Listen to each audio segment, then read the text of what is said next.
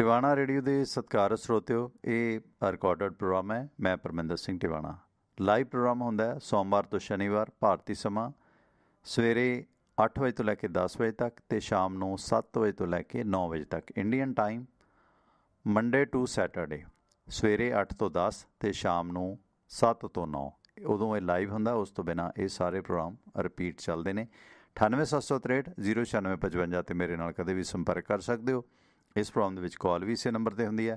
ਸਾਡੀ ਜਿਹੜੀ ਵੈਬਸਾਈਟ ਹੈ tivanaradio.com, ਉਸ 'ਤੇ ਤੁਹਾਨੂੰ ਸਾਡੀ ਸੂਚਨਾ ਮਿਲੇਗੀ। ਕੋਈ ਸਾਂਝ ਸੁਨੇਹਾ ਸਪੋਰਟ ਕਰਨਾ ਚਾਹੁੰਦੇ ਹੋ ਤਾਂ ਆਪ ਦਾ ਸਵਾਗਤ ਹੈ। ਅਤੇ ਇਸ ਦੇ ਨਾਲ ਨਾਲ ਐਪਸ ਨੇ ਜਿਹੜੀਆਂ ਆਈਫੋਨ ਅਤੇ ਐਂਡਰਾਇਡ ਐਪਸ ਵੀ ਉੱਥੇ ਮਿਲਣਗੀਆਂ। ਕਾਲ ਟੂ ਲਿਸਨ ਨੰਬਰ ਹੈ ਜਿਹੜਾ 667 930 9260, ਉਹ ਵੀ ਉੱਥੇ ਆਪ ਜੀ ਨੂੰ ਮਿਲ ਜਾਏਗਾ। ਸਤਿ ਸ਼੍ਰੀ ਅਕਾਲ, ਸਲਾਮ, ਨਮਸਕਾਰ, ਆਦਾਬ, ਸਭ ਸਤਿਕਾਰ ਸੱਜਣਾਂ ਨੂੰ ਜੋ ਇਸ ਵਕਤ ਜੁੜੇ ਨੇ ਟਿਵਾਣਾ ਰੇਡੀਓ ਦੀਆਂ ਤਰੰਗਾਂ ਦੇ ਨਾਲ। ਬਾਗਾਂ ਤੇ ਰਾਗਾਂ ਦੇ ਸ਼ਹਿਰ ਪਟਿਆਲਾ ਤੋਂ ਮੈਂ ਪਰਮਿੰਦਰ ਸਿੰਘ ਟਿਵਾਣਾ।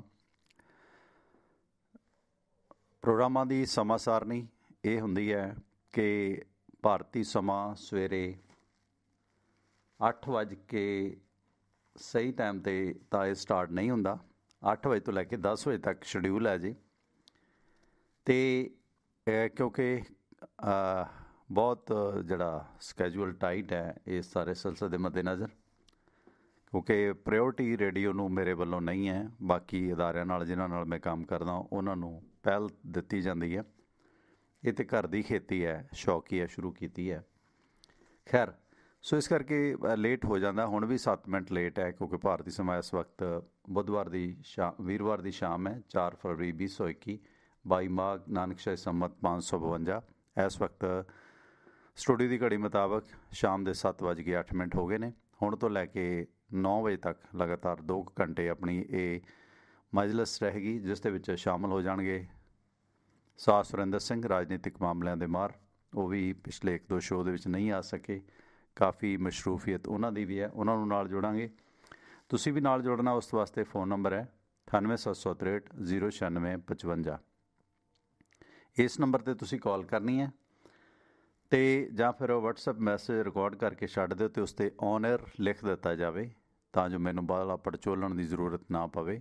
ਹਾਂ, ਮੌਕੇ 'ਤੇ ਮੈਂ ਸੁਣਦਾ ਰਹਿਣਾ, ਜੇ ਕਿਤੇ ਦਿੱਕਤ ਹੋਏਗੀ ਮੈਂ ਰੋਕ ਲਵਾਂਗਾ, ਇਸ ਤਰ੍ਹਾਂ ਦੀ ਕੋਈ ਗੱਲ ਨਹੀਂ ਹੈ। ਅਤੇ ਤੁਸੀਂ ਰਿਕਾਰਡਡ ਮੈਸੇਜ ਵੀ ਛੱਡ ਸਕਦੇ ਹੋ। ਅਤੇ ਇਸ ਦੇ ਨਾਲ ਨਾਲ ਇਸ ਪ੍ਰੋਗਰਾਮ ਨੂੰ ਤੁਸੀਂ ਸਾਡੇ ਵੱਖ-ਵੱਖ ਮਾਧਿਅਮਾਂ ਦੇ ਜ਼ਰੀਏ ਸੁਣ ਸਕਦੇ ਹੋ। ਜਿਸ ਤਰ੍ਹਾਂ ਕਾਲ ਟੂ ਲਿਸਨ ਨੰਬਰ ਹੈ ਅਮਰੀਕਾ ਦਾ 667 930 9260, ਜਾਣੀ ਕਿ 667 930 9260। ਇਸ ਨੰਬਰ 'ਤੇ ਕਾਲ ਕਰਕੇ ਇਸ ਪ੍ਰੋਗਰਾਮ ਨੂੰ ਸੁਣਿਆ ਜਾ ਸਕਦਾ। ਬਾਕੀ ਸਾਡੀ ਵੈਬਸਾਈਟ ਜਿਹੜੀ ਹੈ tivanaradio.com, ਉਸ 'ਤੇ ਜਾ ਕੇ ਤੁਹਾਨੂੰ ਵੱਖ-ਵੱਖ ਮਾਧਿਅਮ ਮਿਲਣਗੇ। ਉਸ ਦੇ ਵਿੱਚ ਸਾਡਾ ਈਮੇਲ, ਫੋਨ ਨੰਬਰ ਅਤੇ ਐਪਸ ਨੇ ਜਿਹੜੀਆਂ ਆਈਫੋਨ ਐਂਡਰਾਇਡ ਐਪਸ ਵੀ ਮਿਲਣਗੀਆਂ। ਫੇਸਬੁੱਕ ਪੇਜ ਮਿਲੇਗਾ ਟਿਵਾਣਾ ਰੇਡੀਓ ਦਾ, ਅਤੇ ਉਸ 'ਤੇ ਜੇ ਤੁਸੀਂ ਕੋਈ ਸਹਾਇਤਾ ਸਪੋਰਟ ਕਰਨਾ ਚਾਹੁੰਦੇ ਹੋ ਤਾਂ ਵੀ ਕਾਲਮ ਬਣਿਆ ਹੋਇਆ, ਤੁਹਾਡੀ ਇੱਛਾ ਹੈ ਜੇ ਤਾਂ। ਬੰਦਿਸ਼ ਕੋਈ ਨਹੀਂ ਹੈ ਕਿਸੇ 'ਤੇ।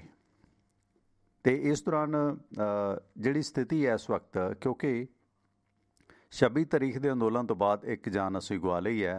ਨਵਰੀਤ ਸਿੰਘ ਹੋਰਾਂ ਦਾ ਅੱਜ ਜਿਹੜਾ ਉਹਨਾਂ ਦੀ ਅੰਤਮ ਅਰਦਾਸ ਹੋਈ ਹੈ। ਬਹੁਤ ਵੱਡਾ, ਹਜ਼ਾਰਾਂ ਦੀ ਤਾਦਾਦ 'ਚ, ਲੱਖਾਂ ਦੀ ਤਾਦਾਦ 'ਚ ਘੱਟ ਸੀ, ਕਿਹਾ ਨਹੀਂ ਜਾ ਸਕਦਾ ਕਿੰਨੀ ਗਿਣਤੀ ਸੀ। ਵੱਖ-ਵੱਖ ਪਾਰਟੀਆਂ ਦੇ ਰਾਜਨੀਤਿਕ ਆਗੂ ਪਹੁੰਚੇ ਨੇ।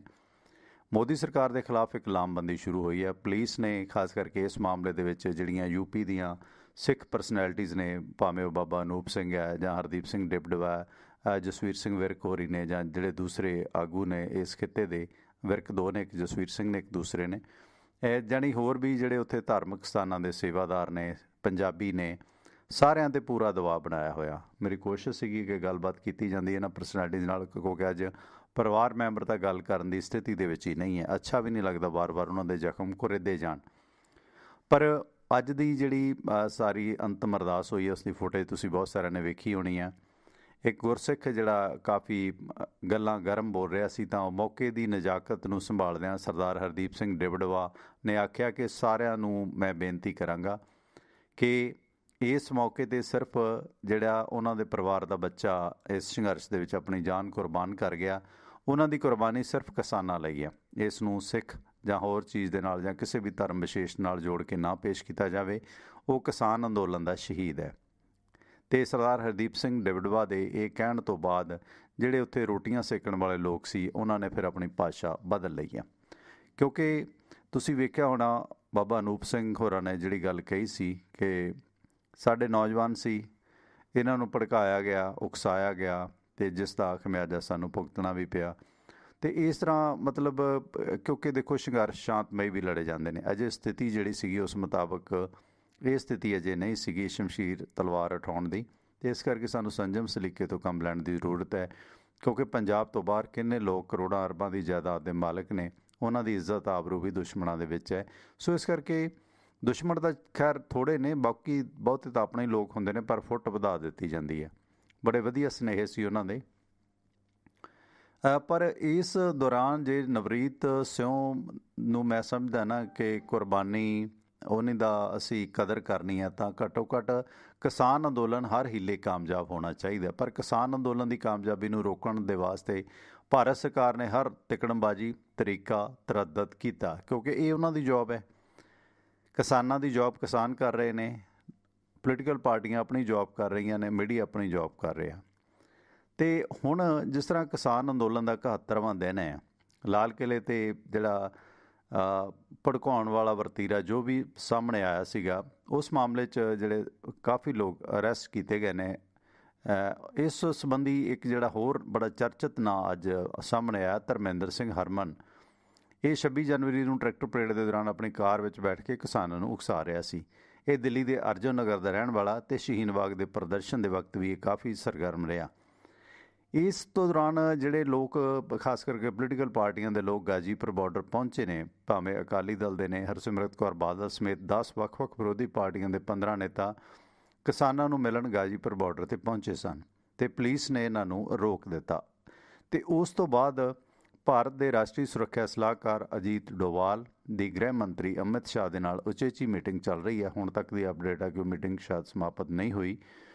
ਤੇ ਇਹਨਾਂ ਵੱਖ-ਵੱਖ ਪਾਰਟੀਆਂ ਦੇ 10 ਪਾਰਟੀਆਂ ਦੇ 15 ਨੇਤਾਵਾਂ ਦਾ ਕਿਸਾਨਾਂ ਨੂੰ ਮਿਲਣ ਪਹੁੰਚਣਾ ਤੇ ਕਿਸਾਨਾਂ ਨੂੰ ਸਪੋਰਟ ਕਰਨਾ, ਹਰਸਿਮਰਤ ਕੌਰ ਬਾਦਲ ਜਾਂ ਹੋਰ ਲੋਕਾਂ ਦਾ ਉੱਥੇ ਪਹੁੰਚਣਾ, ਤੇ ਇਹ ਭਾਰਤ ਸਰਕਾਰ ਦੇ ਵਾਸਤੇ ਇੱਕ ਬਹੁਤ ਚਿੰਤਾ ਵਾਲੀ ਸਥਿਤੀ ਬਣੀ ਹੋਈ ਹੈ।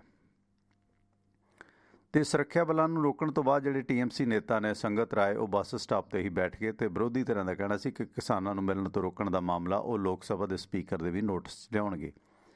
ਤੇ ਦੂਜੇ ਬੰਨੇ ਸਰਕਾਰ ਆਪਣਾ ਪੂਰਾ ਜਲੂਸ ਕਢਾ ਰਹੀ ਹੈ, ਬੱਚਿਆਂ ਵਾਲੀਆਂ ਹਰਕਤਾਂ ਕਰ ਰਹੀ ਹੈ। ਕਿਸ ਤਰ੍ਹਾਂ 4-4 ਇੰਚ ਦੇ ਜਿਹੜੇ 4 ਸੂਤ ਦੇ ਸਰੀਏ ਤਿੱਖੇ ਕਰਾ ਕੇ ਨੁਕੀਲੇ ਸੜਕ 'ਤੇ ਗੱਡੇ ਗਏ ਨੇ, ਤੇ ਆਪਣੀ ਜਿਹੜਾ ਝੱਲ ਖਿਲਾ ਰਿਹਾ ਸਰਕਾਰ ਨੇ ਬੇਵਕੂਫੀ ਕੀਤੀ ਹੈ ਕਿ ਕਿਸ ਤਰ੍ਹਾਂ ਆਪਣੇ ਲੋਕਾਂ ਨੂੰ ਰੋਕਣ ਵਾਸਤੇ ਕਿਸ ਤਰ੍ਹਾਂ ਕਿੱਲਾਂ ਗੱਡੀਆਂ ਨੇ। ਹਾਲਾਂਕਿ ਉਹ ਕਿੱਲਾਂ ਲੋਕਾਂ ਨੇ ਪੈਰਾਂ ਦੇ ਨਾਲ ਮੋੜ ਦਿੱਤੀਆਂ ਨੇ, ਇਹ ਨਹੀਂ ਕਿ ਪੱਟੀਆਂ ਨੇ, ਪੈਰਾਂ ਦੇ ਨਾਲ ਮੋੜ ਦਿੱਤੀਆਂ ਨੇ, ਕਿਉਂਕਿ ਇਹਨਾਂ ਨੇ ਸੀਮੈਂਟਡ ਪਲੇਟਾਂ, ਲੋਹੇ ਦੀਆਂ ਪਲੇਟਾਂ ਲਾ ਕੇ ਉਹਨਾਂ 'ਤੇ ਕਿੱਲਾਂ ਗੱਡੀਆਂ ਸੀ ਤੇ ਫਿਰ ਉਹਨਾਂ ਨੂੰ ਮਜ਼ਬੂਤ ਸੀਮੈਂਟ ਦੇ ਨਾਲ ਤਰੀਕੇ ਦੇ ਨਾਲ ਸੜਕ 'ਤੇ ਫਿੱਟ ਕਰ ਦਿੱਤਾ ਸੀ। ਸੋ ਸਰਕਾਰ ਦੀ ਔਕਾਤ ਸਾਹਮਣੇ ਆ ਗਈ ਹੈ। ਇਹਨਾਂ ਦੀਆਂ ਇਹ 4 ਸੂਤ ਦੀਆਂ ਕਿੱਲਾਂ ਕਿਸਾਨਾਂ ਨੇ ਮੋੜ ਵੀ ਦਿੱਤੀਆਂ ਸੀ, ਬਹੁਤੀਆਂ ਅੱਡੀਆਂ ਪੱਬਿਆਂ ਨਾਲੇ ਮੋੜ ਦਿੱਤੀਆਂ।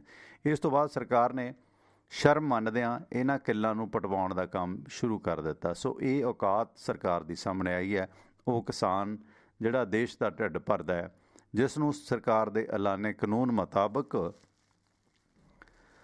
ਵੇਜਸ ਵੀ ਨਹੀਂ ਮਿਲਦੇ, ਉਸ ਦੀ ਜੋ ਪ੍ਰੋਡਕਸ਼ਨ ਹੁੰਦੀ ਹੈ, ਉਸ ਦੀ ਜੋ ਮਿਹਨਤ ਹੁੰਦੀ ਹੈ, ਇਸ ਸਿਲਸਿਲੇ ਦੇ ਵਿੱਚ ਉਹਨਾਂ ਦਾ ਇਹ ਪੱਖ ਕਿ ਅਸੀਂ ਸੁਰੱਖਿਆ ਦੇ ਵਾਸਤੇ ਕੀਤਾ, ਸਾਰਾ ਹੀਜ ਪਿਆਜ਼ ਜਿਹੜਾ ਹੈਗਾ ਉਹ ਨੰਗਾ ਹੋ ਗਿਆ ਸਰਕਾਰ ਦਾ।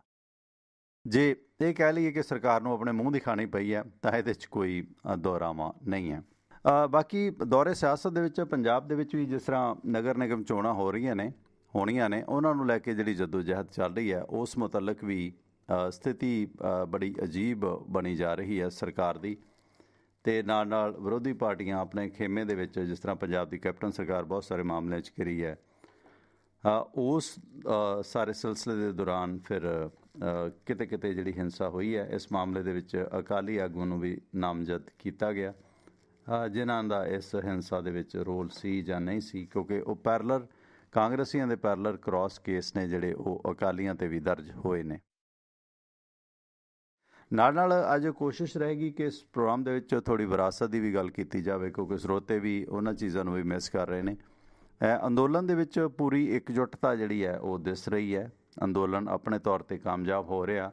ਕਿਤੇ ਨਾ ਕਿਤੇ ਮੋਦੀ ਸਰਕਾਰ ਦੀਆਂ ਗਲਤ ਨੀਤੀਆਂ ਦੇ ਖਿਲਾਫ ਲੋਕਾਂ ਦੀ ਜਿਹੜੀ ਲਾਮਬੰਦੀ ਹੈ ਉਹ ਵੀ ਹੋ ਰਹੀ ਹੈ, ਜਿਸ ਨੂੰ ਲੈ ਕੇ ਕਿਤੇ ਨਾ ਕਿਤੇ ਹੁਣ ਅਜੀਤ ਡੋਵਾਲ ਅਤੇ ਅਮਿਤ ਸ਼ਾਹ ਦੀ ਜਿਹੜੀ ਮੀਟਿੰਗ ਹੈ ਉਹ ਰੰਗ ਲਿਆ ਵੀ ਰਹੀ ਹੈ ਕਿ ਇਸ ਮਾਮਲੇ 'ਚ ਉਹ ਕੀ ਕਰ ਦੇਣਗੇ।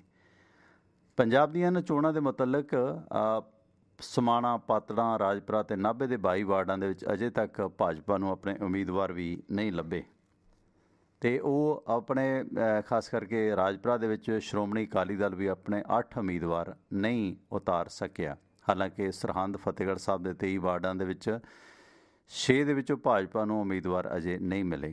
ਬਨੂੜ ਦੇ ਵਿੱਚ 51 ਨੋਮੀਨੇਸ਼ਨ ਦਾਖਲ ਹੋਈਆਂ ਨੇ, 14 ਆਜ਼ਾਦ ਉਮੀਦਵਾਰ ਨੇ। ਇੱਥੇ ਬਨੂੜ ਦੇ ਵਿੱਚ ਭਾਜਪਾ ਨੂੰ ਇੱਕ ਵੀ ਉਮੀਦਵਾਰ ਨਹੀਂ ਮਿਲਿਆ। ਭਾਜਪਾ ਦੀ ਇਹਨਾਂ ਚੋਣਾਂ ਦੇ ਵਿੱਚ ਸਥਿਤੀ ਬਹੁਤ ਪਤਲੀ ਪੈ ਚੁੱਕੀ ਹੈ ਅਤੇ ਇਸ ਦੌਰਾਨ ਭਾਜਪਾ ਫਿਰ ਵੀ ਦਾਅਵੇ ਕਰੀ ਜਾ ਰਹੀ ਹੈ ਕਿ ਅਸੀਂ ਹਰ ਹੀਲੇ, ਹਰ ਵਸੀਲੇ ਇਹਨਾਂ ਚੋਣਾਂ ਨੂੰ ਜਿੱਤਾਂਗੇ, ਭਾਜਪਾ ਬਹੁਤ ਵੱਡੀ ਪਾਰਟੀ ਹੈ, ਬਲਾ ਆ। ਅਤੇ ਇਸ ਸਾਰੇ ਸਿਲਸਿਲੇ ਦੇ ਵਿੱਚ ਤੁਹਾਡਾ ਕੀ ਨਜ਼ਰੀਆ, ਤੁਸੀਂ ਕੀ ਕਹਿਣਾ ਚਾਹੁੰਦੇ ਹੋ, ਉਸ ਦੇ ਵਾਸਤੇ ਵੀ ਆਪ ਦਾ ਸਵਾਗਤ ਹੈ। ਅਤੇ ਇੱਕ ਗੀਤ ਮੈਂ ਤੁਹਾਨੂੰ ਸੁਣਾਵਾਂਗਾ ਅਤੇ ਉਸ ਤੋਂ ਬਾਅਦ ਆਪਣੀ ਜਿਹੜੀ ਗੱਲਬਾਤ ਹੈ ਉਹ ਲਗਾਤਾਰ ਇਸ ਤਰ੍ਹਾਂ ਜਾਰੀ ਰਹੇਗੀ ਅਤੇ ਤੁਸੀਂ ਜਿਸ ਵਿਸ਼ੇ 'ਤੇ ਗੱਲ ਕਰਨੀ ਹੈ ਅਤੇ ਉਸ ਮੁਤਲਕ ਆਪਣੇ ਵਿਚਾਰ ਦੇ ਸਕਦੇ ਹੋ।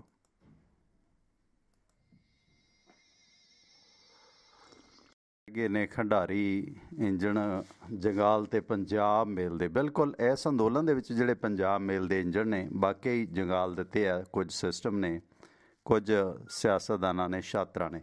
ਸਾਹਿਬ ਬਲਵੀਰ ਸਿੰਘ ਜੀ, ਸਤਿ ਸ਼੍ਰੀ ਅਕਾਲ। USA ਤੋਂ ਤੁਸੀਂ ਆਉਣੇ ਰਹੋ। ਹਾਂਜੀ ਹਾਂਜੀ, ਸਤਿ ਸ਼੍ਰੀ ਅਕਾਲ ਜੀ ਸਾਰਿਆਂ ਨੂੰ। ਸਾਹਿਬ ਸ਼ਾਇਦ ਕੋਈ ਮੇਰੀ ਗੱਲ ਨਾਲ ਸਹਿਮਤ ਹੋਵੇ ਜਾਂ ਅਸਹਿਮਤ। ਜਿਹੜਾ ਨਾ ਕਿਸਾਨਾਂ ਨੂੰ ਪ੍ਰਸਤਾਵ ਦਿੱਤਾ ਸੀ 1.5 ਸਾਲ ਦਾ, ਇਹਨਾਂ ਨੇ, ਉਹ ਮੈਨੂੰ ਵਧੀਆ ਲੱਗਾ ਸੀਗਾ ਕਿਉਂਕਿ 1.5 ਸਾਲ ਤੋਂ ਬਾਅਦ 6 ਮਹੀਨਿਆਂ ਬਾਅਦ ਮੇਰੇ ਖਿਆਲ ਪਾਰਲੀਮੈਂਟ ਦੀ ਇਲੈਕਸ਼ਨ ਸੀ। ਜੇ ਸਰਕਾਰ ਉਦੋਂ ਨਾ ਰੱਦ ਕਰਦੀ ਉਹ ਉਹਦੀ ਗੱਲ ਦੀ ਹੱਡੀ ਬਣ ਜਾਣਾ, ਕਿਉਂਕਿ ਹੁਣ ਕੋਈ ਇੰਨਾ ਮਰਜ਼ੀ ਸੰਘਰਸ਼ ਕਰ ਲੈਣ, ਮੇਰੇ ਖਿਆਲ ਵੈਸਟ ਬੰਗਾਲ 'ਚ ਇਲੈਕਸ਼ਨਾਂ ਇੰਨਾ ਕੋਈ ਫਰਕ ਨਹੀਂ ਪੈਣਾ। ਪਾਰਲੀਮੈਂਟ ਦੀਆਂ ਇਲੈਕਸ਼ਨਾਂ ਰਾਜਸਥਾਨ ਤੇ UP ਦੋਵਾਂ ਤੇ ਬਹੁਤ ਜ਼ਿਆਦਾ ਇਫੈਕਟ ਹੈ ਕਿਉਂਕਿ BJP ਦੀ ਸਰਕਾਰ ਹੀ ਉੱਥੋਂ ਬਣਦੀ ਆ। ਜੇ ਉਹ 1.5 ਸਾਲ ਤੋਂ ਬਾਅਦ ਜਿਹੜਾ ਇਹਨਾਂ ਨੂੰ ਕਹਿੰਦੇ ਸੀ, ਮੇਰੇ ਖਿਆਲ ਜਿਹੜੇ ਕਹਿ ਰਹੇ ਸੀ ਆਪਣੀ ਜਥੇਬੰਦੀਆਂ ਵੀ, ਹੋਰ ਕਹਿੰਦੇ ਵੀ ਅਸੀਂ ਡਿਲੇ ਕਰ ਦਿੰਦੇ ਆ, ਉਹਨਾਂ ਨੂੰ ਮੇਰੇ ਖਿਆਲ ਚੰਗਾ ਪਕੜ ਬਣ ਜਾਣੀ ਸੀ ਇਹਨਾਂ ਦੀ। ਉਹਨਾਂ ਨੂੰ ਜੇ ਉਦੋਂ ਸੰਘਰਸ਼ ਹੁੰਦਾ ਸਰਕਾਰ ਨੂੰ ਕਹਿੰਦੇ ਮੈਨੂੰ ਅਪੀਲ ਕਰਨੇ ਪੈਣੇ ਸੀ। ਮੇਰੇ ਇਹ ਵਿਚਾਰ ਸੀ। ਆ ਜਿਹੜੇ ਇੱਕ ਇਲੈਕਸ਼ਨਾਂ ਹੋ ਰਹੀਆਂ ਇਹ 'ਚ ਮੈਨੂੰ ਲੱਗਦਾ ਕੈਪਟਨ ਨੂੰ ਫਾਇਦਾ ਆ ਜੀ। ਇਹਨੂੰ ਹੈ ਵੀ ਉੱਧਰ ਧਿਆਨ ਆ ਲੋਕਾਂ ਦਾ, ਉੱਧਰ ਕਿਸਾਨੀ ਸੰਘਰਸ਼ 'ਚ ਆ ਤੇ ਪਰ ਇਹਨਾਂ ਨੂੰ ਗੜਬੜ ਨਹੀਂ ਕਰਵਾਉਣੀ ਚਾਹੀਦੀ। ਇਹ ਮੈਨੂੰ ਉਹਦੇ ਨਾਲ ਲੋਕੀ ਇੰਨਾ ਟਰਸਟ ਹੀ ਹੈ ਨਹੀਂ ਜਿੱਤ ਜਾਣਾ, ਪਰ ਜਿਹੜੀ ਇਹਨਾਂ ਦੇ ਇੰਨੇ ਮਾੜੇ ਹਾਲ ਨੇ ਜਿਹੜੀ ਗੜਬੜ ਕਰਾ ਰਹੇ ਪੰਜਾਬ 'ਚ। ਕਈ ਜਗ੍ਹਾ ਤੇ ਇਹਨਾਂ ਨੇ ਕੁੱਟਮਾਰ ਵੀ ਕੀਤੀ। ਮੇਰੇ ਖਿਆਲ 'ਚ ਇਹਨਾਂ ਦੀ ਸਰਕਾਰ ਦੀ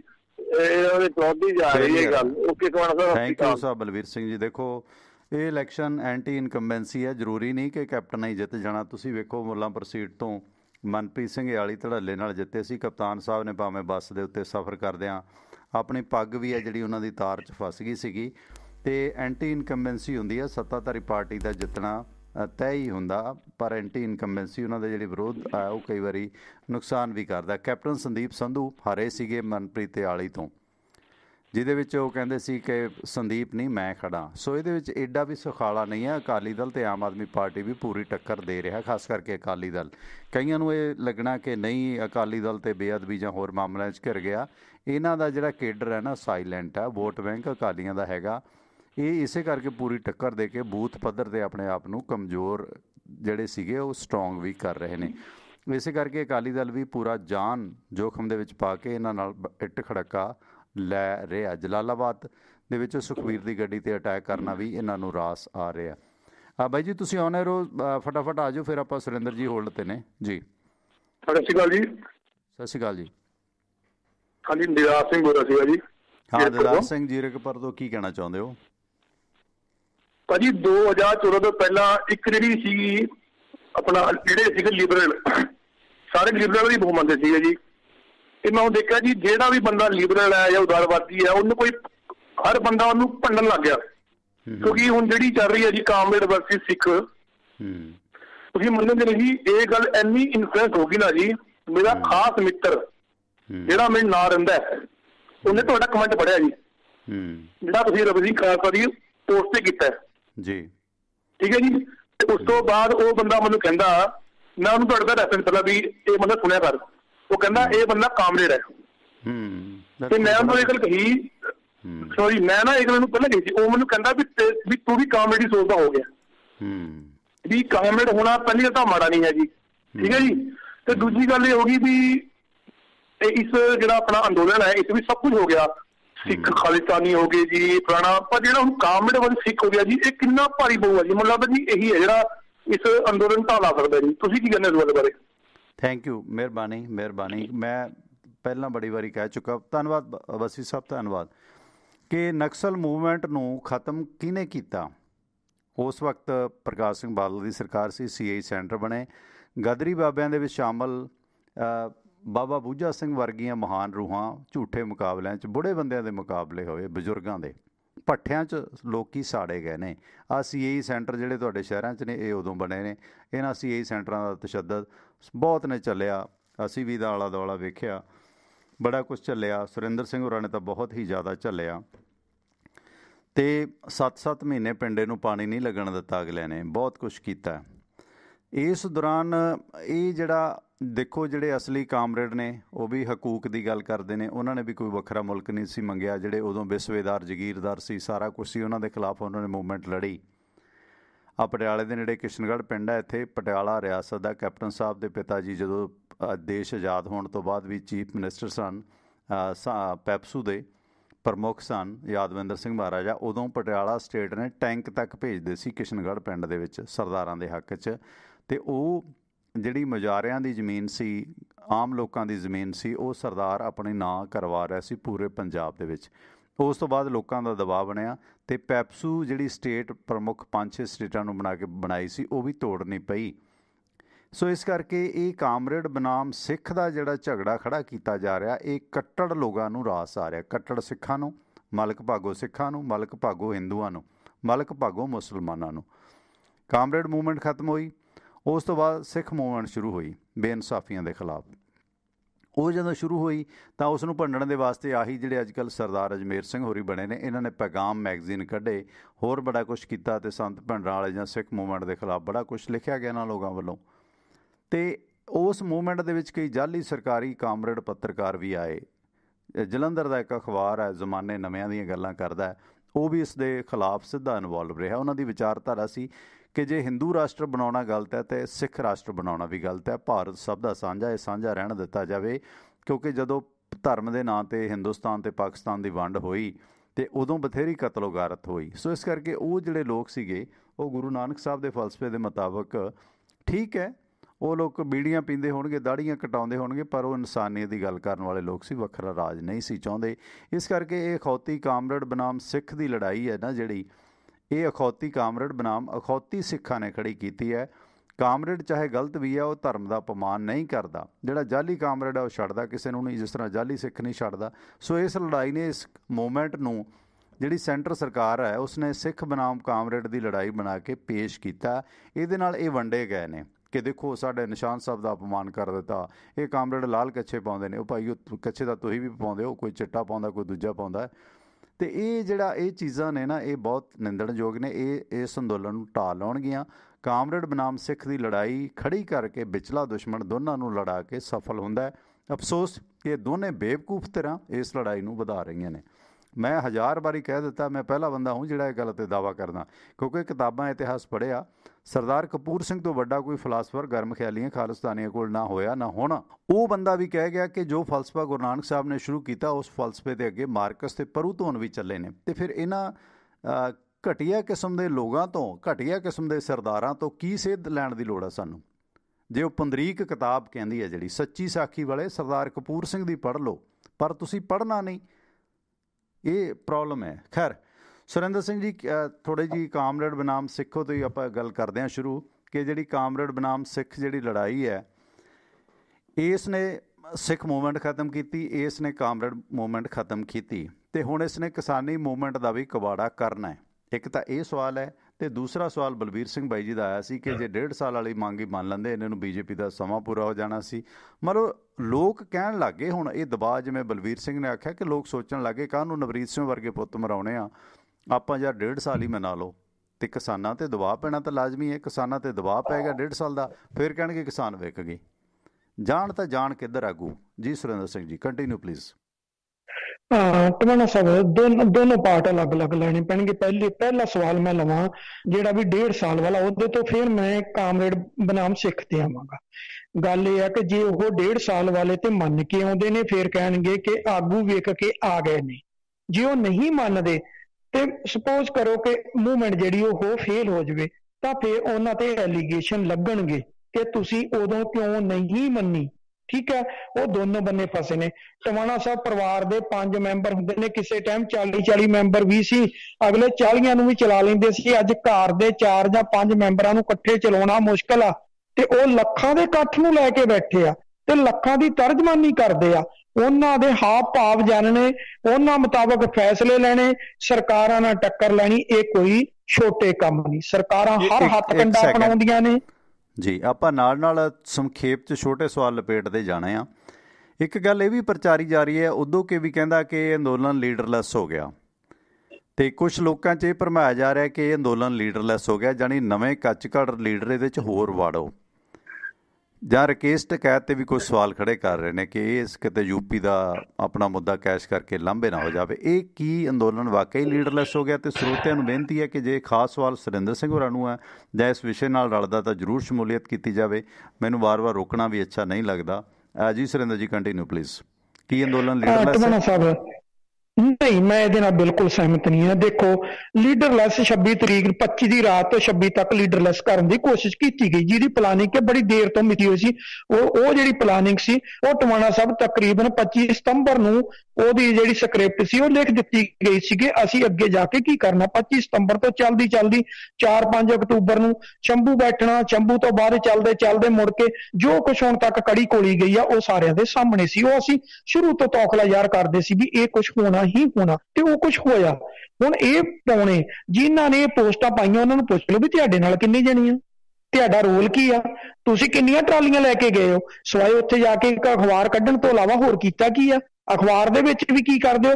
ਅਖਬਾਰ ਦੇ ਵਿੱਚ ਸਿਰਫ 2 ਬੰਦਿਆਂ ਨੂੰ ਤੁਸੀਂ ਲੀਡਰ ਸ਼ੋਅ ਕਰਦੇ ਹੋ, ਜਿਨ੍ਹਾਂ ਦੇ ਵਿੱਚੋਂ ਇੱਕ ਬੰਦਾ ਦਾ ਸਵਾਏ ਜੇ ਆਪਦੀ ਗੱਡੀ 'ਚ 4 ਬੰਦਿਆਂ ਤੋਂ ਇਲਾਵਾ ਉਹਦੇ ਨਾਲ 5ਵਾਂ ਬੰਦਾ ਨਹੀਂ, ਉਹਨੂੰ ਤੁਸੀਂ ਲੀਡਰ ਸ਼ੋਅ ਕੀਤਾ ਹੋਇਆ। ਇਸ ਕਰਕੇ ਟਵਾਣਾ ਸਾਹਿਬ ਇਹ ਕਹਿਣਾ ਬੇਵਕੂਫੀ ਆ ਕਿ ਲੀਡਰਲੈਸ ਹੋ ਗਿਆ। ਰਹੀ ਗੱਲ ਕਿ ਕਹਿਣਾ ਕਿ ਟਕੈਤ ਬਾਹਰ ਨਿਕਲ ਜਾਏਗਾ, ਟਵਾਣਾ ਸਾਹਿਬ ਇਸ ਵਕਤ ਹਾਲਤ ਕੀ ਬਣੀ ਹੋਈ ਆ।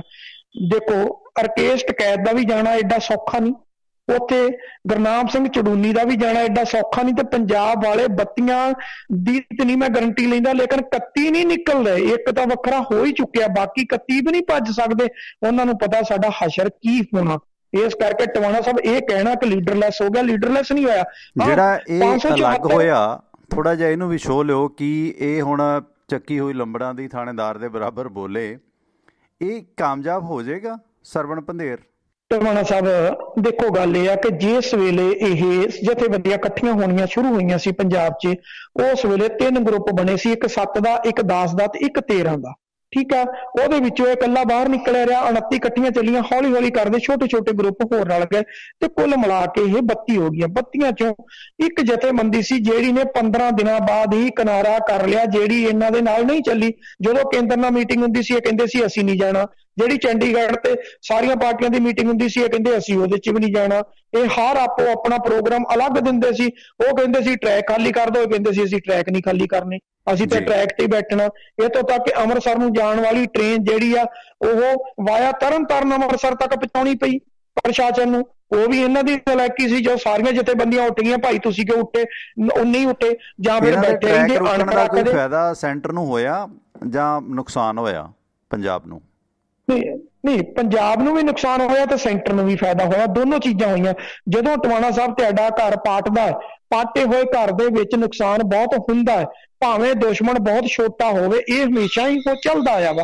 ਹੁਣ ਰਹੀ ਗੱਲ ਇਹਨਾਂ ਦੀ, ਇਹ ਜਾਂ ਤਾਂ ਬੈਠੇ ਰਹਿੰਦੇ, ਮੁੜ ਕੇ 20-22 ਦਿਨ ਬਾਅਦ ਆਪੇ ਚਾਲੇ ਪਾ ਲਏ, ਦਿੱਲੀ ਨੂੰ ਅਸੀਂ ਵੀ ਚੱਲੇ ਆ, ਉੱਥੇ ਪਹੁੰਚ ਗਏ ਪਹੁੰਚ ਕੇ ਕਦੀ ਇਹ ਆ ਕੇ ਉਧਰ ਬੈਠ ਕੇ ਜੋਗਿੰਦਰ ਸਿੰਘ ਅਗਰਾਹਾਂ ਨਾਲ ਉਹਦੇ ਨਾਲ 2-3 ਦਿਨ ਪ੍ਰੈਸ ਕਾਨਫਰੰਸ ਕਰਕੇ ਉੱਥੇ ਦਾਲ ਨਹੀਂ ਗਲੀ ਤੇ ਮੁੜ ਕੇ ਜਾ ਕੇ ਫਿਰ ਉੱਥੇ ਆਪਣੀ ਵੱਖਰੀ ਸਟੇਜ ਲਾ ਲਈ ਜਿਹੜੀ ਸਿੰਘੂ ਬਾਰਡਰ ਤੇ ਸੰਯੁਕਤ ਮੋਰਚੇ ਦੀ, ਜਿਹਦੇ 'ਚ ਤਕਰੀਬਨ 650 ਜਥੇਬੰਦੀ ਇਕੱਠੀ ਆ। ਉਹ ਸਾਰੀ ਦੀ ਇੱਕ ਸੰਯੁਕਤ ਸਟੇਜ ਆ। ਉਹਦੇ ਤੋਂ ਵੀ ਅਗਲੇ ਬੰਨੇ ਨਿਕਲ ਕੇ ਜਿੱਥੇ ਪੁਲਿਸ ਬੈਰੀਕੇਡਿੰਗ ਆ ਉੱਥੇ ਜਾ ਕੇ ਇਹਨਾਂ ਸਟੇਜ ਲਾ ਲਈ ਵੀ ਅਸੀਂ ਤੁਹਾਡੇ ਤੋਂ ਵੱਡੇ ਆ।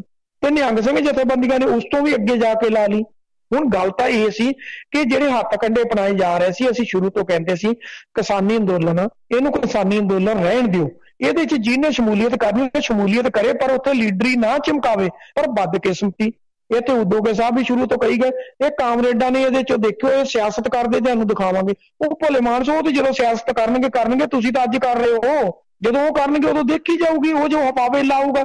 ਮੈਨੂੰ ਨਹੀਂ ਲੱਗਦਾ ਕਿ ਜਦੋਂ ਤੱਕ ਪੰਜਾਬ ਦੀ ਚੋਣ ਆਉਣੀ ਉਦੋਂ ਤੱਕ ਦਿੱਲੀੋਂ ਮੋੜ ਲੈਣਗੇ ਤੇ ਸਿਆਸਤ ਕਿੱਥੋਂ ਹੋਣੀ ਹੈ? ਸਿਆਸਤ ਤਾਂ ਹੋਣੀ ਨਹੀਂ।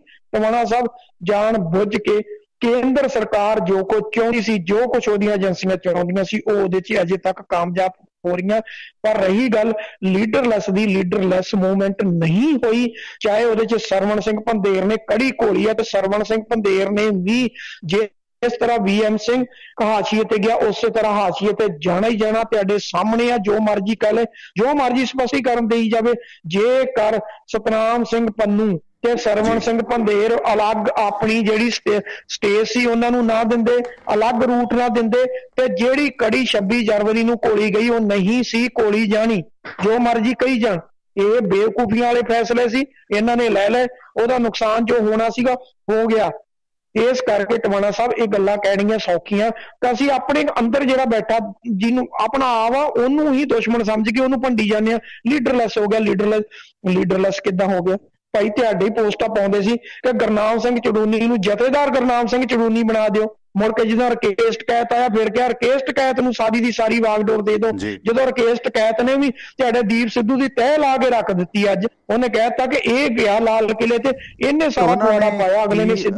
ਰਕੇਸ਼ ਟਕੈਤ ਨੇ ਕੀ ਸਪਸ਼ਟ ਕੀਤਾ ਦੀਪ ਸਿੱਧੂ ਦੇ ਬਾਰੇ? ਕਿਉਂਕਿ ਦੇਖੋ ਇਹਨਾਂ ਜਥੇਬੰਦੀਆਂ 'ਚੋਂ ਕੁਛ ਲੋਕ ਰਕੇਸ਼ ਟਕੈਤ ਦੇ ਹੱਕ 'ਚ ਆ ਗਏ ਸੀ ਤੇ ਫਿਰ ਵੀ ਉਹਨਾਂ ਨੇ ਲੂਪ ਹੋਲ ਰੱਖਿਆ ਸੀਗਾ ਕਿ ਦੇਖੋ ਰਕੇਸ਼ ਟਕੈਤ ਨੇ UP 'ਚ ਲਾਹਾ ਲੈ ਜਾਣਾ। ਉਹ ਤਾਂ ਇਹ ਕਹਿੰਦਾ ਕਿ ਅਸੀਂ ਸਰਕਾਰ ਦੀ ਇੱਜ਼ਤ ਕਰਦੇ ਹਾਂ। ਉਹ ਭਾਈ ਸਰਕਾਰ ਚੁਣੀ ਹੋਈ ਹੈ, ਜੇ ਕਹਿ ਦਿੱਤਾ ਸਰਕਾਰ ਦੀ ਇੱਜ਼ਤ ਕਰਦੇ ਹਾਂ ਫਿਰ ਕੀ ਹੋ ਗਿਆ? ਕਿਉਂਕਿ ਕਿਸਾਨਾਂ ਨੂੰ ਇੱਕ ਪਾਸੇ ਬਹੁਤੇ ਭਾਜਪਾ ਨੇਤਾ ਗਦਾਰ ਵੀ ਕਹਿੰਦੇ ਨੇ, ਆ ਕੰਗਣਾ ਰਣੌਤ ਅੱਤਵਾਦੀ ਵੀ ਕਹਿੰਦੀ ਹੈ, ਤੇ ਰਾਜਨਾਥ ਸਿੰਘ ਦਾ ਤੀਸਰਾ ਰੈਂਕ ਹੈ ਸਿਆਸਤ ਦੇ ਵਿੱਚ, ਵਜ਼ਾਰਤ ਦੇ ਵਿੱਚ। ਉਹ ਕਹਿ ਰਿਹਾ ਕਿ ਨਹੀਂ ਮੇਰੇ ਕਿਸਾਨ ਨੇ। ਤੇ ਇਸ ਕਰਕੇ ਜੇ ਸਰਕਾਰ 'ਚ ਅੱਛੇ ਲੋਕ ਵੀ ਨੇ, ਆਪਾਂ ਹਰ ਇੱਕ ਨੂੰ ਗੰਦੇ ਕਹਿ ਕੇ ਕੀ ਹਾਸਲ ਕਰ ਲੋਗੇ? ਕੀ ਸਰਕਾਰਾਂ ਤੁਹਾਡੀਆਂ ਸਾਰੀਆਂ ਹੀ ਗੰਦਾ? ਟਰੰਪ ਨੇ ਕਿੰਨਿਆਂ ਦੇ ਬਿਸਤਰੇ ਚੁਕਾਏ ਨੇ? ਟਰੰਪ ਤੁਹਾਡੇ ਲਈ ਚੰਗਾ ਹੈ ਨਾ? ਸੋ ਸਰਕਾਰ ਜਿਹੜੀ ਚੁਣੀ ਆ ਉਸਨੂੰ ਚੰਗਾ ਕਹਿਣ 'ਚ ਗੁਨਾਹ ਕੀ ਹੋ ਗਿਆ ਜੇ ਰਕੇਸ਼ ਟਕੈਤ? ਮਤਲਬ ਹਰ ਗੱਲ 'ਤੇ ਸ਼ੱਕ। ਹੁਣ ਇਹ ਮੈਨੂੰ ਲੱਗਦਾ ਹੁਣ ਜੇ ਉਹਨੇ ਦੀਪ ਸਿੱਧੂ ਦੀ ਆਲੋਚਨਾ ਕਰਤੀ, ਹੁਣ ਉਹਦੇ ਖਿਲਾਫ ਉਹੀ ਭਈਆ ਜਿਵੇਂ ਆਮ ਆਦਮੀ ਪਾਰਟੀ ਦਾ ਇਹਨਾਂ ਨੇ ਜਲੂਸ ਕੱਢਿਆ ਬਿਨਾਂ ਵਜ੍ਹਾ, ਇਹਨਾਂ ਨੂੰ ਪਸੰਦ ਹੀ ਨਹੀਂ ਕੋਈ ਹੈ। ਹੁਣ ਭਈਆ ਹੋਣਾ ਕੋਈ ਗੁਨਾਹ ਹੈ? ਸ਼੍ਰੀ ਗੁਰੂ ਤੇਗ ਬਹਾਦਰ ਸਾਹਿਬ, ਸ਼੍ਰੀ ਗੁਰੂ ਗੋਬਿੰਦ ਸਿੰਘ ਮਹਾਰਾਜ ਵੀ ਬਿਹਾਰ ਦੇ ਜੰਮਪਲ ਨੇ। ਬਿਹਾਰ 'ਚ ਜੰਮ ਜਾਣਾ ਕੋਈ ਗੁਨਾਹ ਆ? ਪਾਕਿਸਤਾਨ 'ਚ ਨਨਕਾਣਾ ਸਾਹਿਬ 'ਚ ਗੁਰੂ ਨਾਨਕ ਸਾਹਿਬ ਜੰਮੇ। ਸੋ ਇਸ ਕਰਕੇ ਜੇ ਉਹ UP ਦਾ ਜਾਂ ਉਹ ਪਾਕਿਸਤਾਨ ਦਾ ਜਾਂ ਬੰਗਾਲ ਦਾ, ਕੀ ਗੁਨਾਹ ਹੋ ਗਿਆ? ਸਾਡੇ ਤੇ ਗੁਰੂ ਸਾਹਿਬ ਆਪ ਜਗ੍ਹਾ ਦੂਸਰੇ ਸੂਬਿਆਂ ਦੇ ਦੂਸਰੇ ਥਾਵਾਂ ਦੇ ਜੰਮਪਲ ਨੇ। ਜਿੱਥੇ ਬਿਹਾਰ ਦੇ ਜੰਮਿਆਂ ਨੂੰ ਬਿਹਾਰੀ ਕਹਿ ਦਿੱਤਾ ਜਾਂਦਾ, ਪਾਕਿਸਤਾਨ ਦੇ ਜੰਮਿਆਂ ਨੂੰ ਪਾਕਿਸਤਾਨੀ ਕਹਿ ਦਿੱਤਾ ਜਾਂਦਾ, ਪੰਜਾਬ ਦੇ ਜੰਮਿਆਂ ਨੂੰ ਪੰਜਾਬੀ ਕਹਿ ਦਿੱਤਾ ਜਾਂਦਾ। ਫਿਰ ਇਹਦਾ ਮਤਲਬ ਗੁਰੂ ਸਾਹਿਬ ਦੇ ਜਨਮ ਸਥਾਨ ਨੂੰ ਜਿਹੜਾ ਐਡਾ ਮੁਕੱਦਸ ਹੈ, ਉਸ ਦੇ ਜਿਹੜੇ ਗ੍ਰਾਈ ਨੇ ਉਹ ਤੁਹਾਡੇ ਲਈ ਦੁਸ਼ਮਣ ਕਿਉਂ ਹੋ ਜਾਂਦੇ ਨੇ? ਭਈਏ ਕਿਉਂ ਹੋ ਜਾਂਦੇ ਨੇ? ਜੀ ਟਵਾਣਾ ਸਾਹਿਬ, ਮੈਂ ਇੱਕ ਗੱਲ ਪਹਿਲਾਂ ਕਰਦਿਆਂ, ਦੇਖੋ ਠੀਕ ਆ, ਖਾਲਿਸਤਾਨ ਕਿਹਨੂੰ ਮਾੜਾ ਲੱਗਦਾ? ਅਸੀਂ ਇਹਨੇ ਬਣਾਉ, ਸਾਨੂੰ ਵੀ ਚੰਗਾ ਲੱਗੇਗਾ, ਬਣਾਓ। ਤੇ ਕਿੱਥੇ ਬਣਾਉਣਾ? ਅਸੀਂ ਤੁਹਾਡੇ ਤੋਂ ਮੋਹਰੇ ਹਾਂ, ਠੀਕ ਹੈ, ਬਣਾਓ। ਦੱਸੋ ਕਿਹੜੀ ਜਗ੍ਹਾ ਤੇ ਬਣਾਉਣਾ? ਖਾਲਿਸਤਾਨ ਦੀ ਰੂਪ ਰੇਖਾ ਕੀ ਆ? ਕੀ ਬਗਾਨੇ ਪੁੱਤ ਮਰਵਾਉਣੇ ਆ? ਪਹਿਲਾਂ ਵੀ ਮਰਵਾਏ ਤੇ ਗਾਂ ਵੀ ਮਰਵਾਉਣੇ। ਹੁਣ ਅਗਲੀ ਗੱਲ ਦੇਖੋ, ਉਹਦੇ 'ਚ ਅਸੀਂ ਸ਼ੁਰੂ ਤੋਂ ਕਹਿ ਰਹੇ ਹਾਂ ਕਿ ਜਿਹੜਾ ਸਰਵਣ ਸਿੰਘ ਪੰਧੇਰ, ਸਤਨਾਮ ਸਿੰਘ ਪੰਨੂ ਬਾਹਰ ਆ ਗਏ। ਇਸ ਤੋਂ ਇਲਾਵਾ 14 ਜਥੇਬੰਦੀਆਂ ਕਾਮਰੇਡਾਂ ਦੀਆਂ ਨੇ ਕੁੱਲ ਉਸ 31 ਦੇ ਵਿੱਚ, ਤੇ 15ਵੀਂ ਜੇ ਭਾਈ ਉਹ 14 ਕਾਮਰੇਡ ਤੁਹਾਨੂੰ ਚੰਗੇ ਨਹੀਂ ਲੱਗਦੇ ਤੇ ਫਿਰ ਸਰਵਣ ਸਿੰਘ ਪੰਧੇਰ, ਸਤਨਾਮ ਸਿੰਘ ਪੰਨੂ ਉਹ ਨਕਸਲੀ ਨਹੀਂ ਹੈ? ਉਹਨਾਂ ਦੀ ਵਿਚਾਰਧਾਰਾ ਕੀ ਆ? ਉਹਨੂੰ ਵੀ ਤੇ ਮਾਪ ਲਓ। ਉਹਨਾਂ ਨਾਲ ਸਟੇ ਸਾਂਝੀ ਆ ਤੁਹਾਡੀ, ਉਹਨਾਂ ਨਾਲ ਤੁਹਾਡਾ ਰੂਟ ਵੀ ਸਾਂਝਾ ਸੀ। ਉਦੋਂ ਕਹਿੰਦੇ ਫੜ ਕੇ ਕੀ ਕਹਿੰਦੇ ਹੁੰਦੇ, ਆਪਣੇ ਹੱਥ ਦੇ ਵਿੱਚ ਤਖਤੀ ਸੀ, ਫੱਟੀ ਸੀ, ਉਹਦੇ ਉੱਤੇ ਲਿਖਿਆ ਹੈ ਸਾਡਾ ਰੂਟ ਰਿੰਗ ਰੋਡ ਹੈ। ਜੇ ਏਡਾ ਹੀ ਸੂਰਮਾ ਸੀ ਡਿਲੀਟ ਕਿਉਂ ਕੀਤੀ ਫਿਰ 26 ਨੂੰ? ਹੈ 25 ਨੂੰ ਤਾਂ ਤੇਰੀ ਪੋਸਟ ਪਾਈ ਹੋਈ ਸੀ। ਜਿਹੜਾ ਰਕੇਸ਼ ਟਕੈਤ ਹੋਰਾਂ ਨੇ ਦੀਪ ਸਿੱਧੂ ਦੇ ਬਾਰੇ ਕਿਹਾ ਉਹ ਕੀ ਹੈ, ਕੀ ਥੋੜ੍ਹਾ ਐਕਸਪਲੇਨ ਕਰੋ ਆਪਣੇ ਹਿਸਾਬ ਨਾਲ। ਉਹਦੇ ਕੀ ਮਾਨੇ ਵੇਖਦੇ ਹੋ, ਨੈਗੇਟਿਵ ਪੋਜ਼ੀਟਿਵ? ਕੀ ਉਹਦੇ 'ਚ ਰਕੇਸ਼ ਟਕੈਤ ਦੀ ਛਵੀ ਨੂੰ ਵੀ ਖੋਰਾ ਲੱਗੇਗਾ, ਜਾਂ ਦੀਪ ਸਿੱਧੂ ਨੂੰ ਖੋਰਾ ਲੱਗੇਗਾ, ਜਾਂ ਦੀਪ ਸਿੱਧੂ ਨੂੰ ਸਪੋਰਟ ਮਿਲੇਗੀ? ਦੂਜਾ, ਕੁਛ ਜਿਸ ਤਰ੍ਹਾਂ ਨਿਹੰਗ ਇਕਬਾਲ ਸਿੰਘ ਸੀਗਾ, ਜਾਂ ਕੁਛ ਲੋਕ ਜਿਸ ਤਰ੍ਹਾਂ ਆਪਾਂ ਵੀਡੀਓ ਸਾਂਝੀ ਕੀਤੀ ਸੀਗੀ, ਆਪਣਾ ਉਹ ਗੁਰਸਿੱਖ ਮੁੰਡਾ ਪ੍ਰਵੋਕ ਕਰ ਰਿਹਾ ਲੋਕਾਂ ਨੂੰ, ਇੱਕ ਗੱਡੀ 'ਚ ਬਹਿ ਕੇ ਦਿੱਲੀ ਦਾ ਫੜਿਆ ਗਿਆ ਹਰਮਨ।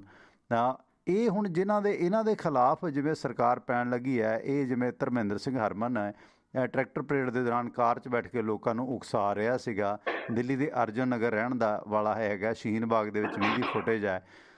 ਸੋ ਇਹ ਲੋਕ ਕੌਣ ਨੇ? ਇਸ ਤੋਂ ਬਾਅਦ ਜਿਹੜੀ ਮੀਟਿੰਗ ਹੋ ਰਹੀ ਹੈ ਅਮਿਤ ਸ਼ਾਹ ਅਤੇ ਅਜੀਤ ਡੋਵਾਲ ਦੀ ਹੋਰਾਂ ਦੀ, ਉਹਦੇ 'ਤੇ ਵੀ ਆਪਾਂ ਚਰਚਾ ਕਰਨੀ ਹੈ ਕਿ ਇਹ ਹੁਣ ਰਕੇਸ਼ ਟਕੈਤ ਦਾ ਦੀਪ ਸਿੱਧੂ ਦੀ ਆਲੋਚਨਾ ਕਰਨਾ ਕੀ ਨੈਗੇਟਿਵ ਪੋਜ਼ੀਟਿਵ ਰਹੇਗਾ, ਅੰਦੋਲਨ 'ਤੇ ਕੀ ਅਸਰ ਨੈਗੇਟਿਵ ਪੋਜ਼ੀਟਿਵ ਪਾਏਗਾ, ਅਤੇ ਉਸ ਤੋਂ ਬਾਅਦ ਆ ਜਿਹੜੇ ਫੜੇ ਗਏ ਲੋਕ ਨੇ ਇਹਨਾਂ ਦੀ ਪੜਚੋਲ ਕਰਦੇ ਆ ਕੀ ਵਾਕਈ ਏਜੰਸੀਆਂ ਦੇ ਬੰਦੇ ਨੇ, ਜਾਂ ਇਹ ਵਾਕਈ ਇਹ ਲੋਕ ਕੌਣ ਨੇ ਜਿਨ੍ਹਾਂ ਦੇ 5-6 ਨਾਵਾਂ ਦਾ ਖੁਲਾਸਾ ਹੋਇਆ, ਅਸਲ ਦੋਸ਼ੀ ਉਹ ਨੇ ਜੀ।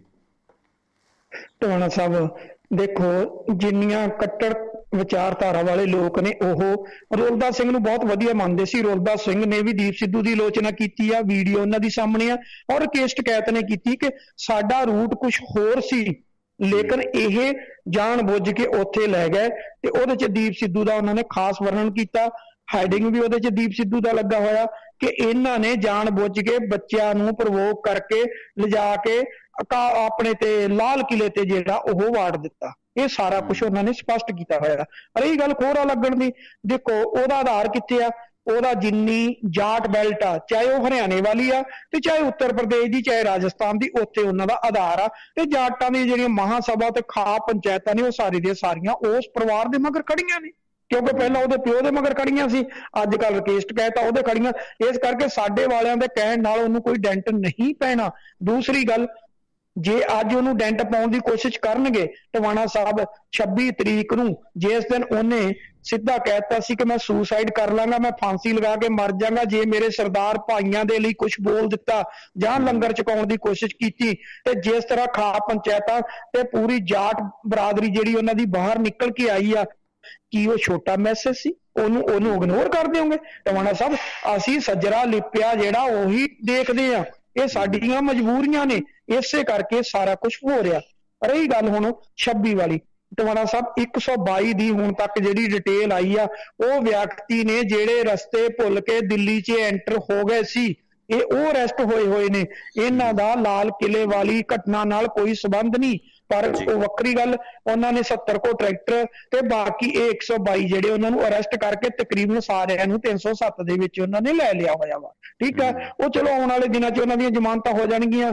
ਉਹਦੇ ਵੀ ਦਿੱਲੀ ਗੁਰਦੁਆਰਾ ਮੈਨੇਜਮੈਂਟ ਕਮੇਟੀ ਤੇ ਉਹਦੇ ਵਿੱਚ ਜਿਹੜੇ ਸਾਬਕਾ ਦਿੱਲੀ ਅਕਾਲੀ ਦਲ ਉਹਨਾਂ ਨੇ ਵੀ ਉਹਦੇ ਨਾਲ ਜਿਹੜੀ ਬਾਰ ਕੌਂਸਲ ਆਫ ਇੰਡੀਆ ਉਹਨੇ ਵੀ ਸੰਯੁਕਤ ਮੋਰਚੇ ਦੇ ਨਾਲ ਰਲ ਕੇ ਇਹਨਾਂ ਦੀ ਪੈਰਵਾਈ ਜਿਹੜੀ ਉਹ ਸ਼ੁਰੂ ਕਰ ਦਿੱਤੀ, ਕਿਉਂਕਿ ਜਦੋਂ ਬਾਰ ਕੌਂਸਲ ਆਫ ਇੰਡੀਆ ਆ ਗਈ ਤਾਂ ਸਮਝੋ ਸਾਰਾ ਕੁਛ ਉਹਦੇ ਅੰਡਰ ਆ ਗਿਆ। ਉਹ ਵੱਖਰੀ ਗੱਲ, ਪੰਜਾਬ ਸਰਕਾਰ ਨੇ ਵੀ ਇੱਕ 70 ਵਕੀਲਾਂ ਦਾ ਪੈਨਲ ਜਿਹੜਾ ਉਹ ਬਣਾ ਕੇ ਉਹਨਾਂ ਨੂੰ ਦਿੱਲੀ ਤੋਰ ਦਿੱਤਾ ਹੋਇਆ ਕਿ ਜਾ ਕੇ ਇਹਨਾਂ ਦੇ ਕੇਸਾਂ ਦੀ ਪੈਰਵੀ ਕਰੋ ਤੇ ਇਹਨਾਂ ਨੌਜਵਾਨਾਂ ਦੀਆਂ ਜਿਹੜੀਆਂ ਉਹ ਜ਼ਮਾਨਤਾਂ ਕਰਵਾ ਕੇ ਇਹਨਾਂ ਨੂੰ ਬਾਹਰ ਲਿਆਓ ਤੇ ਪੂਰੀ ਡਿਟੇਲ ਲਿਆਓ ਕਿ ਕੌਣ ਮਿਸ ਆ ਕੌਣ ਨਹੀਂ ਆ। ਤੇ ਪੰਜਾਬ ਸਰਕਾਰ ਨੇ ਇੱਕ ਹੈਲਪ ਨੰਬਰ ਵੀ ਜਾਰੀ ਕੀਤਾ। ਉਹ ਵੱਖਰੀ ਗੱਲ ਆ ਕਿ 2022 ਦੀ ਇਲੈਕਸ਼ਨ ਉਹਨਾਂ ਨੂੰ ਦੇਖਦੀ ਆ, ਉਹਨਾਂ ਦੀ ਮਜਬੂਰੀ ਆ ਕਿ ਭਾਈ ਪੰਜਾਬ 'ਚ ਜਾਣਾ ਦੁਬਾਰਾ ਤੇ ਲੋਕਾਂ 'ਚ ਕਿੱਦਾਂ ਜਾਣਾ, ਇਸ ਕਰਕੇ ਉਹ ਇਹ ਸਾਰਾ ਕੁਝ ਕਰਨਗੇ। ਹੁਣ ਟਵਾਣਾ ਸਾਹਿਬ, ਜਿਹੜੀ ਤੁਸੀਂ ਗੱਲ ਕੀਤੀ, ਜਿੰਨੀਆਂ ਵੀਡੀਓ ਫੁਟੇਜ ਆਈਆਂ ਨੇ, ਆਪਾਂ ਉਸ ਦਿਨ ਦੇਰ ਨਾਲ ਆਪਣਾ ਲਾਈਵ ਹੋਏ ਸੀ ਇਸੇ ਟਵਾਣਾ ਰੇਡੀਓ ਤੇ, ਔਰ ਆਪਾਂ ਜਦੋਂ 1 ਵਜੇ ਇਹਦੇ ਤੇ ਲਾਈਵ ਹੋਏ ਸੀ ਉਦੋਂ ਤੱਕ ਬਹੁਤ ਸਾਰੀਆਂ ਵੀਡੀਓ ਫੁਟੇਜ ਆ ਚੁੱਕੀਆਂ ਸੀ ਲਾਲ ਕਿਲੇ ਤੋਂ। ਉਹ ਬੇਵਕੂਫੀ ਵਾਲੇ ਫੈਸਲੇ ਸੀ, ਉਹ ਜਿਹੜੇ ਕੁਛ ਲਏ ਗਏ, ਜੇ ਉਹ ਨਾ ਲਏ ਗਏ ਹੁੰਦੇ ਟਵਾਣਾ ਸਾਹਿਬ ਕੇਂਦਰ ਸਰਕਾਰ ਨੂੰ ਹੱਥਾਂ ਪੈਰਾਂ ਦੀ ਪਈ ਹੋਣੀ ਸੀ। ਹੁਣ ਜਿਹੜੇ ਕਹਿੰਦੇ ਆ ਕਿ ਲੀਡਰਲੈਸ ਹੋ ਗਈ ਆ ਮੂਵਮੈਂਟ, ਭਾਈ ਲੀਡਰਲੈਸ ਕਿਹਨੇ ਕੀਤੀ? ਤੁਸੀਂ ਕੀਤੀ। ਸਟੇਜਾਂ ਤੇ ਕਬਜ਼ਾ ਕਰਨ ਨੂੰ ਕਿਹਨੇ ਕਿਹਾ ਸੀ ਤੁਹਾਨੂੰ? ਆਪੇ ਤੁਸੀਂ ਕਮੇਟੀ ਬਣਾਈ 5 ਮੈਂਬਰੀ, ਨਾਲ 5 ਮੈਂਬਰੀ ਕਮੇਟੀ ਬਣਾਤੀ, ਸਟੇਟ ਸੈਕਟਰੀ ਨੇ ਉਹਦੇ 'ਚ ਆਪਣਾ ਨਾਮ ਵੀ ਪਾ ਲਿਆ ਕਿ ਜਾ ਕੇ ਕਿਸਾਨਾਂ ਨਾਲ ਗੱਲ ਕਰੂਗੀ। ਮੁੜ ਕੇ ਕਹਿਤਾ ਕਿਸਾਨ ਸਾਨੂੰ ਮਰਵਾਉਣ ਨੂੰ ਫਿਰਦੇ ਸੀ। ਕਿਸਾਨਾਂ ਨੇ ਤੁਹਾਨੂੰ ਮਰਵਾਉਣਾ ਸੀ ਕਿ ਤੁਸੀਂ ਮਾਰਨ ਨੂੰ ਫਿਰਦੇ ਸੀ? ਜਿਹੜਾ ਤੁਸੀਂ 300-400 ਦਾ ਕੱਟ ਕੀਤਾ ਸੀ, ਮੁੜ ਕੇ ਕਹਿਤਾ ਹਜ਼ਾਰਾਂ ਲੱਖਾਂ ਦਾ ਕੱਟ ਕੀਤੇ ਸੀ। 400 ਤੋਂ ਵੱਧ ਨਹੀਂ ਸੀ ਬੰਦਾ ਉੱਥੇ ਦਿਖਾਈ ਦੇ ਰਿਹਾ ਸਟੇਜ ਤੇ। ਉਹ ਹੱਲਾ ਗੁੱਲਾ ਕਰਨ ਲਈ ਭੇਜੇ ਕਿਹਨੇ ਸੀ? ਭੇਜੇ ਵੀ ਤੁਹਾਡੇ ਸੀ। ਪਲਾਨਿੰਗ ਨਾਲ ਤੁਸੀਂ ਭੇਜੇ, ਪਲਾਨਿੰਗ ਕਰਕੇ ਮੁੜ ਕੇ ਕਹੋ ਜੀ ਮੈਨੂੰ ਇਹਦਾ ਫੋਨ ਆਇਆ, ਉਹਦਾ ਆਇਆ। ਟਵਾਣਾ ਸਾਹਿਬ ਗਿਣੀ ਮਿਤੀ ਸਾਜ਼ਿਸ਼ ਸੀ, ਗਿਣੀ ਮਿਤੀ ਸਾਜ਼ਿਸ਼ ਨਾਲ ਅਟੈਕ ਹੋਏ। ਜੇ ਏਡੇ ਸ਼ੇਰ ਸੀ ਤੇ ਜਿਹੜੀਆਂ ਉਦੋਂ ਕਿਨੇ 2 ਪੋਸਟਾਂ ਪਾਈਆਂ ਸੀ ਆਪਣੇ ਫੇਸਬੁੱਕ ਪੇਜ ਤੇ, ਉਹ ਡਿਲੀਟ ਕਿਉਂ ਕਰ ਦਿੱਤੀਆਂ ਫਿਰ 26 ਦੀ ਰਾਤ ਨੂੰ? ਹੈ ਉਹਦੇ ਤੇ ਇਹ ਵੀ ਪਾਈ ਸੀਗੀ, ਅਜੇ ਤੱਕ ਲੋਕ ਸੇਵ ਕਰੀ ਬੈਠੇ, ਜਿਹਦੇ ਚ ਇਹ ਪਾਈ ਸੀ ਕਿ ਅਸੀਂ ਜੋ ਕਿਹਾ ਕਰਕੇ ਦਿਖਾਤਾ ਤੇ ਰੱਖ ਦੇਗਾ ਜੀ ਹਿੰਮਤ ਹੁੰਦੀ। ਲੋਕਾਂ ਤਕੜੇ ਆਪਣੀਆਂ ਭੜਕਾਊ ਤਕਰੀਰਾਂ ਕਰਕੇ ਲੋਕਾਂ ਦੇ ਪੁੱਤ ਜੋ ਮਰਵਾਉਂਦੇ ਹੋ, ਆਪਣੇ ਵੀ ਰਣ ਮੈਦਾਨ ਚ ਭੇਜੋਗਾ, ਪਤਾ ਲੱਗੇ ਕਿ ਕੀ ਸੇਕ ਕੀ ਹੁੰਦਾ। ਲੋਕਾਂ ਦੇ ਨੂੰ ਤੋੜਦੇ ਹੋ। ਹੈ ਉਹਦੇ ਬਾਅਦ ਟਵਾਣਾ ਸਾਹਿਬ ਜੋ ਬਾਹਰ ਤੋਂ ਪੋਸਟਾਂ ਪਈਆਂ, ਜੋ ਕੁਛ ਹੋਇਆ ਉਹ ਆਪਾਂ ਨੂੰ ਸਾਰਾ ਕੁਝ ਪਤਾ।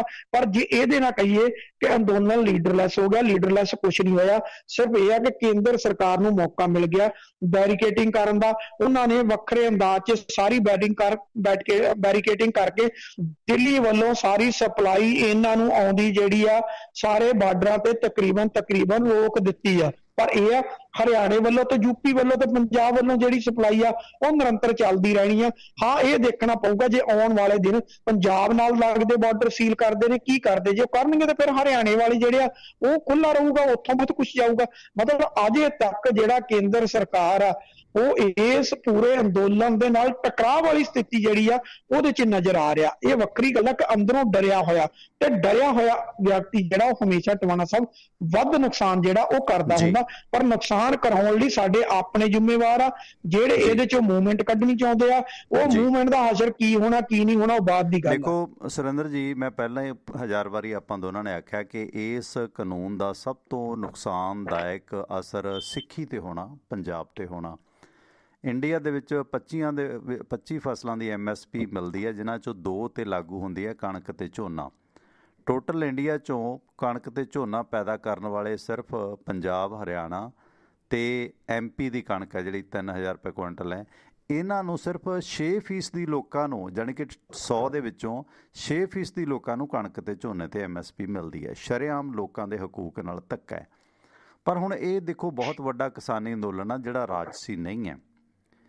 ਤੇ ਇਸ ਦੌਰਾਨ ਇਸ ਅੰਦੋਲਨ ਦੀ ਸ਼ਕਤੀ ਬਾਰੇ ਸਭ ਨੂੰ ਪਤਾ ਹੈ, ਕਿਉਂਕਿ ਜਦੋਂ ਇਹ ਸਾਰਾ ਸਿਲਸਿਲਾ ਚੱਲਿਆ ਸੀਗਾ, ਜਦੋਂ 1907 ਦੀ ਪਗੜੀ ਸੰਭਾਲੋ ਜੱਟਾ ਲਹਿਰ ਚੱਲੀ ਸੀ, ਜਿਹੜੀ ਇੱਕ ਗੀਤ ਦੇ ਬਿਨਾਂ ਤੇ ਹੀ, ਲਾਲਾ ਬਾਂਕੇ ਦਿਆਲ ਦੇ ਗੀਤ ਦੇ ਬਿਨਾਂ ਤੇ ਹੀ ਉਸ ਲਹਿਰ ਨੂੰ ਪਗੜੀ ਸੰਭਾਲ ਜੱਟਾ ਲਹਿਰ ਕਿਹਾ ਜਾਂਦਾ ਰਿਹਾ।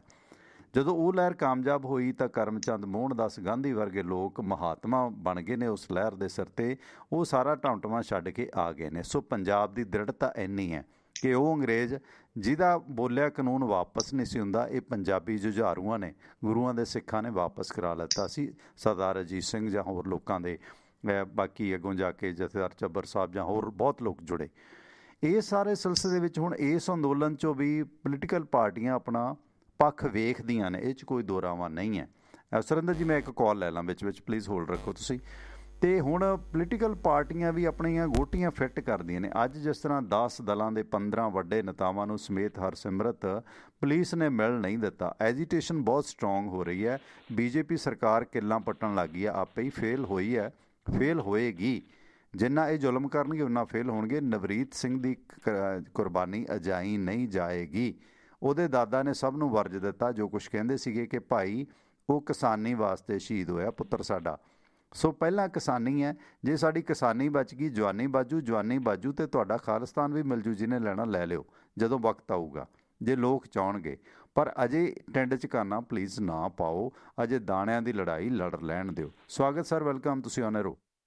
ਸਤਿ ਸ਼੍ਰੀ ਅਕਾਲ ਜੀ। ਸਤਿ ਸ਼੍ਰੀ ਅਕਾਲ ਸਰ, ਕੌਣ ਬੋਲ ਰਹੇ ਹੋ?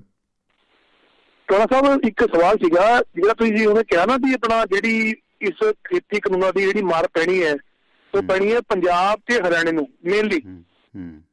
ਤੇ ਇੱਕ ਬੜੇ ਸੀਨੀਅਰ ਨੇ ਜਰਨਲਿਸਟ ਬਲਜੀਤ ਪਰਮਾਰ ਜੀ, ਤੇ ਮੈਂ ਅੱਜ ਉਹਨਾਂ ਨੇ ਸੁਣਿਆ ਸੀ ਇੱਕ ਕੋਈ ਬਾਈਟ ਆਪਣਾ, ਉਹਨਾਂ ਦਾ ਆਪਣਾ ਕੋਈ YouTube ਚੈਨਲ ਹੈ, ਉਹਨਾਂ ਨੇ ਸੇਮ ਗੱਲ ਕਹੀ। ਉਹ ਕਹਿੰਦੇ ਵੀ ਜਿਹੜੀ ਇਹ ਮਾਰ ਪੈਣੀ ਹੈ ਇਹ ਪੈਣੀ ਹੈ ਪੰਜਾਬ ਨੂੰ ਤੇ ਥੋੜੀ ਹਰਿਆਣੇ ਨੂੰ ਤੇ ਵੈਸਟਰਨ UP ਨੂੰ। ਤੇ ਉਹਨਾਂ ਨੇ ਕਿਹਾ ਵੀ ਜਿਹੜੀ ਇੱਕ ਪਲਾਨ ਹੈ, ਇਹ ਪਲਾਨ ਇਹੀ ਹੈ ਵੀ ਜਿਹੜਾ ਹਿੰਦੂ ਰਾਸ਼ਟਰ ਬਣਨਾ ਹੈ ਉਸ ਵਿੱਚ ਸਭ ਤੋਂ ਵੱਡਾ ਅੜਿੱਕਾ ਪੰਜਾਬ ਮਤਲਬ ਕਿ ਪੰਜਾਬ ਪਲਸ ਹਰਿਆਣਾ ਇਹੀ ਹੈ ਜੀ। ਤੇ ਉਹ ਕਹਿੰਦੇ ਵੀ ਇਹਨਾਂ ਨੇ ਪੰਜਾਬ ਨੂੰ ਆਰਥਿਕ ਰੂਪ ਤੇ ਇੰਨਾ ਮਾੜਾ ਕਰ ਦੇਣਾ ਕਿ ਇਹ ਮਾੜੇ ਹੋ ਜਾਣ ਇੰਨੇ ਕਿ ਇਹ ਕੱਲ ਨੂੰ ਜੇ ਹਿੰਦੂ ਰਾਸ਼ਟਰ ਦਾ ਕੋਈ ਆਉਣ ਵਾਲੇ ਸਮੇਂ 'ਚ ਕੋਈ ਇਹਨਾਂ ਦੀ ਕੋਈ ਉਹ ਵੀ ਹੋਵੇ ਤੇ ਉਸ ਵਿੱਚ ਅੜਿੱਕਾ ਸਿਰਫ ਪੰਜਾਬ ਹੀ ਬਣੇਗਾ, ਪੰਜਾਬ ਮਤਲਬ ਕਿ ਪਰਟੀਕੂਲਰ ਸਿੱਖ ਬਣਨਗੇ।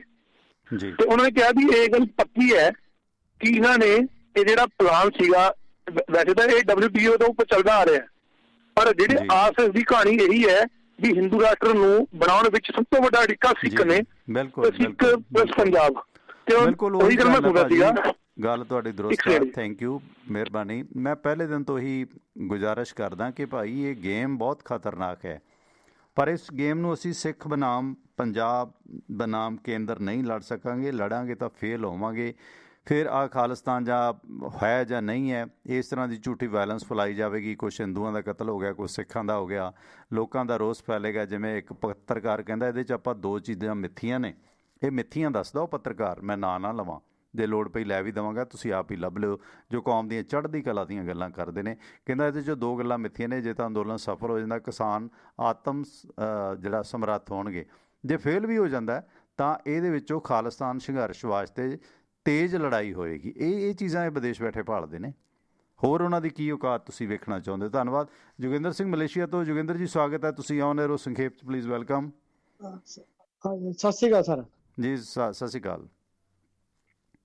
ਹੁਣ ਸਰ ਆਪੇ ਕਿੱਲਾ ਪੁੱਟਣ ਲੱਗ ਗਿਆ। ਹਾਂਜੀ ਹਾਂ, ਕਿੱਲਾ ਪੁੱਟਣ ਲੱਗ ਗਿਆ, ਸਰਕਾਰ ਆਪੇ ਹਰੀ ਜਾਂਦੀ ਹੈ ਜੀ। ਉਹ ਆਪੇ ਮੈਂ ਰੱਜੇ ਪੀ ਭੱਜੀ ਆਪੇ ਮੇਰੇ ਬੱਚੇ ਜੀ ਨੂੰ। ਬਿਲਕੁਲ ਬਿਲਕੁਲ, ਵਾਹ ਮੇਰੀ ਸਰਕਾਰ।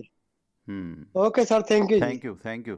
ਸੋ ਇਸ ਮਾਮਲੇ ਦੇ ਵਿੱਚ ਦੋਸਤੋ ਜੋ ਕੁਛ ਕਹਾਣੀ ਜਿਸ ਪਾਸੇ ਨੂੰ ਜਾਈ ਜਾ ਰਹੀ ਹੈ, ਤੇ ਅੱਜ ਸੁਰਿੰਦਰ ਭਾਜੀ ਇਹ ਦੱਸੋ, ਮੇਰੀ ਬੇਨਤੀ ਹੈ ਕਿ ਜੇ ਜ਼ਰੂਰੀ ਫੋਨ ਹੁੰਦੇ ਨੇ ਨਾ, ਪਲੀਜ਼ ਉਹ ਕਰ ਲਿਆ ਕਰੋ। ਜੇ ਤੁਸੀਂ ਕੁਛ ਵਾਧਾ ਕਰਨਾ ਚਾਹੁੰਦੇ ਉਹ ਗੱਲ ਕਰ ਲਿਆ ਕਰੋ, ਅਤੇ ਸੰਖੇਪ 'ਚ ਗੱਲ ਹੋ ਜੇ ਤਾਂ ਬਿਹਤਰ ਹੈ, ਕਿਉਂਕਿ ਆਪਾਂ ਵੱਧ ਤੋਂ ਵੱਧ ਸਮਾਂ ਇਹਦੇ ਚਲਾ ਸਕੀਏ। ਬਹੁਤ ਔਖਾ ਸਮਾਂ ਕੱਢ ਕੇ ਇੱਥੇ ਇਕੱਠੇ ਹੋਈਦਾ।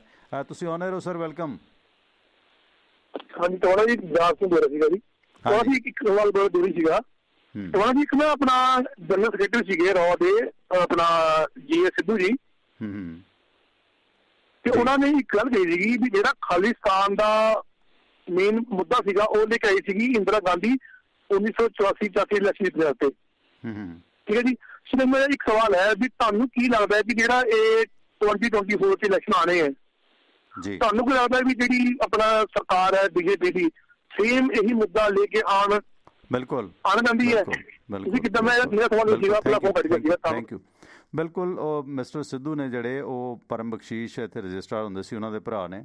ਸਵਰਨ ਸਿੰਘ ਬੋਪਾ ਰਾਏ ਦੇ ਸਾਧੂ ਨੇ, ਜਿਹੜੇ ਸਵਰਨ ਸਿੰਘ ਬੋਪਾ ਰਾਏ ਪੰਥਕ ਕਮੇਟੀ ਵਾਲੇ ਡਾਕਟਰ ਸੋਹਣ ਸਿੰਘ ਦੇ ਮੁੰਡੇ ਨੇ। ਸਵਰਨ ਸਿੰਘ ਜਲੰਧਰ ਵਾਲਿਆਂ ਦੇ ਇਹ ਦੋਨੇ ਜਵਾਈ ਨੇ, ਸਿੱਧੂ ਸਾਹਿਬ ਤੇ ਬੋਪਾ ਰਾਏ ਪਰਮ ਜਿਹੜੇ ਨੇ ਸਵਰਨ ਸਿੰਘ। ਸੋ ਉਹਨਾਂ ਨੇ ਬਿਲਕੁਲ ਆਖਿਆ ਸੀ ਕਿ ਕੈਸ਼ ਕੀਤਾ ਗਿਆ, ਕਿਉਂਕਿ ਕਸ਼ਮੀਰ ਅਤੇ ਪੰਜਾਬ ਦੋ ਜਿਹੇ ਅਲਾਦੀਨ ਦੇ ਚਿਰਾਗ ਨੇ ਜਿਹੜੇ ਇਹਨਾਂ ਸਰਕਾਰਾਂ ਨੂੰ ਰਾਸ ਆਉਂਦੇ ਨੇ। CAA ਜਾਂ ਕਸ਼ਮੀਰ ਦੇ ਉੱਤੇ ਜਿਹੜੀ ਕਾਰਵਾਈ ਕੀਤੀ ਗਈ, ਉਹਦਾ ਕਸ਼ਮੀਰੀਆਂ ਨੇ ਕੋਈ ਬਹੁਤਾ ਵਿਰੋਧ ਨਹੀਂ ਕੀਤਾ, ਉਹ ਦੜ ਵੱਟ ਗਏ ਨੇ। ਕਮਜ਼ੋਰੀ ਹੈ ਜਾਂ ਸਿਆਣਪ ਹੈ, ਪਰ ਉਹ ਚਿਰਾਗ ਇਹਨਾਂ ਦੇ ਕੰਮ ਨਹੀਂ ਆਇਆ। ਉਹਨਾਂ ਦੇ ਖਿਲਾਫ 3 ਤਲਾਕ ਵੀ ਲਿਆਂਦਾ, CAA ਵੀ ਲਿਆਂਦਾ, ਕੁਛ ਵੀ ਕਰਤਾ, ਉਹ ਚੁੱਪ ਵੱਟ ਗਏ। ਉਹ ਸਿਆਣਪ ਹੈ ਜਾਂ ਮਜਬੂਰੀ ਹੈ, ਉਹ ਜਾਣਦੇ ਨੇ। ਉਹ ਮੁੱਦਾ ਬਹੁਤਾ ਭੁਲਾਇਆ ਨਹੀਂ ਜਾ ਸਕਿਆ। ਉਸ ਤੋਂ ਬਾਅਦ ਹੋਣਾ ਪੰਜਾਬ। ਹੁਣ ਪੰਜਾਬ ਨੂੰ ਕਿ ਵੱਖਵਾਦੀ ਨੇ, ਅੱਤਵਾਦੀ ਨੇ, ਪਾਕਿਸਤਾਨ ਸਾਨੂੰ ਭਰਨਾ ਕਰ ਦੇਗਾ, ਆਮ ਹਿੰਦੁਸਤਾਨੀ ਵੋਟਰ ਨੂੰ ਡਰਾਇਆ ਜਾਏਗਾ, ਹਿੰਦੂ ਵੋਟਰ ਨੂੰ ਡਰਾਇਆ ਜਾਏਗਾ। ਇਸ ਕਰਕੇ ਇਸ ਚਿਰਾਗ ਨੂੰ ਮੁੜ ਕੇ ਜਲਾਉਣ ਦੀ ਕੋਸ਼ਿਸ਼ ਹੈ ਸਮੇਂ ਦੀ ਸਰਕਾਰ ਵੱਲੋਂ। ਇਹ ਮੁੱਦਾ ਅਖੌਤੀ ਖਾਲਿਸਤਾਨੀਆਂ ਨੂੰ ਵੀ ਜ਼ਿਆਦਾ ਰਾਸ ਆਉਂਦਾ ਹੈ, ਖਾਲਿਸਤਾਨੀਆਂ ਨੂੰ ਬਹੁਤਾ ਰਾਸ ਨਹੀਂ ਆਉਂਦਾ। ਉਹ ਇਸ ਦਾ ਅੰਜਾਮ ਜਾਣਦੇ ਨੇ। ਸੁਰਿੰਦਰ ਜੀ, ਅੱਜ ਜਿਹੜੇ 15 ਨੇਤਾ ਵੱਡੇ ਗਏ ਨੇ, ਕਪਿਲ ਸਿੱਬਲ ਵੇਖ ਰਿਹਾ ਮੈਂ, ਹਰਸਿਮਰਤ ਬਾਦਲ ਦੇਖ ਰਿਹਾ, ਹੋਰ ਕਈ ਨੇਤਾ ਵੇਖ ਰਿਹਾ, TMC ਦੇ ਬਜ਼ੁਰਗ ਨੇਤਾ ਨੇ, ਸੌਗਤ ਰਾਏ ਥੱਕ ਗਏ, ਬੱਸ ਸਟੈਂਡ 'ਤੇ ਬੈਠ ਕੇ ਧਰਨਾ ਲਾ ਕੇ। ਇਹਨਾਂ ਨੂੰ ਪੁਲਿਸ ਨੇ ਮਿਲਣ ਨਹੀਂ ਦਿੱਤਾ। ਆਪਣਾ ਇਹਨਾਂ ਨੂੰ ਰੱਬ ਤੁਹਾਡਾ ਭਲਾ ਕਰੇ, ਕਿਸਾਨਾਂ ਨੂੰ ਗਾਜੀਪੁਰ ਬਾਰਡਰ 'ਤੇ। ਉਹ ਤੁਹਾਡੇ ਤੋਂ ਸਵਾਲ ਹੈ ਨਾ, ਇੱਕ ਜ਼ਰੂਰੀ ਕਾਲ ਆ ਪਲੀਜ਼ ਲਾਸਟ, ਆਸਟ੍ਰੇਲੀਆ ਦੀ, ਉਹ ਲੈ ਲਾ ਮੈਂ। ਸੁਰਿੰਦਰ ਜੀ ਤੁਸੀਂ ਆਨ 에ਅਰ ਜੀ, ਪਲੀਜ਼ ਸੰਖੇਪ 'ਚ ਕੀ ਕਹਿਣਾ ਚਾਹੁੰਦੇ ਹੋ? ਜੀ ਸਤਿ ਸ਼੍ਰੀ ਅਕਾਲ ਜੀ ਸਾਰਿਆਂ ਨੂੰ, ਟਿਵਾਣਾ ਸਾਹਿਬ ਆਪ ਜੀ ਨੂੰ ਵੀ। ਤੇ ਮੈਂ ਕਹਿਣਾ ਚਾਹਾਂਗਾ ਜਿਹੜੀ ਟਵੀਟ ਵਾਰ ਜਿਹੜੀ ਛਿੜੀ ਹੋਈ ਹੈ, ਉਹਨੂੰ ਵੀ ਸੁਰਿੰਦਰ ਜੀ ਜਰਾ ਸ਼ੋਨ, ਜਿਹੜੀ ਰਿਹਾਨਾ ਨੇ ਟਵੀਟ ਕੀਤਾ, ਔਰ ਜਿਹੜੀ ਇਹ ਗ੍ਰੇਟਾ ਥਨਬਰਗ ਹੈਗੀ ਹੈ, ਉਹਦੇ ਤੇ FIR ਦਰਜ ਕਰ ਦਿੱਤੀ ਗਈ ਹੈ ਦਿੱਲੀ ਪੁਲਿਸ ਵੱਲੋਂ, ਉਹਨੂੰ ਜ਼ਰੂਰ ਟੱਚ ਕਰਨ। Thank you. ਮਿਹਰਬਾਨੀ। ਸੁਰਿੰਦਰ ਜੀ ਕਈ ਸਾਰੇ ਸਵਾਲ ਆ ਗਏ ਨੇ। ਇੱਕ ਤਾਂ ਟਵੀਟ ਵਾਲਿਆਂ ਤੇ ਵੀ ਆਪਾਂ ਗੱਲ ਕਰਨੀ ਹੈ, ਜਿਹੜੇ ਟਵੀਟ ਨੂੰ ਲੈ ਕੇ ਰੌਲਾ ਪੈ ਰਿਹਾ ਤੇ ਗ੍ਰੇਟਾ ਥਨਬਰਗ ਤੇ ਜਿਹੜਾ ਪਰਚਾ ਦਰਜ ਕਰਾਇਆ ਗਿਆ ਉਹਨੂੰ ਵਿਗੜੀ ਲੜਕੀ ਕਹਿ ਦਿੱਤਾ ਕੰਗਣਾ ਰਣੌਤ ਨੇ, ਪਰ ਉਹ ਸਪੋਰਟ ਬਹੁਤ ਮਿਲੀ ਹੈ ਜਿਸ ਤਰ੍ਹਾਂ ਇਹ ਅੰਤਰਰਾਸ਼ਟਰੀ ਸਟਾਰਾਂ ਨੇ ਇਸ ਅੰਦੋਲਨ ਨੂੰ ਸਪੋਰਟ ਕੀਤਾ। ਤੇ ਇਸ ਤੋਂ ਪਹਿਲਾਂ ਆਪਾਂ ਗੱਲਬਾਤ ਕਰਨੀ ਹੈ ਟਵੀਟ ਤੇ ਫੇਰ ਆਉਣਾ ਸੁਰਿੰਦਰ ਭਾਜੀ। ਹੁਣ ਮੈਂ ਕਾਲ ਪਲੀਜ਼ ਥੋੜ੍ਹੀ ਦੇਰ ਨਹੀਂ ਲਵਾਂਗਾ। ਸੁਰਿੰਦਰ ਜੀ ਇਹ ਦੱਸੋ ਕਿ ਜਿਹੜਾ ਇਹ ਸਾਰਾ ਵਰਤਾਰਾ ਕਿ 10 ਦਲਾਂ ਦੇ 15 ਵੱਡੇ ਨੇਤਾ ਮਿਲਣ ਆਏ ਤੇ ਇਹਨਾਂ ਨੂੰ ਮਿਲਣ ਨਹੀਂ ਦਿੱਤਾ ਗਿਆ, ਰੋਕ ਦਿੱਤਾ, ਤੇ ਇਹ ਮਾਮਲਾ ਪਾਰਲੀਮੈਂਟ 'ਚ ਉਠਾਉਣਗੇ ਰਕੇਸ਼ ਟਕੈਤ ਗਾਜੀਪੁਰ ਬਾਰਡਰ, ਕੀ ਹੁਣ ਗਾਜੀਪੁਰ ਬਾਰਡਰ ਜਾਂ ਇਹਨਾਂ ਨੇਤਾਵਾਂ ਦਾ ਮਿਲਣਾ ਕਿਸਾਨੀ ਅੰਦੋਲਨ ਦੇ ਵਿੱਚ ਕੀ ਰੰਗ ਦਿਖਾਏਗਾ? ਜੀ ਮਾਣਾ ਸਾਹਿਬ, ਜਿਹੜੀ ਆਪੋਜੀਸ਼ਨ ਭਾਵੇਂ ਕਿ ਆਪੋਜੀਸ਼ਨ ਹੈ ਪਰ ਨਾ ਹੋਇਆ ਵਰਗੀ ਆ, ਇਹ ਮੰਨ ਕੇ ਚੱਲੋ। ਦੂਸਰੀ ਗੱਲ, ਸਰਕਾਰ ਤਾਂ ਹੈ ਪਰ ਸਰਕਾਰ ਹੱਦ ਤੋਂ ਜ਼ਿਆਦਾ ਧੱਕਾ ਕਰ ਰਹੀ ਆ, ਆਪੋਜੀਸ਼ਨ ਨੂੰ ਕੁਚਲ ਰਹੀ ਆ। ਜੇ ਆਪੋਜੀਸ਼ਨ ਨੂੰ ਕੁਚਲਦੀ ਨਾ ਹੁੰਦੀ ਤੇ ਫਿਰ ਆਪੋਜੀਸ਼ਨ ਦੀ ਆਵਾਜ਼ ਜਿਹੜੀ ਸੀ ਉਹ ਸੁਣਨੀ ਚਾਹੀਦੀ ਸੀ। ਰਹੀ ਗੱਲ ਆਪੋਜੀਸ਼ਨ ਦੀ, ਤੇ ਮਾਣਾ ਸਾਹਿਬ ਆਪੋਜੀਸ਼ਨ ਜਿਹੜੀ ਉਹਦੀ ਮਜਬੂਰੀ ਆ ਕਿਸਾਨਾਂ ਤੱਕ ਪਹੁੰਚਣਾ, ਜੇ ਉਹ ਨਹੀਂ ਪਹੁੰਚਦੇ ਤੇ ਉਹ ਬਿਲਕੁਲ ਹਾਸ਼ੀਏ ਤੇ ਚਲੇ ਜਾਣਗੇ। ਉਹਨਾਂ ਨੂੰ ਦਿਖਾਈ ਦੇ ਰਿਹਾ ਵਾ, ਉਹਨਾਂ ਨੂੰ ਪਤਾ ਕਿ ਬੀਜੇਪੀ ਕਿਸ ਤਰ੍ਹਾਂ ਉਹਨਾਂ ਨੂੰ ਨਿਗਲਦੀ ਤੁਰੀ ਜਾ ਰਹੀ ਹੈ। ਇਸ ਕਰਕੇ ਉਹਨਾਂ ਨੇ ਉੱਥੇ ਜਾਣ ਦੀ ਕੋਸ਼ਿਸ਼ ਕੀਤੀ। ਇਹ ਉਹਨਾਂ ਨੂੰ ਵੀ ਪਤਾ ਸੀ ਕਿ ਸਾਨੂੰ ਉੱਥੇ ਪਹੁੰਚਣ ਨਹੀਂ ਦੇਣਾ, ਇਹ ਉਹ ਜਾਣਦੇ ਸੀ। ਪਰ ਇਹ ਆ ਕਿ ਉਹ ਆਪਣਾ ਰੋਸ ਦਰਜ ਕਰਾਉਣ 'ਚ ਕਾਮਯਾਬ ਹੋ ਗਿਆ ਕਿ ਦੇਖੋ ਜੀ ਅਸੀਂ ਤੇ ਕਿਸਾਨਾਂ ਤੱਕ ਜਾਣਾ ਚਾਹੁੰਦੇ ਸੀ ਪਰ ਜਾਣ ਨਹੀਂ ਦਿੱਤਾ, ਕਿਉਂਕਿ ਉਹਨਾਂ ਨੂੰ ਪਤਾ ਨਾ ਸਿੰਘੂ ਵਾਲਿਆਂ ਨੇ ਨੇੜੇ ਲੱਗਣ ਦੇਣਾ ਜਿਹੜਾ ਸੰਯੁਕਤ ਮੋਰਚੇ ਦੀ ਸਟੇਜ ਆ, ਤੇ ਨਾ ਹੀ ਸਾਨੂੰ ਟਿੱਡੀ ਵਾਲਿਆਂ ਨੇ ਲੱਗਣ ਦੇਣਾ। ਇਸ ਕਰਕੇ ਚੰਗਾ ਇਹ ਆ ਕਿ ਰਕੇਸ਼ ਟਕੈਤ ਕੋਲ ਜਾਓ। ਰਕੇਸ਼ ਟਕੈਤ ਵੀ ਸਟੇਜ ਤੋਂ ਕਿਸੇ ਨੂੰ ਬੋਲਣ ਨਹੀਂ ਦਿੰਦੇ, ਜਿੰਨੇ ਪੋਲੀਟੀਕਲ ਲੀਡਰ ਨੇ। ਭਾਵੇਂ ਕਿ ਉੱਥੇ ਜੋਗਿੰਦਰ ਸਿੰਘ ਅਕਰਾਹਾ ਨੇ ਸੰਯੁਕਤ ਮੋਰਚੇ ਦੀ ਮੀਟਿੰਗ 'ਚ ਇਹ ਮੁੱਦਾ ਉਠਾਇਆ ਸੀ। ਉਹ ਕਹਿੰਦੇ ਮੈਂ ਕਿਹਾ ਸੀ ਕਿ ਭਾਈ ਉੱਥੇ ਪੋਲੀਟੀਕਲ ਲੀਡਰ ਕੋਈ ਬੋਲੇ ਨਾ। ਉਹ ਕਹਿੰਦੇ ਨਹੀਂ ਜੀ ਬੋਲਿਆ ਨਹੀਂ, ਜਿਹੜੇ ਆਏ ਨੇ ਉਹਨਾਂ ਦਾ ਸਨਮਾਨ ਕਰਕੇ ਚਲੇ ਗਏ। ਚਲੋ ਉਹ ਵੀ ਇੱਥੇ ਵੀ ਆਉਂਦੇ ਨੇ। ਤਾਂ ਜਿਹੜਾ ਗੁਰਨਾਮ ਸਿੰਘ ਚੰਡੂਨੀ, ਉਹਦੇ ਕੋਲ ਵੀ ਹਰਿਆਣੇ ਦੇ ਸਾਰੇ ਨੇਤਾ ਆਉਂਦੇ ਰਹੇ ਸਿਵਾਏ ਇੱਕ ਲੀਡਰ ਤੋਂ, ਅਭੈ ਸਿੰਘ ਚਟਾਲਾ, ਜਿਹੜਾ ਕਿ ਇੰਡੀਅਨ ਨੈਸ਼ਨਲ ਲੋਕ ਦਲ ਦਾ ਕਰਤਾ ਧਰਤਾ ਸੀ, MLA ਸੀ ਹਰਿਆਣੇ 'ਚ, ਉਹਨੇ ਅਸਤੀਫਾ ਦਿੱਤਾ। ਉਹ ਕੱਲਾ ਹੀ ਉਹ ਸਟੇਜ ਤੋਂ, ਜਿਹੜੀ ਸਿੰਘ ਬਾਰਡਰ ਵਾਲੀ ਸਟੇਜ ਆ ਸੰਯੁਕਤ ਮੋਰਚੇ ਦੀ, ਉਹਦੇ ਤੋਂ ਉਹ ਆਪਣਾ ਭਾਸ਼ਣ ਜਿਹੜਾ ਉਹ ਦੇ ਕੇ ਗਿਆ ਵਾ। ਉਹਨੂੰ ਦੇਣਾ ਵੀ ਬਣਦਾ ਸੀ ਕਿਉਂਕਿ ਉਹ ਅਸਤੀਫਾ ਦੇ ਕੇ ਆਇਆ ਸੀ। ਰਹੀ ਗੱਲ ਇਹਨਾਂ ਦੀ, ਇਹਨਾਂ ਨੇ ਆਪਣਾ ਵਿਰੋਧ ਦਰਜ ਕਰਵਾਇਆ, ਪਰ ਇਹ ਕਿਸਾਨਾਂ ਨੂੰ ਵੀ ਪਤਾ ਕਿ ਸਾਡਾ ਸੰਘਰਸ਼ ਹਥਿਆਉਣਗੇ। ਪਰ ਲੀਡਰਾਂ ਦੀ ਮਜਬੂਰੀ ਆ, ਲੀਡਰ ਜਾਣ ਤੇ ਕਿੱਧਰ ਜਾਣ। ਸਰਕਾਰ ਅੱਗੇ ਨਹੀਂ ਵਧਣ ਦੇ ਰਹੀ, ਉਧਰ ਸਰਕਾਰ ਨਹੀਂ ਸੁਣਦੀ, ਇੱਧਰ ਕਿਸਾਨ ਨਹੀਂ ਸੁਣਦੇ, ਲੀਡਰ ਵਿਚਾਰੇ ਫਸੇ ਹੋਏ ਨੇ। ਲੀਡਰਾਂ ਨੂੰ ਆਪਣੀ ਰੋਟੀ ਰੋਜੀ ਜਿਹੜੀ ਆ ਉਹ ਦਾਅ ਤੇ ਲੱਗਦੀ ਦਿਖ ਰਹੀ ਆ। ਉਹਨਾਂ ਨੂੰ ਦਿਖ ਰਹੀ ਆ ਕਿ ਜਿਹੜਾ ਇਹ ਕਿਸਾਨੀ ਅੰਦੋਲਨ ਇਹ ਜਿੱਡਾ ਵੱਡਾ ਹੋਊਗਾ, ਖੜਾ ਹੋ ਗਿਆ, ਜੇ ਇਹ ਇਸੇ ਤਰ੍ਹਾਂ ਵੱਧਦਾ ਰਿਹਾ, ਇਹਨੇ ਕੇਂਦਰ ਸਰਕਾਰ ਨੂੰ ਤਾਂ ਨਿਗਲਣਾ, ਇਹਨੇ ਨਾਲ ਸਾਨੂੰ ਵੀ ਨਿਗਲ ਜਾਣਾ। ਉਹਨਾਂ ਨੂੰ ਇਹ ਖਤਰਾ। ਇਸ ਕਰਕੇ ਟਵਾਣਾ ਸਾਹਿਬ ਉਹ ਵਾਰ-ਵਾਰ ਉੱਥੇ ਜਿੱਥੇ ਵੀ ਜਗ੍ਹਾ ਮਿਲਦੀ ਉੱਥੇ ਜਾਣ ਦੀ ਕੋਸ਼ਿਸ਼ ਕਰ ਰਿਹਾ, ਪਰ ਬਦਕਿਸਮਤੀ ਉਹ ਵਿਰੋਧ ਦਰਜ ਕਰਾਉਣ ਤੱਕ ਹੀ ਸੀਮਿਤ ਨੇ। ਉਹ ਇਸ ਤੋਂ ਅੱਗੇ ਕਾਮਯਾਬ ਜਿਹੜਾ ਉਹ ਨਹੀਂ ਹੋ ਰਿਹਾ, ਭਾਵੇਂ ਉਹ ਪਾਰਲੀਮੈਂਟ ਆ ਤੇ ਚਾਹੇ ਉਹ ਕਿਸਾਨਾਂ ਤੱਕ ਪਹੁੰਚਣ ਦੀ ਗੱਲ ਆ। ਸੁਰਿੰਦਰ ਜੀ ਮੇਰਾ ਖਿਆਲ ਆ ਅਸੀਂ ਨਾ ਆਲ ਇੰਡੀਆ ਰੇਡੀਓ ਨੇ ਬਹੁਤ ਸਿਖਾਤੇ। ਨਵੇਂ ਗਏ ਸੀ, ਜਿਹੜੇ ਪੁਰਾਣੇ ਬੰਦੇ ਸੀ ਨਾ ਉਹ ਸਾਨੂੰ ਨਾ ਫਸਾ ਕੇ ਤੁਰ ਜਾਂਦੇ ਸੀ। ਅਸੀਂ ਜਿਹੜਾ ਵੀ ਉੱਥੇ ਗੀਤ ਚੱਲਦਾ ਉਹ ਗੀਤ ਵੀ ਲਿਖਣਾ, ਗਾਇਕ ਦਾ ਨਾਂ, ਸਿੰਗਰ ਦਾ ਨਾਂ, ਕੰਪਨੀ ਦਾ ਨਾਂ, ਕਿਉਂਕਿ ਰੈਲਿਟੀ ਜਾਂਦੀ। ਮਤਲਬ 7-7 ਘੰਟੇ ਅਸੀਂ ਲਿਖਣਾ ਵੀ ਅਤੇ ਬੋਲਣਾ ਵੀ, ਹੈ ਨਾ। ਕਦੇ ਦਿੱਲੀੋਂ ਖਬਰਾਂ ਆ ਗਈਆਂ, ਕਦੇ ਰਾਸ਼ਟਰਪਤੀ ਮਹੋਦਿਆ ਆ ਗਿਆ, ਕਦੇ ਮਤਲਬ ਉਹ ਸਾਂਚੇ ਨੇ ਇਹੋ ਜਿਹੇ ਢਾਲ ਦਿੱਤੇ। ਤੁਹਾਨੂੰ ਤਾਂ ਰੇਡੀਓ 'ਚ ਤਾਂ ਤੁਸੀਂ ਸਿੱਧੇ ਨਹੀਂ ਆਏ, ਰੇਡੀਓ ਵਾਲਾ ਰਗੜੇ ਤੋਂ ਤਾਂ ਬਚੇ ਰਹੇ, ਪਰ ਰੇਡੀਓ ਵਾਲੇ ਬਚਾਏ ਤੁਸੀਂ ਬਹੁਤ। ਇਸ ਦੌਰਾਨ ਮਤਲਬ ਇੱਕ ਤੁਹਾਡਾ ਤਜਰਬਾ ਮੈਂ ਪੁੱਛਾਂਗਾ ਕਿ ਰੇਡੀਓ ਅਤੇ ਟੈਲੀਵਿਜ਼ਨ ਦੇ ਵਿੱਚੋਂ, ਕਿਉਂਕਿ ਤੁਸੀਂ ਟੈਲੀਵਿਜ਼ਨ ਵੀ ਕਰਦੇ ਹੋ ਅਤੇ ਰੇਡੀਓ ਵੀ ਕਰਦੇ ਹੋ, ਕਿਹੜਾ ਮਾਧਿਅਮ ਕਿਉਂ ਵਧੀਆ ਲੱਗਦਾ? ਇਹ ਸਵਾਲ ਜਦੋਂ ਕਿ ਠੀਕ ਲੱਗੇ ਨਾ ਜ਼ਰੂਰ ਸਾਂਝਾ ਕਰਿਓ, ਕਿਉਂਕਿ ਰੇਡੀਓ ਮੇਰੀ ਤਾਂ ਰੂਹ ਹੈ, ਕੋਈ ਦੁਹਰਾਵਾਂ ਨਹੀਂ ਹੈ ਇਹਦੇ 'ਚ। ਹਾਲਾਂਕਿ TV ਦਾ ਵੱਖਰਾ ਮਜ਼ਾ। ਉਹ ਤੁਹਾਡਾ ਤਜਰਬਾ ਮੈਂ ਥੋੜ੍ਹਾ ਜਿਹਾ ਸਾਂਝਾ ਕਰਾਂਗਾ। ਅਤੇ ਇੱਕ ਸਰੋਤੇ ਜੁੜੇ ਨੇ ਆਪਣੇ ਨਾਲ। ਸਵਾਗਤ ਹੈ ਜੀ, ਵੈਲਕਮ।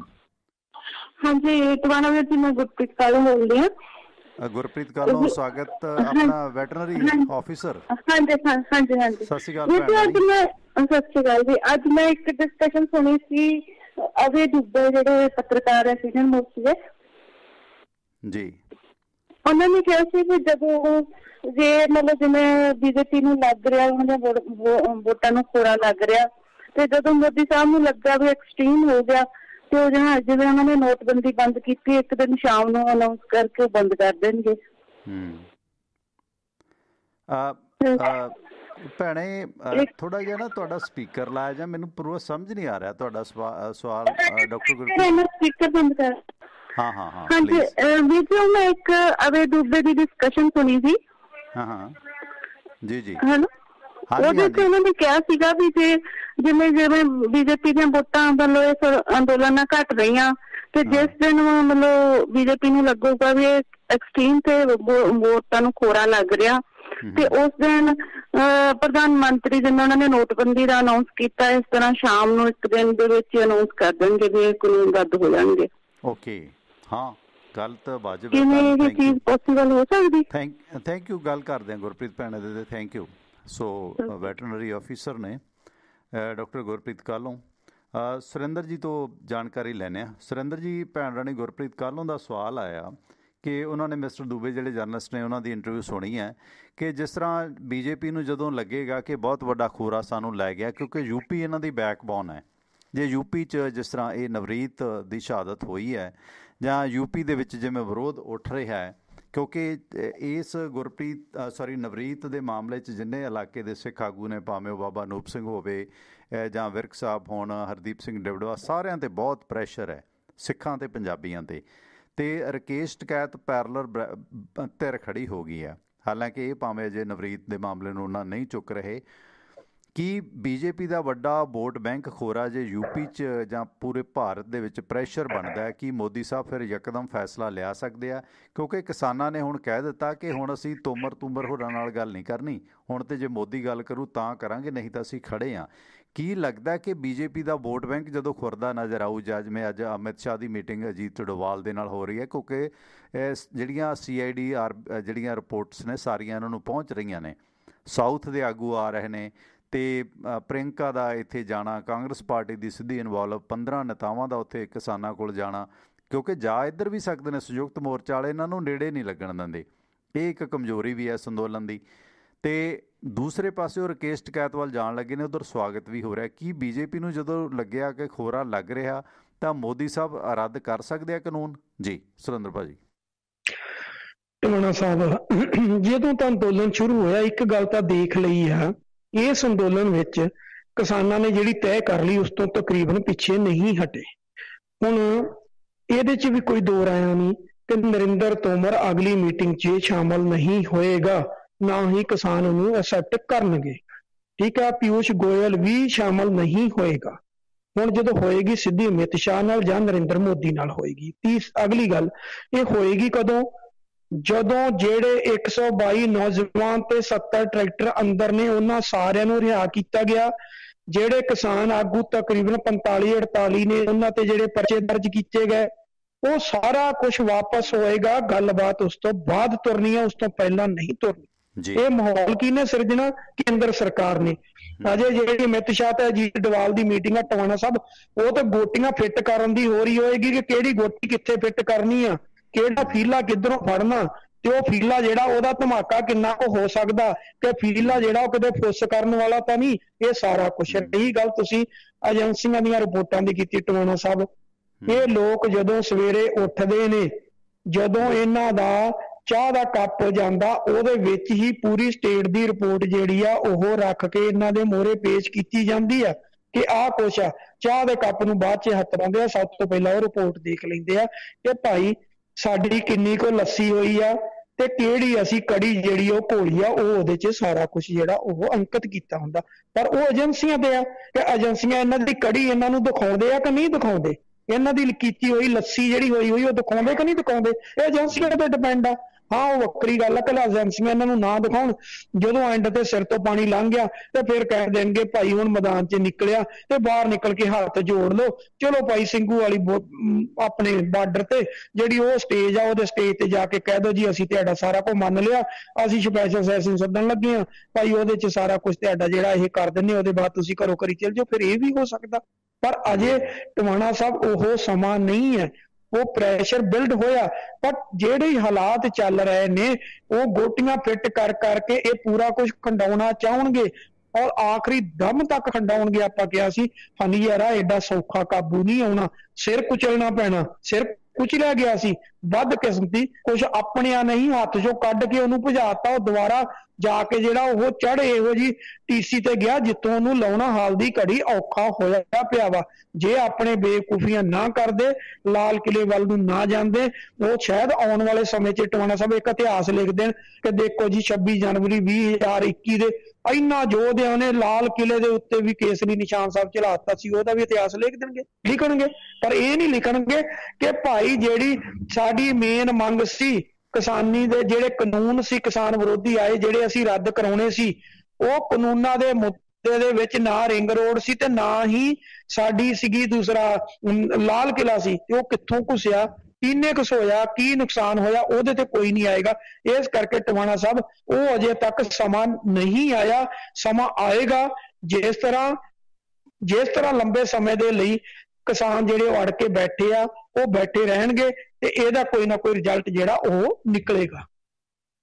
ਜੀ ਸੁਰਿੰਦਰ ਜੀ ਇਸ ਮਾਮਲੇ ਦੇ ਵਿੱਚ ਜਿਸ ਤਰ੍ਹਾਂ ਤੁਸੀਂ ਸਾਰਾ ਇਹ ਐਕਸਪਲੇਨ ਕੀਤਾ ਕਿ ਜਿਸ ਤਰ੍ਹਾਂ 15 ਨੇਤਾ ਗਏ ਨੇ, ਅੱਜ 15 ਨੂੰ ਰੋਕ ਦਿੱਤਾ, ਕੱਲ੍ਹ ਨੂੰ 55 ਵੀ ਆਉਣਗੇ। ਇਹ ਜਿਹੜਾ ਮੀਟਿੰਗ ਨਾ ਕਰਨ ਦੇਣਾ, ਇਹ ਇੱਕ ਸੰਵਿਧਾਨਕ ਜਿਹੜੇ ਲੋਕ ਨੇ, ਜਿਹੜੇ ਚੁਣੇ ਹੋਏ ਮੈਂਬਰ ਪਾਰਲੀਮੈਂਟ ਨੇ, ਪਾਰਟੀਆਂ ਦੇ ਚੀਫ ਨੇ, ਸਾਬਕਾ ਮਿਨਿਸਟਰ ਨੇ, ਉਹਨਾਂ ਨੂੰ ਇਸ ਤਰ੍ਹਾਂ ਰੋਕਣਾ, ਇਹਦੇ ਵਿਰੋਧ ਦੇ ਵਿੱਚ ਆਪੋਜੀਸ਼ਨ ਹੋਰ ਸਟਰੋਂਗ ਆਏਗੀ। ਭਾਰਤ ਸਰਕਾਰ ਜੇ ਕਿੱਲਾਂ ਲਾ ਕੇ ਆਪ ਪੱਟ ਸਕਦੀ ਹੈ, ਇਹ ਬਹੁਤ ਫੇਲੀਅਰ ਵੱਲ ਨੂੰ ਜਾ ਰਿਹਾ। ਇਹ ਮੈਨੂੰ ਲੱਗਦਾ ਮੋਦੀ ਸਾਹਿਬ ਸਿਰਫ ਜਿੱਦ ਪੁਗਾ ਰਹੇ ਨੇ।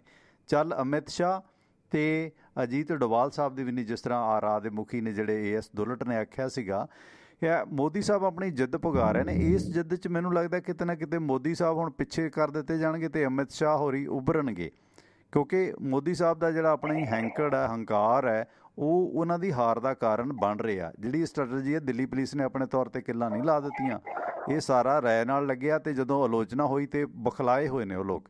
ਕੀ ਕਹਿਣਾ ਚਾਹੋਗੇ ਸੁਰਿੰਦਰ ਜੀ? ਟਵਾਣਾ ਸਾਹਿਬ ਬਿਲਕੁਲ ਜੀ, ਟਵਾਣਾ ਸਾਹਿਬ ਜਿੱਥੋਂ ਤੱਕ ਇਹ ਆ ਕਿ ਜਿਹੜੀਆਂ ਗੱਡੀਆਂ ਸੀ ਉਹ ਪੱਟੀਆਂ, ਟਵਾਣਾ ਸਾਹਿਬ ਪੱਟੀਆਂ ਕਿਉਂ ਗਈਆਂ? ਉਹਨਾਂ ਨੇ ਉਹ ਜਿਹੜੀਆਂ ਵੱਡੀਆਂ ਕਿੱਲਾਂ ਗੱਡੀਆਂ ਸੀ ਉਹਨਾਂ ਨੂੰ ਪੈਰਾਂ ਦੇ ਨਾਲ ਹੀ ਮੁੱਦੇ ਕਰਦੇ, ਕਿਉਂਕਿ ਇੱਕ ਸਲੇਟ ਸੀਗੀ ਪੂਰੇ ਦੀ ਪੂਰੀ, ਉਹ ਪਲੇਟ ਦੇ ਉੱਪਰ ਉਹ ਕਿੱਲਾਂ ਲਾਈਆਂ ਹੋਈਆਂ ਸੀ, ਉਹਨਾਂ ਨੂੰ ਧਰਤੀ ਦੇ ਵਿੱਚ ਪੂਰੀ ਪਲੇਟ ਜਿਹੜੀ ਸੀ ਉਹਨੂੰ ਕੱਢ ਦਿੱਤਾ ਗਿਆ। ਕਿਸਾਨ ਆਏ, ਉਹਨਾਂ ਨੇ ਪੈਰ ਉੱਤੇ ਰੱਖ ਕੇ ਸਾਰੀਆਂ ਕਿੱਲਾਂ ਜਿਹੜੀਆਂ ਉਹ ਮੂਧੀਆਂ ਕਰ ਦਿੱਤੀਆਂ, ਸਾਰੀਆਂ ਟੁੱਟ ਗਈਆਂ, ਉਹ ਲੰਬੀਆਂ ਪੈ ਗਈਆਂ। ਫਿਰ ਇਹਨਾਂ ਸੋਚਿਆ ਇਨਸਲਟ ਹੁੰਦੀ, ਕਿਉਂਕਿ ਉਹ ਸਾਰਾ ਕੁਝ ਮੀਡੀਆ 'ਚ ਆ ਗਿਆ, ਖਾਸ ਕਰ ਜਿਹੜਾ ਇਹ ਸੋਸ਼ਲ ਮੀਡੀਆ ਸੀ, ਉਹਨਾਂ ਨੇ ਬੜੀ ਖਿੱਲੀ ਉਡਾਈ ਕਿ ਭਾਈ ਇਹਨੂੰ ਤਾਂ ਪੈਰਾਂ ਦੇ ਨਾਲ ਹੀ ਮਿੱਧੀ ਜਾਂਦੇ ਨੇ ਕਿਸਾਨ, ਤੁਸੀਂ ਕਿਹੜੀਆਂ ਲਾਤੀਆਂ। ਅਖੀਰ ਟਵਾਣਾ ਸਾਹਿਬ ਉਹਨਾਂ ਨੂੰ ਅੱਜ ਪੱਟਰੀਆਂ ਪਈਆਂ ਤੇ ਪੱਟ ਕੇ ਉੱਥੇ ਹੁਣ ਵੱਡੀਆਂ ਪਲੇਟਾਂ ਜਿਹੜੀਆਂ ਉਹ ਲਾਉਣ ਦੀ ਤਿਆਰੀ ਹੋ ਰਹੀ ਆ।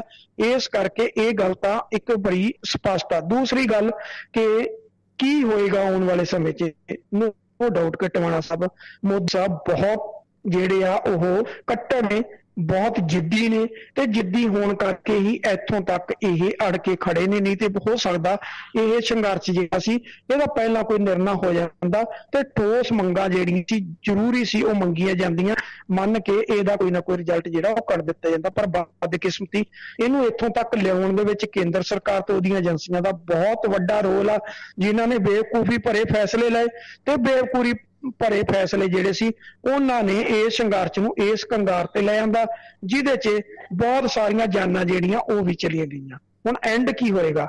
ਹਾਂ, ਹੋ ਸਕਦਾ ਕਿ ਜਦੋਂ ਪ੍ਰਾਈਮ ਮਿਨਿਸਟਰ ਫੇਲ ਹੋਵੇ ਤੇ ਉਹਦੇ ਬਾਅਦ ਫਿਰ ਅਜੀਤ ਡੋਵਾਲ ਤੇ ਜਿਹੜਾ ਹੋਮ ਮਿਨਿਸਟਰ ਆ, ਇਹਨਾਂ ਦੋਨਾਂ ਨੂੰ ਜਿਹੜਾ ਉਹ ਫਰੰਟ ਤੇ ਲੈ ਆਂਦਾ ਜਾਵੇ।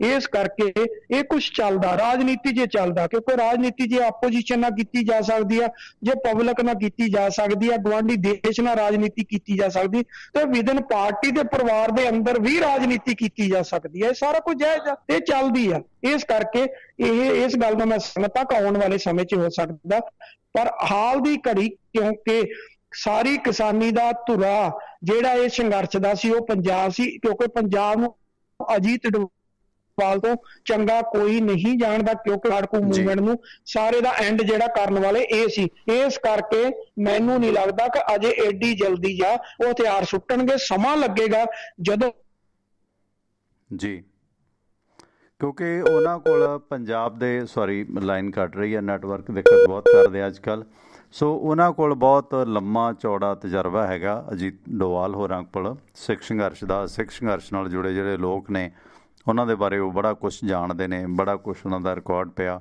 ਸੋ ਕਿਤੇ ਨਾ ਕਿਤੇ ਪਰ ਦੂਸਰੇ ਬੰਨੇ ਜਿਹੜੇ ਲੋਕ ਸਲੀਕੇ ਦੇ ਨਾਲ, ਭਾਵੇਂ ਉਹ ਖੱਬੇ ਪੱਖੀ ਨੇ ਭਾਵੇਂ ਕੁਛ ਵੀ ਨੇ, ਉਹ ਸਲੀਕੇ ਦੇ ਨਾਲ ਕਾਨੂੰਨ ਦਾਇਰੇ 'ਚ ਰਹਿ ਕੇ ਲੜਾਈ ਲੜ ਰਹੇ ਨੇ, ਜਿਸ ਦੇ ਅੱਗੇ ਅਜੀਤ ਡੋਵਾਲ ਹੋਰਾਂ ਦੇ ਦਾਅਵੇ 'ਚ ਵੀ ਸ਼ਾਇਦ ਨਾ ਚੱਲ ਸਕਣੇ। ਠੀਕ ਹੈ, ਕਿੰਨੇ ਬੁੱਧੀਜੀਵੀ ਨੇ, ਕਾਮਰੇਡ ਨੇ, ਖੱਬੇ ਪੱਖੀ ਨੇ, ਪੂਰੇ ਭਾਰਤ ਦੇ ਵਿੱਚ 5-7 ਲੋਕਾਂ ਦਾ ਕਤਲ ਵੀ ਹੋਇਆ।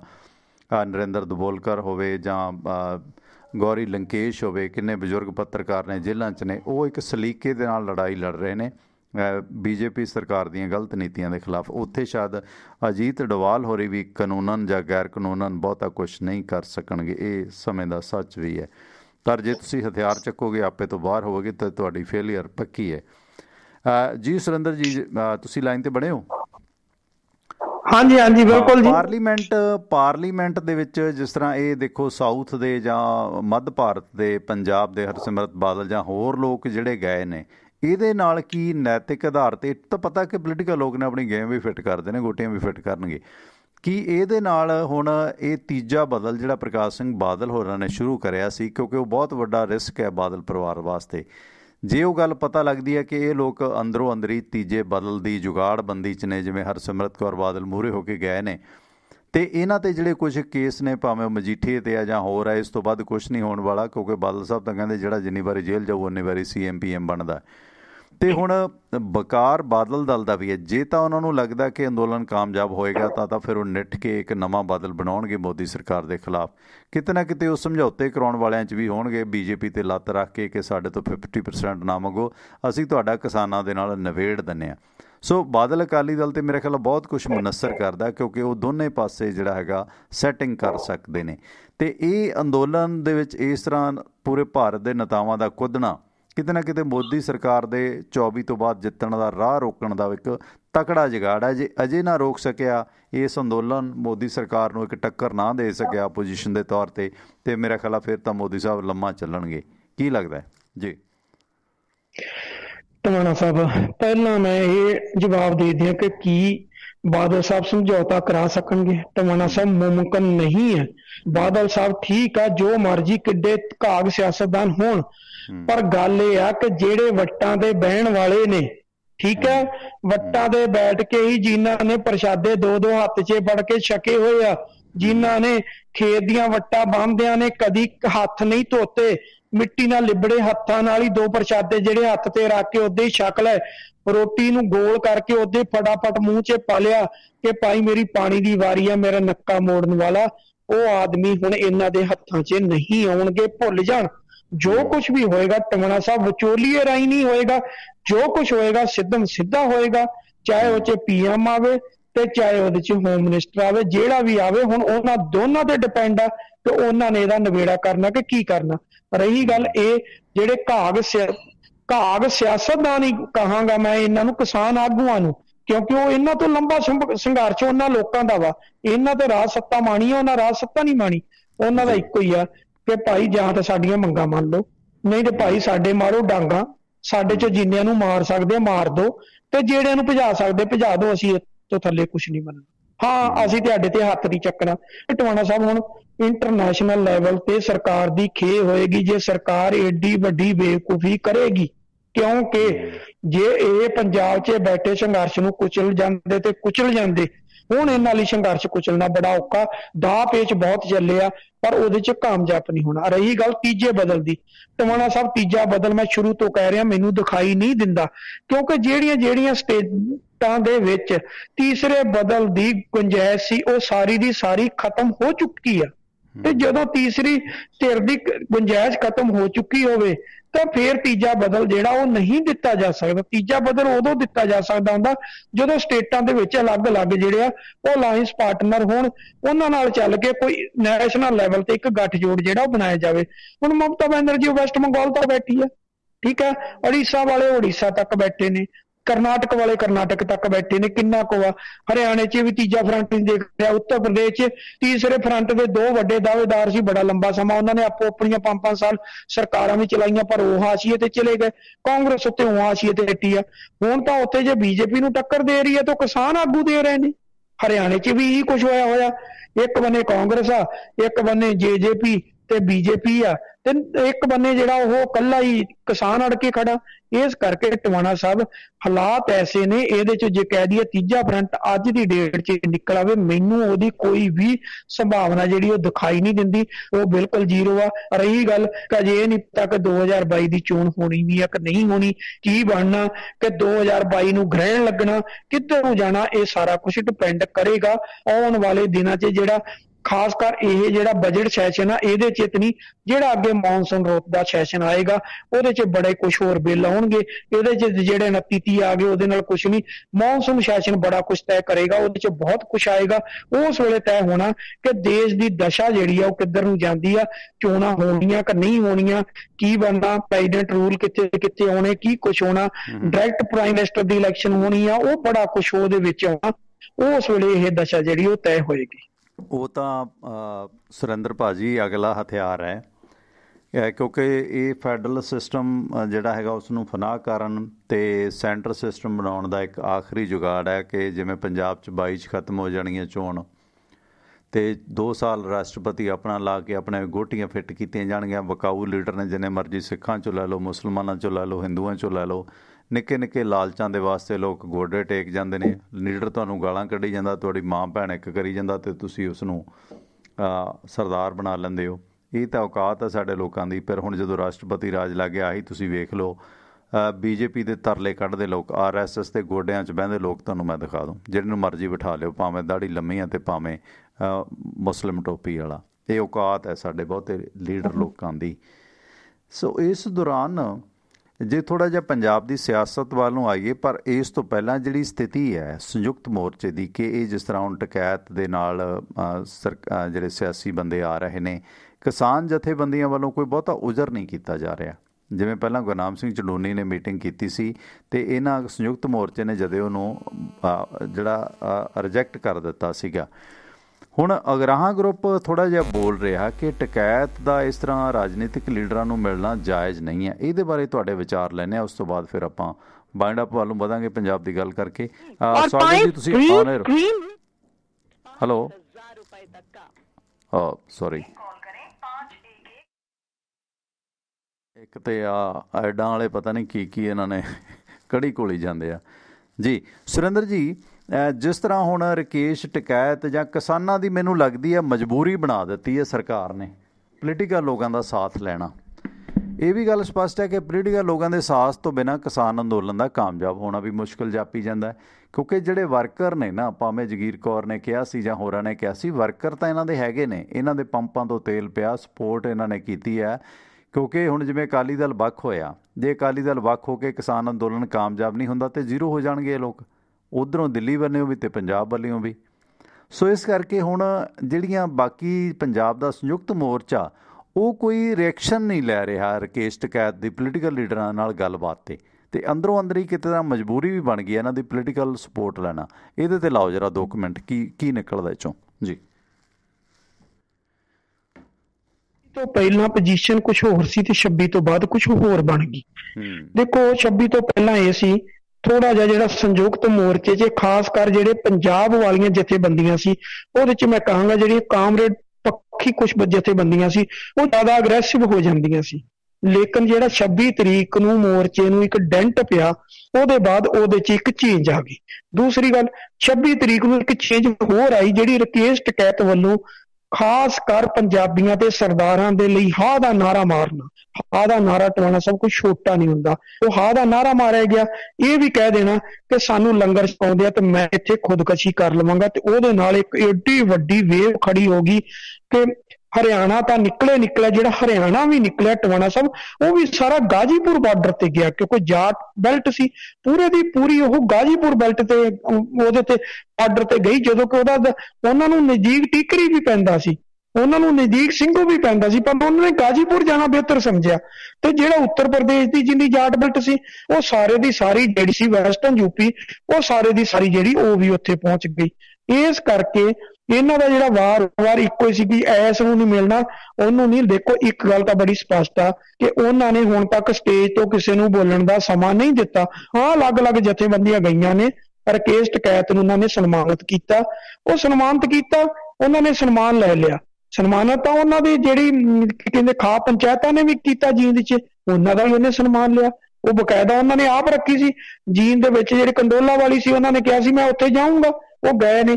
ਇਸ ਕਰਕੇ ਮਜਬੂਰੀ ਤਾਂ ਬਣੀ ਆ, ਲੇਕਿਨ ਉਹਦੇ ਨਾਲ ਮਜਬੂਰੀ ਜਿੰਨੀ ਕੋ ਕਿਸਾਨਾਂ ਦੀ ਬਣੀ ਆ, ਉਸ ਤੋਂ ਕਿਸਾਨ ਆਗੂਆਂ ਦੀ ਬਣੀ, ਉਸ ਤੋਂ ਜ਼ਿਆਦਾ ਹੀ ਟਵਾਣਾ ਸਾਹਿਬ ਪੋਲੀਟੀਕਲ ਲੋਕਾਂ ਦੀ ਵੀ ਬਣੀ ਆ। ਪੋਲੀਟੀਕਲ ਲੋਕ ਬੜੀ ਦੇਰ ਤੋਂ ਹਾਸ਼ੀਏ ਤੇ ਖੜੇ ਸੀ, ਕਿਉਂਕਿ ਉਹ ਆਪਣੀ ਰੈਲੀ ਕਰਨ ਜੋਗੇ ਨਹੀਂ ਸੀ। ਉਹਨਾਂ ਨੇ ਆਪਣੇ ਬਰਾਬਰ ਟਰੈਕਟਰ ਮਾਰਚ ਕੱਢ ਕੇ ਦੇਖ ਲਿਆ ਉਹਨਾਂ ਦਾ ਕੀ ਜਲੂਸ ਨਿਕਲਿਆ, ਲੇਕਿਨ ਜਦੋਂ ਦਿੱਲੀ ਨੂੰ ਕੂਚ ਕੀਤਾ ਉਹਦੇ ਨਾਲ ਕਿੱਦਾਂ ਹਜੂਮ ਉੱਠ ਕੇ ਤੁਰਿਆ, ਉਹ ਵੀ ਕਿਤੇ ਨਾ ਕਿਤੇ ਪੋਲੀਟੀਕਲ ਪਾਰਟੀਆਂ ਸਾਰੀਆਂ ਨੂੰ ਹਿਲਾ ਗਿਆ ਕਿ ਸਾਡੇ ਨਾਲ ਕੀ ਕੁਝ ਵਾਪਰਿਆ, ਅਸੀਂ ਕੱਲ ਨੂੰ ਕਿੱਥੇ ਖੜਨਾ। ਇਸ ਕਰਕੇ ਮਜਬੂਰੀ ਵਸ ਉਹ ਤਰਲੇ ਲੈ ਲੈ ਕੇ ਜਿੱਥੇ ਵੀ ਉਹਨਾਂ ਨੂੰ ਥਾਂ ਮਿਲਦੀ ਉੱਥੇ ਉਹ ਜਾਣ ਦੀ ਜਿਹੜੀ ਆ ਉਹ ਕੋਸ਼ਿਸ਼ ਕਰਦੇ ਆ ਜੀ। ਬਾਦਲ ਸਾਹਿਬ ਕਿਵੇਂ ਆ? ਅਲਸੀ ਦੀਆਂ ਪਿੰਨੀਆਂ ਕੰਮ ਨਹੀਂ ਕਰਦੀਆਂ ਉਹਨਾਂ ਦੀਆਂ ਅਜੇ?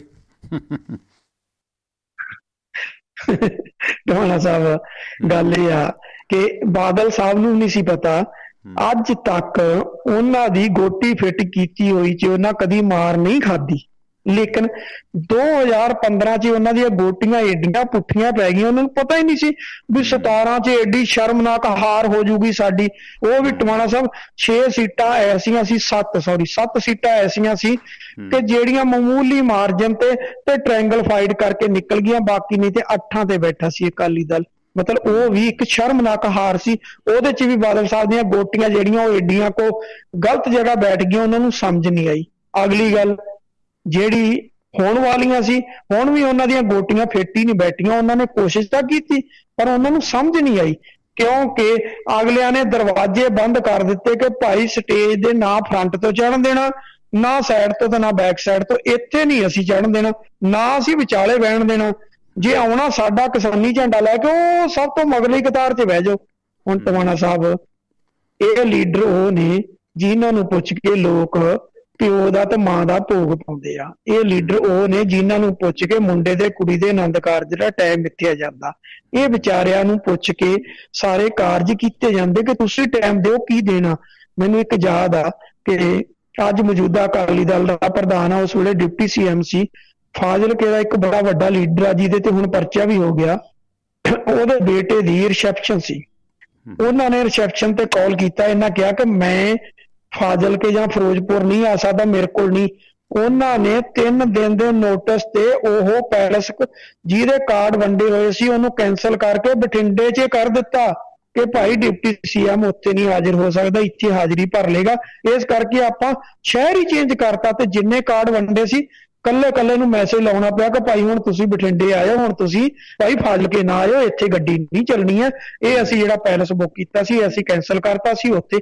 ਇਹ ਟਵਾਣਾ ਸਾਹਿਬ ਸਾਡੀਆਂ ਹਾਲਾਤਾਂ ਸੀ, ਲੇਕਿਨ ਕੀ ਆ ਕਿ ਇਸ ਵਾਰ ਇਹ ਕੁਝ ਨਹੀਂ ਵਾਪਰਿਆ ਕਿਉਂਕਿ ਉਹਨਾਂ ਨੇ ਸਟੇਜਾਂ ਜਿਹੜੀਆਂ ਸੀ ਉਹ ਬਿਲਕੁਲ ਬਲੌਕ ਕਰਤੀਆਂ। ਅਸੀਂ ਚਾਹ ਨਹੀਂ ਦੇਣਾ, ਸਾਨੂੰ ਨਹੀਂ ਤੁਹਾਡੀ ਲੋੜ, ਤੁਸੀਂ ਬੜਾ ਕੁਝ ਵੇਚਿਆ ਹੁਣ ਤੱਕ। ਇਸ ਕਰਕੇ ਇਸ ਵਾਰ ਗੋਟੀਆਂ ਨਹੀਂ ਫਿੱਟ ਆ ਰਹੀਆਂ, ਇਸੇ ਕਰਕੇ ਖੁੱਡ ਚੋਂ ਬਾਹਰ ਨਹੀਂ ਨਿਕਲ ਰਹੇ। 1-2 ਵਾਰ ਨਿਕਲੇ ਆ, ਮਜਬੂਰੀਆਂ ਵਸ ਨਿਕਲੇ ਆ। ਉੱਥੇ ਆ ਕੇ ਉਹਨਾਂ ਧਰਤੀ ਮਾਪਣ ਦੀ ਕੋਸ਼ਿਸ਼ ਕੀਤੀ ਪਰ ਬਦਕਿਸਮਤੀ ਟਵਾਣਾ ਸਾਹਿਬ ਉਹ ਧਰਤੀ ਮਾਪਦੇ ਉਹ ਫੇਰ ਉੱਥੇ ਗਿਰ ਜਾਂਦੇ ਆ। ਧਰਤੀ ਮਾਪੀ ਨਹੀਂ ਜਾ ਰਹੀ ਕਿਉਂਕਿ ਧਰਤੀ 'ਚ ਸੇਕ ਹੀ ਇੰਨਾ ਕੁ ਜ਼ਿਆਦਾ ਵਾ, ਉਹਦੀ ਤਪਸ਼ ਦੇ ਨਾਲ ਉਹ ਬਾਹਰ ਜਿਹੜਾ ਉਹ ਚੱਲਣ ਦੇ ਕਾਬਲ ਨਹੀਂ ਰਹੇ। ਇਸ ਕਰਕੇ ਬਾਹਰ ਜਿਹੜਾ ਉਹਨਾਂ ਨੇ ਨਿਕਲਣਾ ਇਸ ਵੇਲੇ ਬੰਦ ਕੀਤਾ ਹੋਇਆ। ਟਿਵਾਣਾ ਰੇਡੀਓ ਦੇ ਸਤਿਕਾਰਤ ਸਰੋਤਿਓ, ਇਹ ਰਿਕਾਰਡਡ ਪ੍ਰੋਗਰਾਮ ਹੈ। ਮੈਂ ਪਰਮਿੰਦਰ ਸਿੰਘ ਟਿਵਾਣਾ। ਲਾਈਵ ਪ੍ਰੋਗਰਾਮ ਹੁੰਦਾ ਹੈ ਸੋਮਵਾਰ ਤੋਂ ਸ਼ਨੀਵਾਰ ਭਾਰਤੀ ਸਮਾਂ ਸਵੇਰੇ 8 ਵਜੇ ਤੋਂ ਲੈ ਕੇ 10 ਵਜੇ ਤੱਕ ਅਤੇ ਸ਼ਾਮ ਨੂੰ 7 ਵਜੇ ਤੋਂ ਲੈ ਕੇ 9 ਵਜੇ ਤੱਕ Indian time. Monday to Saturday ਸਵੇਰੇ 8 ਤੋਂ 10 ਅਤੇ ਸ਼ਾਮ ਨੂੰ 7 ਤੋਂ 9 ਉਦੋਂ ਇਹ ਲਾਈਵ ਹੁੰਦਾ। ਉਸ ਤੋਂ ਬਿਨਾਂ ਇਹ ਸਾਰੇ ਪ੍ਰੋਗਰਾਮ ਰਿਪੀਟ ਚੱਲਦੇ ਨੇ। 98-763 09655 'ਤੇ ਮੇਰੇ ਨਾਲ ਕਦੇ ਵੀ ਸੰਪਰਕ ਕਰ ਸਕਦੇ ਹੋ। ਇਸ ਪ੍ਰੋਗਰਾਮ ਦੇ ਵਿੱਚ ਕਾਲ ਵੀ ਇਸੇ ਨੰਬਰ 'ਤੇ ਹੁੰਦੀ ਹੈ। ਸਾਡੀ ਜਿਹੜੀ ਵੈਬਸਾਈਟ ਹੈ tivanaradio.com, ਉਸ 'ਤੇ ਤੁਹਾਨੂੰ ਸਾਡੀ ਸੂਚਨਾ ਮਿਲੇਗੀ। ਕੋਈ ਸਾਂਝ ਸੁਨੇਹਾ ਸਪੋਰਟ ਕਰਨਾ ਚਾਹੁੰਦੇ ਹੋ ਤਾਂ ਆਪ ਦਾ ਸਵਾਗਤ ਹੈ। ਅਤੇ ਇਸ ਦੇ ਨਾਲ ਐਪਸ ਨੇ ਜਿਹੜੀਆਂ ਆਈਫੋਨ ਅਤੇ ਐਂਡਰਾਇਡ ਐਪਸ ਵੀ ਉੱਥੇ ਮਿਲਣਗੀਆਂ। ਕਾਲ ਟੂ ਲਿਸਨ ਨੰਬਰ ਹੈ ਜਿਹੜਾ 667 930 9260, ਉਹ ਵੀ ਉੱਥੇ ਆਪ ਜੀ ਨੂੰ ਮਿਲ ਜਾਏਗਾ। ਥੋੜ੍ਹਾ ਜਿਹਾ ਨਵਰੀਤ ਸਿੰਘ ਹੋਰਾਂ ਦੀ ਅੰਤਮ ਅਰਦਾਸ ਦਾ ਜ਼ਿਕਰ ਕੀਤਾ ਜਾਵੇ। ਆਪਾਂ ਵੇਖਿਆ ਉਹ ਪ੍ਰੋਗਰਾਮ ਅਤੇ ਉਸ ਦੇ ਵਿੱਚ ਕੀ ਕੁਛ ਝੋਲਾ ਪੈਂਦਾ ਸੀ, ਜਿਸ ਤਰ੍ਹਾਂ ਪੰਜਾਬ ਦੇ ਸੰਘਰਸ਼ੀਲ ਲੋਕਾਂ ਦੀ ਜਿਹੜੇ ਆਪਣੇ ਕਿੰਨੇ ਨਾਲ ਸੀਗੇ, ਜਿਹੜੇ ਮੋਢਿਆਂ 'ਤੇ ਰੱਖ ਕੇ ਤੋਰੇ ਨੇ ਜਾਂ ਉਹਨਾਂ ਦੇ ਪਰਿਵਾਰ ਤੋਰੇ ਨੇ, ਉਦੋਂ ਵੀ ਇਸ ਤਰ੍ਹਾਂ ਦੇ ਬਹੁਤ ਸਾਰੇ ਲੋਕ ਸੀ ਜਿਨ੍ਹਾਂ ਤੱਤਿਆਂ ਨੇ ਬਹੁਤ ਤੱਤ ਕੁੱਟਿਆ ਸੀਗਾ। ਜਦੋਂ ਇਹ ਮੂਵਮੈਂਟ ਸ਼ੁਰੂ ਹੁੰਦੀ ਹੈ 86-87 ਤੋਂ, ਉਦੋਂ ਤੋਂ ਫਿਰ ਇਸ ਤਰ੍ਹਾਂ ਦੇ ਸ਼ਰਧਾਂਜਲੀ ਸਮਾਗਮਾਂ ਨੂੰ ਕਿਵੇਂ ਕੈਸ਼ ਕੀਤਾ ਜਾਂਦਾ, ਕਿਉਂਕਿ ਹੁਣ ਤਾਂ ਰੇਡੀਓ TV 'ਤੇ ਇਹ ਨੇਤਾ ਕਹਿਣ ਲੱਗ ਪਏ ਨੇ, ਨੇਤਾ ਨਹੀਂ ਇਹ ਲੀਡਰ ਕਹਿਣ ਲੱਗ ਪਏ ਨੇ ਕਿ ਨਵਨੀਤ ਦੀ ਮੌਤ ਨੂੰ ਕੈਸ਼ ਕੀਤਾ ਜਾਵੇ। ਅਤੇ ਇਹ ਗੱਲਾਂ ਔਨ ਰਿਕਾਰਡ ਨੇ ਉਹਨਾਂ ਲੋਕਾਂ ਦੇ ਰੇਡੀਓ 'ਤੇ ਜਿਹੜੇ ਕਹਿੰਦੇ ਨੇ ਇਸ ਸੰਘਰਸ਼ 'ਚੋਂ ਅਸੀਂ 2 ਚੀਜ਼ਾਂ ਮਿੱਥੀਆਂ ਨੇ, ਅਸੀਂ 2 ਚੀਜ਼ਾਂ ਮਿੱਥੀਆਂ ਨੇ, ਜਾਣੀ ਕਿ ਇਹ ਲੋਕਾਂ ਨੇ 2 ਚੀਜ਼ਾਂ ਮਿੱਥੀਆਂ ਨੇ ਕਿ ਜੇ ਤਾਂ ਕਾਮਯਾਬ ਹੋ ਗਿਆ, ਕਿਸਾਨ ਸਮਰੱਥ ਹੋਏਗਾ, ਫਿਰ ਵੀ ਉਹ ਸੋਚੇਗਾ ਸਾਡੇ ਵਾਲੇ ਕੰਮ ਬਾਰੇ, ਆਪਣੇ ਘਰ ਬਾਰੇ। ਦੂਜਾ ਜਿਹੜਾ ਹੈਗਾ ਜੇ ਫੇਲ ਵੀ ਹੋ ਗਿਆ ਤਾਂ ਫਿਰ ਖਾਲਿਸਤਾਨ ਸੰਘਰਸ਼ ਦੀ ਲੜਾਈ ਤੇਜ਼ ਹੋਏਗੀ। ਅਤੇ ਹਜੇ ਤੱਕ ਉਹਨਾਂ ਲੋਕਾਂ ਨੇ, ਮੈਂ ਸਵੇਰੇ ਵੀ ਜ਼ਿਕਰ ਕੀਤਾ ਸੀ ਕਿ ਮਰਹੂਮ ਨਵਰੀਤ ਦਾ ਅੱਜ ਅੰਤਮ ਅਰਦਾਸ ਸੀ, ਉਸ ਦੀਆਂ ਫੋਟੋਆਂ ਤੱਕ ਵੀ ਨਹੀਂ ਪਾਈਆਂ। ਉਸ ਦੀ ਬਜਾਏ ਮੈਂ ਜਦੋਂ ਗੱਲ ਸ਼ੋਈ ਗਲੋਬਲ ਪੰਜਾਬ 'ਤੇ ਵੀ, ਇੱਥੇ ਇਸ ਪ੍ਰੋਗਰਾਮ ਦੇ ਵਿੱਚ ਤੁਸੀਂ ਤਾਂ ਬਿਜੀ ਸੀ, ਕਿ ਉਹਨਾਂ ਲੋਕਾਂ ਨੇ ਜਿਹੜੇ ਫੋਟੋ ਪਾਉਣ ਨੂੰ ਜਾਂ ਪੋਸਟ ਪਾਉਣ ਨੂੰ ਬਹੁਤ ਵੱਡੀ ਕੁਰਬਾਨੀ ਸਮਝਦੇ ਨੇ ਕਿ ਮੈਂ ਸੰਘਰਸ਼ ਦੇ ਯੋਧੇ ਦੀ ਫੋਟੋ ਪਾਤੀ, ਪੋਸਟ ਪਾ ਦਿੱਤੀ, ਇੰਨਾ ਹੀ ਖੇਚਲੇ ਬਹੁਤ ਸਮਝਦੇ ਨੇ। ਆਪ ਇਹਨਾਂ ਨੇ ਕਰਨਾ ਨਹੀਂ ਕੁਛ ਅਤੇ ਦੂਸਰਿਆਂ ਦਾ ਜਿਹੜਾ ਹੈਗਾ ਛੱਡਣਾ ਕੁਛ ਨਹੀਂ। ਸੋ ਉਹ ਲੋਕਾਂ ਨੇ ਅਜੇ ਤੱਕ ਵੀ ਨਵਰੀਤ ਦੇ ਬਾਰੇ ਸ਼ਬਦ ਨਹੀਂ ਲਿਖੇ, ਫੋਟੋ ਪਾਉਣੀ ਤਾਂ ਦੂਰ। ਪਰ ਇਹਨਾਂ ਦਾ ਜਿਹੜਾ ਲੁੰਗ ਲਾਣਾ, ਜਿਹੜਾ ਇਹਨਾਂ ਦੇ ਆਕੇ ਨੇ, ਜਿਹੜੇ ਇਹਨਾਂ ਦੇ ਇੰਡੀਆ 'ਚ ਫੀਲੇ ਨੇ, ਕਿਉਂਕਿ ਇਹਨਾਂ ਨੇ ਜਿਹੜੀ ਨਵਰੀਤ ਦੀ ਬਜਾਏ ਉਹ ਜਿਹੜਾ ਸੰਘਰਸ਼ੀਲ ਮੁੰਡਾ ਬਹੁਤ ਸੋਹਣੀ ਸੇਵਾ ਕੀਤੀ ਹੈ, ਉਹਦੇ 'ਤੇ ਜਿਹੜੀ ਉਹਦੀ ਫੋਟੋ ਵਾਇਰਲ ਹੋਈ, ਉਸ ਨੂੰ ਕੈਸ਼ ਕੀਤਾ ਜਾ ਰਿਹਾ। ਹੁਣ ਖੁਦਾ ਨਾ ਖਾਸਤਾ ਉਹ ਚੜ੍ਹਦੀ ਕਲਾ 'ਚ ਰਹੇ ਮੁੰਡਾ, ਇਹੀ ਦੁਆ ਕਰਦੇ ਹਾਂ। ਜਾਣੀ ਅਗਰੈਸਿਵ ਕੀਤਾ ਜਾ ਰਿਹਾ, ਅਗਰੈਸਿਵ। ਆਪਣੇ ਪੋਤੇ ਇਹਨਾਂ ਦੇ ਕੀ ਕਰਤੂਤਾਂ ਕਰਦੇ ਨੇ, ਕੀ ਕਰਦੇ ਨੇ, ਸਭ ਨੂੰ ਪਤਾ। ਅਤੇ ਹੁਣ ਨਵਰੀਤ ਦੀ ਮੌਤ 'ਤੇ ਜਿਹੜਾ ਉਹਨਾਂ ਦੇ ਦਾਦਾ ਜੀ ਸਰਦਾਰ ਹਰਦੀਪ ਸਿੰਘ ਡਿਵੜਵਾ ਨੇ ਜਿਹੜਾ ਆਖਿਆ ਕਿ ਇਹ ਭਾਈ ਕਿਸਾਨੀ ਸੰਘਰਸ਼ ਦਾ ਸ਼ਹੀਦ ਹੈ, ਇੱਥੇ ਕੋਈ ਵੀ ਨਿੱਜੀ ਗੱਲ, ਕਿਸੇ ਵੀ ਧਰਮ ਦੀ ਗੱਲ ਨਾ ਬੋਲੀ ਜਾਵੇ, ਉਹਨੂੰ ਕਹਿਣਾ ਪਿਆ। ਫਿਰ ਵੀ ਕੁਝ ਜਿਹੜੇ ਲੋਕ ਸੀਗੇ, ਸ਼ਾਤਰ ਲੋਕ ਸੀਗੇ, ਉਹ ਵੀ ਟੇਢੇ ਢੰਗ ਦੇ ਨਾਲ ਚੋਭਾਂ ਲਾਉਣੋਂ ਨਹੀਂ ਹਟੇ। ਹੈਰਾਨੀ ਦੀ ਗੱਲ ਹੈ ਕਿ ਇੱਕ ਪੀੜਤ ਪਰਿਵਾਰ ਦੇ ਦਾਦੇ ਨੂੰ ਉੱਥੇ ਵੀ ਗੰਦੀ ਰਾਜਨੀਤੀ ਗੁਰੂ ਗ੍ਰੰਥ ਸਾਹਿਬ ਦੀ ਹਾਜ਼ਰੀ ਦੇ ਵਿੱਚ ਜਦੋਂ ਹੁੰਦੀ ਦਿਸੀ ਤਾਂ ਉਹਨਾਂ ਨੂੰ ਮਾਈਕ 'ਤੇ ਜਾ ਕੇ ਇਹ ਗੱਲ ਬੋਲਣੀ ਪਈ। ਪਰ ਅੱਗ ਲਾਉਣ ਵਾਲਿਆਂ ਦੇ ਜਿਹੜੇ ਸ਼ਰਧਾ ਉੱਲੂ ਨੇ, ਉਹਨਾਂ ਦੇ ਖੋਪੜ 'ਚ ਇਹ ਗੱਲ ਕਦੋਂ ਪੈ ਗਈ? ਭੋਲੇ ਭਾਲੇ ਲੋਕਾਂ ਦੇ ਖੋਪੜ 'ਚ ਇਹ ਗੱਲ ਕਦੋਂ ਪੈ ਗਈ? ਭੋਲੇ ਭਾਲੇ ਲੋਕ ਕਦੋਂ ਸਮਝਣਗੇ ਕਿ ਇਹ ਜਿਹੜਾ ਹੈਗਾ ਇਸ ਤਰ੍ਹਾਂ ਜਿਹੜੇ ਨੇ ਨਵਰੀਤ ਸਿੰਘ ਵਰਗੇ ਲੋਕਾਂ ਦੀ ਮੌਤ ਨੂੰ ਇਹ ਕੈਸ਼ ਕਰਨ ਦੇ ਲਈ ਇਸ ਤਰ੍ਹਾਂ ਦੇ ਰਾਜਨੀਤਿਕ ਇਕੱਠ ਕਰਦੇ ਨੇ, ਮਾਫ ਕਰਨਾ, ਜੋ ਸ਼ਰਧਾਂਜਲੀ ਸਮਾਗਮ ਹੁੰਦੇ ਨੇ। ਸੁਰਿੰਦਰ ਜੀ ਤੁਸੀਂ 1 ਮਿੰਟ ਹੋਲਡ ਰੱਖਿਓ। ਤੁਹਾਡਾ ਸਵਾਗਤ ਹੈ ਸਰ, ਆਉਣੇ ਰੋ, ਕੌਣ ਬੋਲ ਰਹੇ ਹੋ? ਸਤਿ ਸ੍ਰੀ ਅਕਾਲ ਸਰ, ਮੈਂ ਮਾਲਵਿੰਦਰ ਸਿੰਘ ਬੋਲ ਰਿਹਾ। ਧੰਨਵਾਦ ਜੀ। ਮਾਲਵਿੰਦਰ ਸਿੰਘ ਕਿਹੜੀ ਜਗ੍ਹਾ ਤੋਂ ਭਾਜੀ? ਬਰਨਾਲਾ ਜਿਹੜਾ ਜੀ, ਢਿੱਲਵਾਂ ਪਿੰਡ ਹੈ ਜੀ। ਢਿੱਲਵਾਂ ਪਿੰਡ। ਥੋੜਾ ਜਿਹਾ ਸਪੀਕਰ 'ਤੇ ਨਾ ਗੱਲ ਕਰੋ, ਆਵਾਜ਼ ਤੁਹਾਡੀ ਬਹੁਤ ਫਟ ਰਹੀ ਹੈ ਜੀ। 1 ਮਿੰਟ ਜੀ। ਹਾਂ, ਸਪੀਕਰ ਪਲੀਜ਼ ਨਾ ਲਾਇਆ ਕਰੋ, ਬਲੂਟੁੱਥ ਨਾ ਲਾਇਆ ਕਰੋ, ਕੁਆਲਿਟੀ ਬਹੁਤ ਵੀਕ ਹੋ ਜਾਂਦੀ ਹੈ। ਅਤੇ ਰਿਪੀਟ ਪ੍ਰੋਗਰਾਮ ਤੁਸੀਂ ਆਪਣੀ ਆਵਾਜ਼ ਸੁਣ ਲਿਆ ਕਰੋ। ਹਾਂਜੀ, ਢਿੱਲਵਾਂ ਪਿੰਡ ਬਰਨਾਲੇ ਕੋਲ? ਹਾਂਜੀ ਹਾਂ, ਢਿੱਲਵਾਂ ਪਿੰਡ। ਮੇਰੇ ਖਿਆਲ ਆ ਤੁਸੀਂ ਬੜੇ ਪੁਰਾਣੇ ਸਰੋਤੇ ਹੋ ਮੇਰੇ, ਆਈ ਥਿੰਕ। ਹਾਂਜੀ ਹਾਂ, ਇੱਕ ਆਪਣੇ ਵਾਰੀ ਪਹਿਲਾਂ ਗੱਲ ਹੋਈ ਸੀ ਜੀ। ਹਾਂ, ਕਣਕਾਂ ਨੂੰ ਪਾਣੀ ਲਾ ਰਹੇ ਸੀ ਤੁਸੀਂ, ਮੈਨੂੰ ਲੱਗਦਾ 5-6 ਸਾਲ ਪਹਿਲਾਂ। ਬਹੁਤ ਠੰਡ ਸੀ ਚੰਨ ਪ੍ਰਦੇਸੀ ਰੇੜੀ ਤੇ, ਮੈਨੂੰ ਯਾਦ ਹੈ। ਹਾਂਜੀ। ਓਕੇ। ਕੀ ਗੁੱਡ ਨਾਮ ਤੁਹਾਡਾ? ਕੀ ਨਾਮ ਦੱਸਿਆ? 26 ਜਨਵਰੀ ਨੂੰ ਉੱਥੇ ਸੀ। ਅੱਛਾ ਜੀ। ਮੈਂ ਤੁਹਾਨੂੰ ਕਮੈਂਟ ਸ਼ੇਅਰ ਕਰਿਆ ਸੀ ਜਿਹੜਾ। ਹਾਂ। ਤੇ ਸਰ ਉਹਦੇ ਨਾ ਜਿੱਦਾਂ ਇਹ ਕੰਮ ਹੋਇਆ, ਉਹਦੇ 2 ਤਰੀਕੇ ਦੇ ਲੋਕ ਵਾਪਸ ਆ ਰਹੇ ਸੀ ਜੀ। ਹਾਂ। ਇੱਕ ਉਹ ਜਿਹਨਾਂ ਨੂੰ ਝੰਡੇ ਦਾ ਚਾਅ ਚੜਿਆ ਸੀ। ਹਾਂ। ਤੇ ਇੱਕ ਉਹ ਜਿਹਨਾਂ ਦੇ ਮੂੰਹ ਤੇ ਮੌਤ ਪਸਰੀ ਦੀ ਸੀ ਵੀ ਆਹ ਗੱਲ ਕੀ ਹੋ ਗਈ। ਤੇ ਮੈਂ ਨਾ ਜੀ 26 ਨੂੰ 27 ਨੂੰ ਜਦੋਂ ਇੱਥੋਂ ਮਤਲਬ ਇੰਨੇ ਟਰੈਟ ਵਾਪਸ ਗਏ, 26 ਨੂੰ ਇੰਨੇ ਜਾ ਰਹੇ ਸੀ, ਉਹਦੇ ਕਈ ਚਾਅ 'ਚ ਨਹੀਂ ਸੁੱਤੇ। 25 ਨੂੰ ਜੀ, ਤੇ 26 ਨੂੰ ਰਾਤ ਨੂੰ ਤੇ 27 ਨੂੰ ਇੰਨੇ ਮੁੜੇ ਸਾਡੇ ਫਿਕਰ 'ਚ ਨਾ ਜੀ, ਮੈਂ ਤੁਹਾਨੂੰ ਸਹੀ ਗੱਲ ਦੱਸਾਂ, ਉੱਥੇ ਰੋਣ ਆਉਂਦਾ ਸੀ। ਮਤਲਬ ਮੋਰਚਾ ਖਤਮ ਸੀ, ਮੈਂ ਟਿੱਕਰੀ ਬਾਰਡਰ ਦੀ ਗੱਲ ਕਰਦਾ। ਅੱਛਾ। ਅਸੀਂ ਸਾਰਿਆਂ ਨੂੰ ਪਿੱਛੇ ਸੀ ਤੇ ਸਾਡੇ ਕੋਲ ਦੀ ਟਰੈਕ ਲੰਘਦੇ ਸੀ। ਪਰ ਉੱਥੋਂ ਜਦੋਂ ਮੈਂ ਵੀ ਵਾਪਸ ਆਉਣਾ ਸੀ, ਕਿਉਂਕਿ ਮੇਰੇ ਭਰਾ ਦੀ ਪਾਰਟੀ ਸੀਗੀ, ਤੇ ਮੈਂ ਇੱਕ ਦਿਨ ਅਗਲੇ ਦਿਨ ਆਇਆ। ਤੇ ਅਸੀਂ ਨਾ ਜਦੋਂ ਸਟੇਜ ਤੇ ਗਿਆ, ਮੈਂ ਮਤਲਬ ਤੰਬੂਆਂ ਦੇ ਵਿੱਚ ਦੀ ਲੰਘਿਆ ਤੇ ਮੇਰਾ ਦਿਲ ਐਂ ਵੱਜਦਾ ਸੀ ਜਿਵੇਂ ਮੈਂ ਇੱਥੋਂ ਕੋਈ ਮੇਰੀ ਜ਼ਮੀਨ ਖੋ ਰਿਹਾ ਹੋਵੇ। ਉੱਥੇ ਕੁਛ ਨਹੀਂ ਸੀ ਜੀ। ਪਰ ਜਦੋਂ ਮੈਂ ਸਟੇਜ ਤੇ ਗਿਆ ਤਾਂ ਜਿਵੇਂ ਆਪਾਂ ਕਹਿ ਦਿੰਦੇ ਹੁੰਦੇ ਹਾਂ ਵੀ ਲੱਖਾ ਸਿਧਾਣਾ, ਦੀਪ ਸਿੱਧੂ ਦੇ ਮਤਲਬ ਲੈਕਚਰ ਬੜੇ ਤਕੜੇ ਨੇ। ਤੇ ਉੱਥੇ ਗਰਾਹਾਂ ਦਾ ਇੱਕ ਮਨਜੀਤ ਕੋਈ ਘਰਾਚੋਂ ਆ ਜੀ ਬੰਦਾ। ਅੱਛਾ। ਉਹਨੇ ਏਦਾਂ ਦੀ ਸਪੀਚ ਕਰੀ ਵੀ ਦੁਨੀਆ ਨਾ ਜਿਵੇਂ ਮਰੀ ਪਈ ਦੁਨੀਆ 'ਚ ਜਾਨ ਪਾਤੀ। ਤੇ ਆਪਾਂ ਜਿਹੜਾ ਪੰਜਾਬੀ ਮੀਡੀਆ ਜੀ ਆਪਾਂ ਕਹਿ ਦੇਣਾ ਇਕੱਲਾ ਹਿੰਦੀ ਮੀਡੀਆ ਨੂੰ ਗੋਦੀ ਮੀਡੀਆ ਕਹਿ ਦੇਣਾ, ਜਿਹੜਾ ਆਪਣਾ ਪੰਜਾਬੀ ਮੀਡੀਆ ਜਿਹੜਾ ਮਤਲਬ ਏਦਾਂ ਦੀਆਂ ਗੱਲਾਂ ਚੱਕਦਾ। ਜਿਵੇਂ ਹੁਣ ਸਾਡੇ ਪਿੰਡ ਇੱਕ ਨਾ ਇੱਥੇ ਅਸੀਂ WTO ਦਾ ਪੁਤਲਾ ਫੂਕਿਆ ਸੀ, ਤੇ ਮਤਲਬ ਮੈਂ ਤੇ ਕੁਛ ਮਤਲਬ ਲੌਜੀਕਲ ਦੀਆਂ ਗੱਲਾਂ ਕੀਤੀਆਂ, ਤੇ ਇੱਕ ਕੁੜੀ ਨੇ ਮਤਲਬ ਬੜੇ ਤੇਜ਼ੀ ਨਾਲ ਮਤਲਬ ਏਦਾਂ ਦੀਆਂ ਗੱਲਾਂ ਕਰੀਆਂ। ਉਹ ਕਹਿੰਦਾ ਏਦਾਂ ਦੀਆਂ ਗੱਲਾਂ ਕਰ ਮਤਲਬ ਭੜਕਾ ਕੇ ਨਾ ਇਹ ਮਤਲਬ ਅੱਗ ਲਾਉਣ ਵਾਲੀਆਂ। ਤੇ ਮਤਲਬ ਸਾਡਾ ਹੀ ਮੀਡੀਆ ਜਿਵੇਂ ਹੁਣ ਤੁਸੀਂ ਸੰਜੀਦਾ ਗੱਲਾਂ ਕਰਦੇ ਹੋ, ਮਤਲਬ ਕਿ ਜਿਹੜਾ ਦਿੱਲੀ 'ਚ ਘਟਨਾਕ੍ਰਮ ਹੋਇਆ ਇਹਦਾ ਵੀ ਬਹੁਤ ਜ਼ਿਆਦਾ ਯੋਗਦਾਨ ਹੈ। ਇੱਕ ਸਾਡੇ ਗਾਣਿਆਂ ਦਾ, ਹੁਣ ਜਿਵੇਂ ਅਸੀਂ ਦਿੱਲੀ ਤੈਨੂੰ ਵੱਢਾਂਗੇ ਇਹ ਵੈਰ ਪੈ ਗਿਆ, ਮਤਲਬ ਲੋਕਾਂ ਨੂੰ ਏਦਾਂ ਨਹੀਂ ਸਮਝਾਇਆ ਵੀ ਇਹ ਕਿਸਾਨ ਵਰਸਸ ਕਾਰਪੋਰੇਟ ਲੜਾਈ ਆ।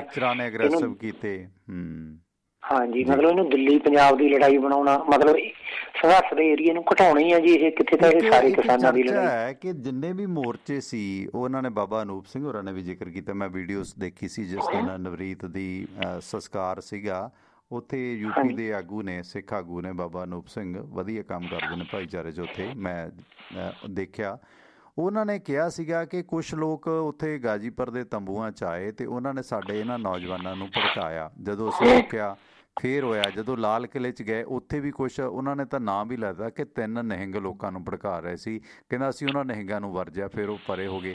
ਮਤਲਬ ਇਹਦੇ 'ਚ ਨੌਜਵਾਨਾਂ ਦਾ ਕਸੂਰ ਨਹੀਂ ਹੈ, ਉਹਨਾਂ ਨੂੰ ਭੜਕਾਇਆ ਢਿੱਲਵਾਂ ਵਾਲੇ ਹੋ ਗਿਆ ਇਹਨਾਂ ਨੇ ਜੀ। ਮੈਂ ਤੁਹਾਨੂੰ ਮੈਂ ਦੱਸਦਾ, ਜਦੋਂ ਸੁਬਾਹ ਇਹਨਾਂ ਦਾ ਜਾ ਰਿਹਾ ਸੀਗਾ ਆਪਣਾ ਨਫਜ਼ਗੜ੍ਹ ਕਨੀ ਬਰਾਹਾਂ ਵਾਲਿਆਂ ਦਾ ਗਰੁੱਪ, ਮੈਂ ਸੁਬਾਹ ਉੱਥੇ ਗਿਆ ਸੀ, ਉਦੋਂ ਸਾਰਾ ਕੰਮ ਸਹੀ ਚੱਲ ਰਿਹਾ ਸੀ। ਜਦੋਂ ਬਾਅਦ 'ਚ ਸਾਡੀ ਟਰਾਲੀ 2-3 ਘੰਟਿਆਂ ਦੇ ਵਿੱਚ ਉੱਥੇ ਆਈ, 4 ਕਿਲੋਮੀਟਰ 2-3 ਘੰਟਿਆਂ 'ਚ ਕੱਢਿਆ ਸੀ, ਤਾਂ ਉੱਥੇ ਇੰਨੀ ਕੇਓਸ ਹੋਈ ਪਈ ਸੀ, ਇੰਨੀ ਹਫੜਾ ਦਫੜੀ। ਉੱਥੇ ਨਾ ਇਹਨਾਂ ਦੇ ਬੰਦੇ ਖੜੇ ਹੋਏ ਸੀ ਤੇ ਉਹ ਐਂ ਕਹਿ ਰਹੇ ਸੀ, ਕਹਿੰਦਾ ਜੇ ਤੁਸੀਂ ਆਹ ਰਾਹ ਜਾਓਗੇ ਤਾਂ ਇਹ ਮੁੜ ਕੇ ਪਕੌੜਾ ਚੌਂਕ ਤੇ ਆ ਜਾਊ ਜੀ। ਅਸਲ ਵਿੱਚ ਉਹ ਰਾਹ ਸੀ ਜਿਹੜਾ ਉਹ ਥੋੜਾ ਜਿਹਾ ਗਾਹਾਂ ਜਾ ਕੇ 15-20 ਕਿਲੋਮੀਟਰ ਜਾ ਕੇ ਦਿੱਲੀ 'ਚ ਐਂਟਰ ਕਰਦਾ ਸੀ। ਮਤਲਬ ਇੰਨੀ ਜ਼ਿਆਦਾ ਇਹਨਾਂ ਨੇ ਲੋਕਾਂ ਨੂੰ ਉੱਥੇ ਮਿਸਗਾਈਡ ਕਰਿਆ, ਯੂਨੀਅਨ ਵਾਲਿਆਂ ਨੂੰ ਕੁੱਟਿਆ ਜੀ।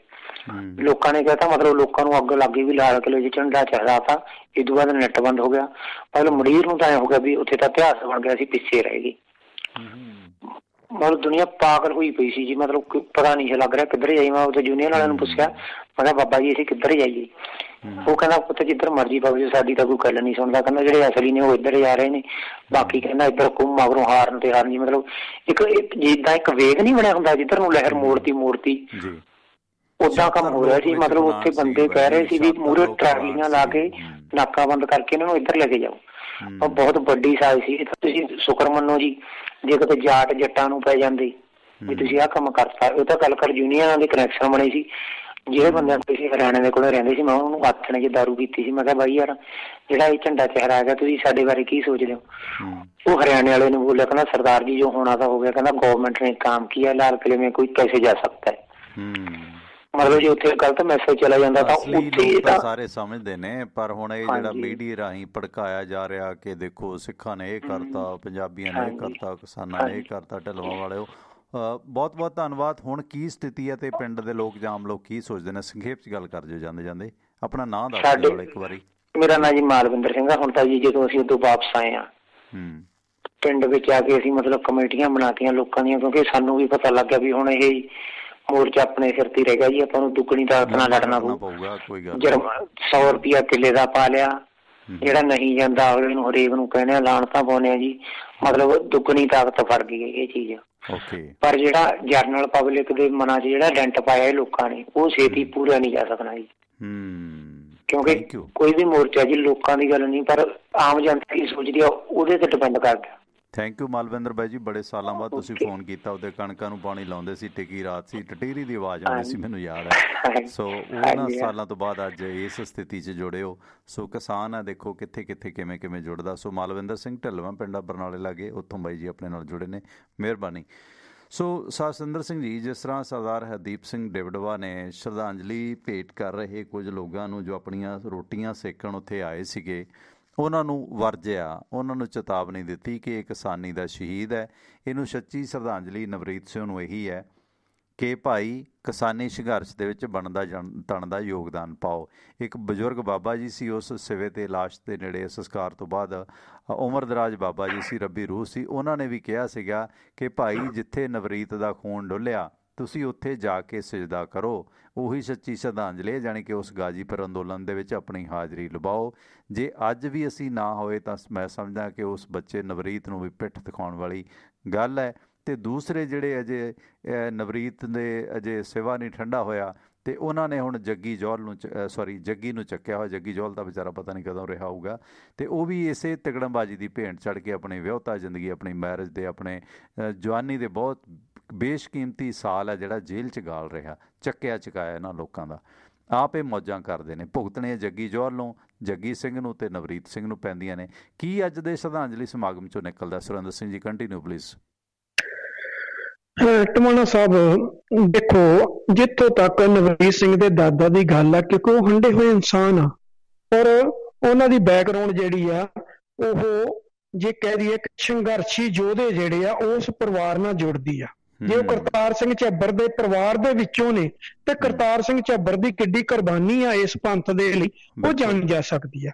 ਲੇਕਿਨ ਉਸ ਦੇ ਬਾਵਜੂਦ ਵੀ ਜਿਹੜਾ ਉਹਨਾਂ ਨੇ ਇਹ ਸੰਦੇਸ਼ ਦਿੱਤਾ ਕਿ ਇਹਨੂੰ ਜਾਤ ਨਾਲ, ਕਿਸੇ ਧਰਮ ਨਾਲ ਨਹੀਂ ਜੋੜਨਾ, ਕਿਉਂਕਿ ਟਮਾਣਾ ਸਾਹਿਬ ਜਿਹੜੇ ਲੀਡਰ ਨੇ, ਲੀਡਰ ਚਾਹੇ ਬਜ਼ੁਰਗ ਦੀ ਮੌਤ ਆ ਚਾਹੇ ਨੌਜਵਾਨ ਦੀ ਮੌਤ ਆ, ਇਹਨਾਂ ਨੇ ਹਰ ਇੱਕ ਸਿਵੇਂ ਦੇ ਉੱਤੇ ਆਪਣੀਆਂ ਰੋਟੀਆਂ ਸੇਕਣੀਆਂ ਹੀ ਸੇਕਣੀਆਂ। ਇਹਨਾਂ ਦੀ ਮਜਬੂਰੀ ਆ, ਕਿਉਂਕਿ ਇਹ ਰੋਟੀਆਂ ਸੇਕਣ ਜਾਂਦੇ ਆ। ਉੱਥੇ ਜਿਹੜੇ ਵੀ ਰੋਟੀਆਂ ਸੇਕਣ ਗਏ ਉਹਨਾਂ ਦੇ ਮੂੰਹ ਤੇ ਇਸ ਤੋਂ ਕਰਾਰੀ ਚਪੇੜ ਕੋਈ ਨਹੀਂ ਸੀ ਕਿ ਜਦੋਂ ਘਰ ਦਾ ਮੋਢੀ ਜਿਹੜਾ ਜਿਨ੍ਹਾਂ ਦਾ ਇੱਕੋ ਇੱਕ ਪੁੱਤ ਸੀ ਉਹ ਵੀ ਇਸ ਦੁਨੀਆ ਤੋਂ ਚਲਾ ਗਿਆ, ਤੇ ਉਸ ਦੇ ਭੋਗ ਦੇ ਉੱਪਰ ਇਹ ਗੱਲ ਕਹਿ ਦੇਣੀ ਕਿ ਇਹ ਕਿਸਾਨੀ ਸੰਘਰਸ਼ ਦਾ ਸ਼ਹੀਦ ਆ ਤੇ ਇਹਨੂੰ ਕਿਸਾਨੀ ਸੰਘਰਸ਼ ਦਾ ਸ਼ਹੀਦ ਰਹਿਣ ਦਿੱਤਾ ਜਾਵੇ। ਇੱਥੇ ਕੋਈ ਵੀ ਆਪਣੀਆਂ ਰੋਟੀਆਂ ਨਾਲ ਸੇਕੇ। ਟਮਾਣਾ ਸਾਹਿਬ, ਇਸ ਤੋਂ ਵੱਡੀ ਚਪੇੜ ਨਹੀਂ ਹੋ ਸਕਦੀ, ਕਿਉਂਕਿ ਜਿਹੜੇ ਲੋਕ ਨੇ, ਜਿਹੜਾ ਕੱਟੜ ਵਿਚਾਰਧਾਰਾ ਦਾ ਉਹ ਇਹਦੇ ਚੋਂ ਖਾਲਿਸਤਾਨ ਕੱਢਣਾ ਚਾਹੂਗਾ, ਜਿਹੜਾ ਪੋਲੀਟੀਕਲ ਆ ਉਹ ਆਪਣੀ ਪਾਰਟੀ ਦੀ ਵਿਚਾਰਧਾਰਾ ਇਹ ਚੋਂ ਕੱਢਣਾ ਚਾਹੂਗਾ। ਹੁਣ ਉੱਥੇ ਦੇਖੋ ਪ੍ਰਿੰਕਾ ਵੀ ਗਈ ਆ ਕਾਂਗਰਸ ਦੀ, ਇਸ ਵੇਲੇ ਹੋਲੀ ਸੋਲੀ ਉਹਦੇ ਕੋਲ ਤਾਂ ਰਾਹੂ ਗਲਤੀ ਕੋਲ ਵਾਗਡੋਰ ਆ, ਲੇਕਿਨ ਉਹ ਵੀ ਗਈ ਆ। ਹੁਣ ਗੱਲ ਤੇ ਆ ਵੀ ਉੱਥੇ ਅਲੱਗ-ਅਲੱਗ ਵਿਚਾਰਧਾਰਾ ਦੇ ਲੋਕ ਗਏ ਨੇ, ਹੁਣ ਉਹਦੇ ਚੋਂ ਸਾਰੇ ਆਪੋ ਆਪਣੀ ਜੇ ਡਬਲੀ ਵਜਾਉਣ ਲੱਗਣਗੇ ਤੇ ਘਰ ਵਾਲੇ ਦਾ ਤਾਂ ਤੁਸੀਂ ਜਲੂਸ ਕੱਢ ਕੇ ਆ ਜਾਓਗੇ। ਗੱਲ ਤਾਂ ਇਹ ਹੁੰਦੀ ਟਮਾਣਾ ਸਾਹਿਬ, ਸੱਚੀ ਸ਼ਰਧਾਂਜਲੀ ਇਹ ਹੁੰਦੀ ਆ ਕਿ ਇਹ ਨੌਜਵਾਨ ਨੇ ਕਿਸਾਨੀ ਸੰਘਰਸ਼ ਦੇ ਲਈ ਆਪਣੀ ਸ਼ਹਾਦਤ ਦਿੱਤੀ ਆ, ਭਾਵੇਂ ਉਹ ਕਿਹਨਾਂ ਕਾਰਨਾਂ ਕਰਕੇ ਹੋ ਗਈ ਆ। ਠੀਕ ਹੈ, ਸਾਡਾ ਫਰਜ਼ ਬਣਦਾ ਕਿ ਇਹਦੇ ਪਰਿਵਾਰ ਨੂੰ ਅਸੀਂ ਹੌਸਲਾ ਦਈਏ ਤੇ ਅਸੀਂ ਇਸ ਕਿਸਾਨੀ ਸੰਘਰਸ਼ 'ਚ ਯੋਗਦਾਨ ਪਾਈਏ। ਸੱਚੀ ਸ਼ਰਧਾਂਜਲੀ ਤੇ ਇਹ ਸੀ, ਪਰ ਬਦਕਿਸਮਤੀ ਇਹ ਉੱਥੇ ਰੋਟੀਆਂ ਸੇਕਣ ਚਲੇ ਗਏ ਤੇ ਜੋ ਕੁਝ ਫਿਰ ਸੁਣਨਾ ਪਿਆ ਉਹ ਸੁਣਨਾ ਵਾਜਬ ਸੀ ਔਰ ਸੁਣਾਇਆ ਵੀ ਗਿਆ ਤੇ ਚੰਗੀ ਗੱਲ ਵੀ ਆ ਕਿ ਅੱਗੇ ਤੋਂ ਸ਼ਾਇਦ ਸੁਧਰਨ। ਪਰ ਬਦਕਿਸਮਤੀ ਜਿਹੜੇ ਰਾਜਸੀ ਲੋਕ ਆ ਉਹ ਟਵਾਣਾ ਸਾਹਿਬ ਕਦੀ ਨਹੀਂ ਸੁਧਰਦੇ, ਕਿਉਂਕਿ ਇਹਨਾਂ ਦੀ ਚਮੜੀ ਜਿਹੜੀ ਆ ਸੂਰ ਤੋਂ ਵੀ ਮੋਟੀ ਹੁੰਦੀ ਆ, ਇਸ ਕਰਕੇ ਇਹਨਾਂ ਨੂੰ ਮਾੜਾ ਮੋਟੀ ਜਿਹੜੀ ਉਹ ਨਹੀਂ ਲੱਗਦੀ ਤੇ ਇਹਨਾਂ ਨੇ ਇਹੀ ਕੁਝ ਕਰਨਾ ਤੇ ਇਹੀ ਕੁਝ ਕਰਦੇ ਤੁਰੇ ਆ ਰਹੇ ਨੇ। ਇਹ ਕਦੀ ਕਿਸੇ ਨੂੰ ਚੱਕ ਕੇ ਸ਼ਹੀਦ ਬਣਾਉਣਗੇ, ਕਦੀ ਕਿਸੇ ਨੂੰ ਚੱਕ ਕੇ ਸ਼ਹੀਦ। ਹਰ ਇੱਕ ਨੇ ਆਪੋ ਆਪਣੀ ਕੌਮ ਦਾ, ਆਪਣੀ ਜਾਤ ਦਾ, ਆਪਣੇ ਧਰਮ ਦੇ ਵਿੱਚ ਲਿਆ ਕੇ ਇਹਨਾਂ ਨੇ ਸ਼ਹੀਦੀ ਜਿਹੜੀ ਉਹਨੂੰ ਵੰਡਣੀ ਆ। ਠੀਕ ਹੈ, ਹੁਣ ਚੱਲਿਆ ਤਾਂ ਕਿਸਾਨੀ ਸੰਘਰਸ਼ ਆ ਤੇ ਕਿਸਾਨੀ ਸੰਘਰਸ਼ ਆ, ਕਿਸਾਨੀ ਸੰਘਰਸ਼ ਜਿਹੜਾ ਸ਼ਹੀਦ ਹੋਇਆ ਉਹਨੂੰ ਕਿਸਾਨੀ ਸੰਘਰਸ਼ ਦਾ ਸ਼ਹੀਦ ਕਹੋ। ਇਹਨਾਂ ਨੇ ਤੁਸੀਂ ਦੇਖ ਲੈਣਾ ਬਾਅਦ ਦੇ ਵਿੱਚ ਸ਼ਹੀਦ ਵੀ ਵੰਡਣੇ ਆ ਤੇ ਬੈਠੇ ਕਿਹਨਾਂ ਦੇ ਬੈਠੇ ਆਪ ਨਕਸਲੀਆਂ ਦੀ ਸਟੇਜ ਤੇ ਹੋ। ਤੁਹਾਡੇ ਕੋਲ ਆਪਣੀ ਹਿੰਮਤ ਨਹੀਂ ਕਿ ਤੁਸੀਂ ਆਪਣੀ ਸਟੇਜ ਲਾ ਲਓ, ਨਕਸਲੀਆਂ ਦੇ ਰੂਟ ਤੇ ਜਾਂਦੇ ਹੋ, ਨਕਸਲੀਆਂ ਦੇ ਨਾਲ ਫੋਟੋਆਂ ਤੁਹਾਡੀਆਂ, ਨਕਸਲੀਆਂ ਦੀ ਸਟੇਜ ਤੇ ਬੈਠੇ ਹੋ, ਫੇਰ ਕਹਿੰਦੇ ਅਸੀਂ ਖਾਲਿਸਤਾਨ ਲੈਣਾ। ਫਿਰ ਭਾਈ ਉਹ ਜਿਹੜੇ ਨਕਸਲੀ ਆ ਉਹਨਾਂ ਨੂੰ ਤਾਂ ਪੁੱਛ ਲਓ, ਫਿਰ ਉਹ ਇੱਕ ਨਕਸਲੀ ਦੀ ਸਟੇਜ ਤੇ ਕਿਉਂ ਬੈਠੇ, ਜਿਹੜੇ ਬਾਕੀ 14 ਫਿਰ ਉਹਨਾਂ ਨਾਲ ਵੀ ਸਮਝੌਤਾ ਕਰ ਲਓ।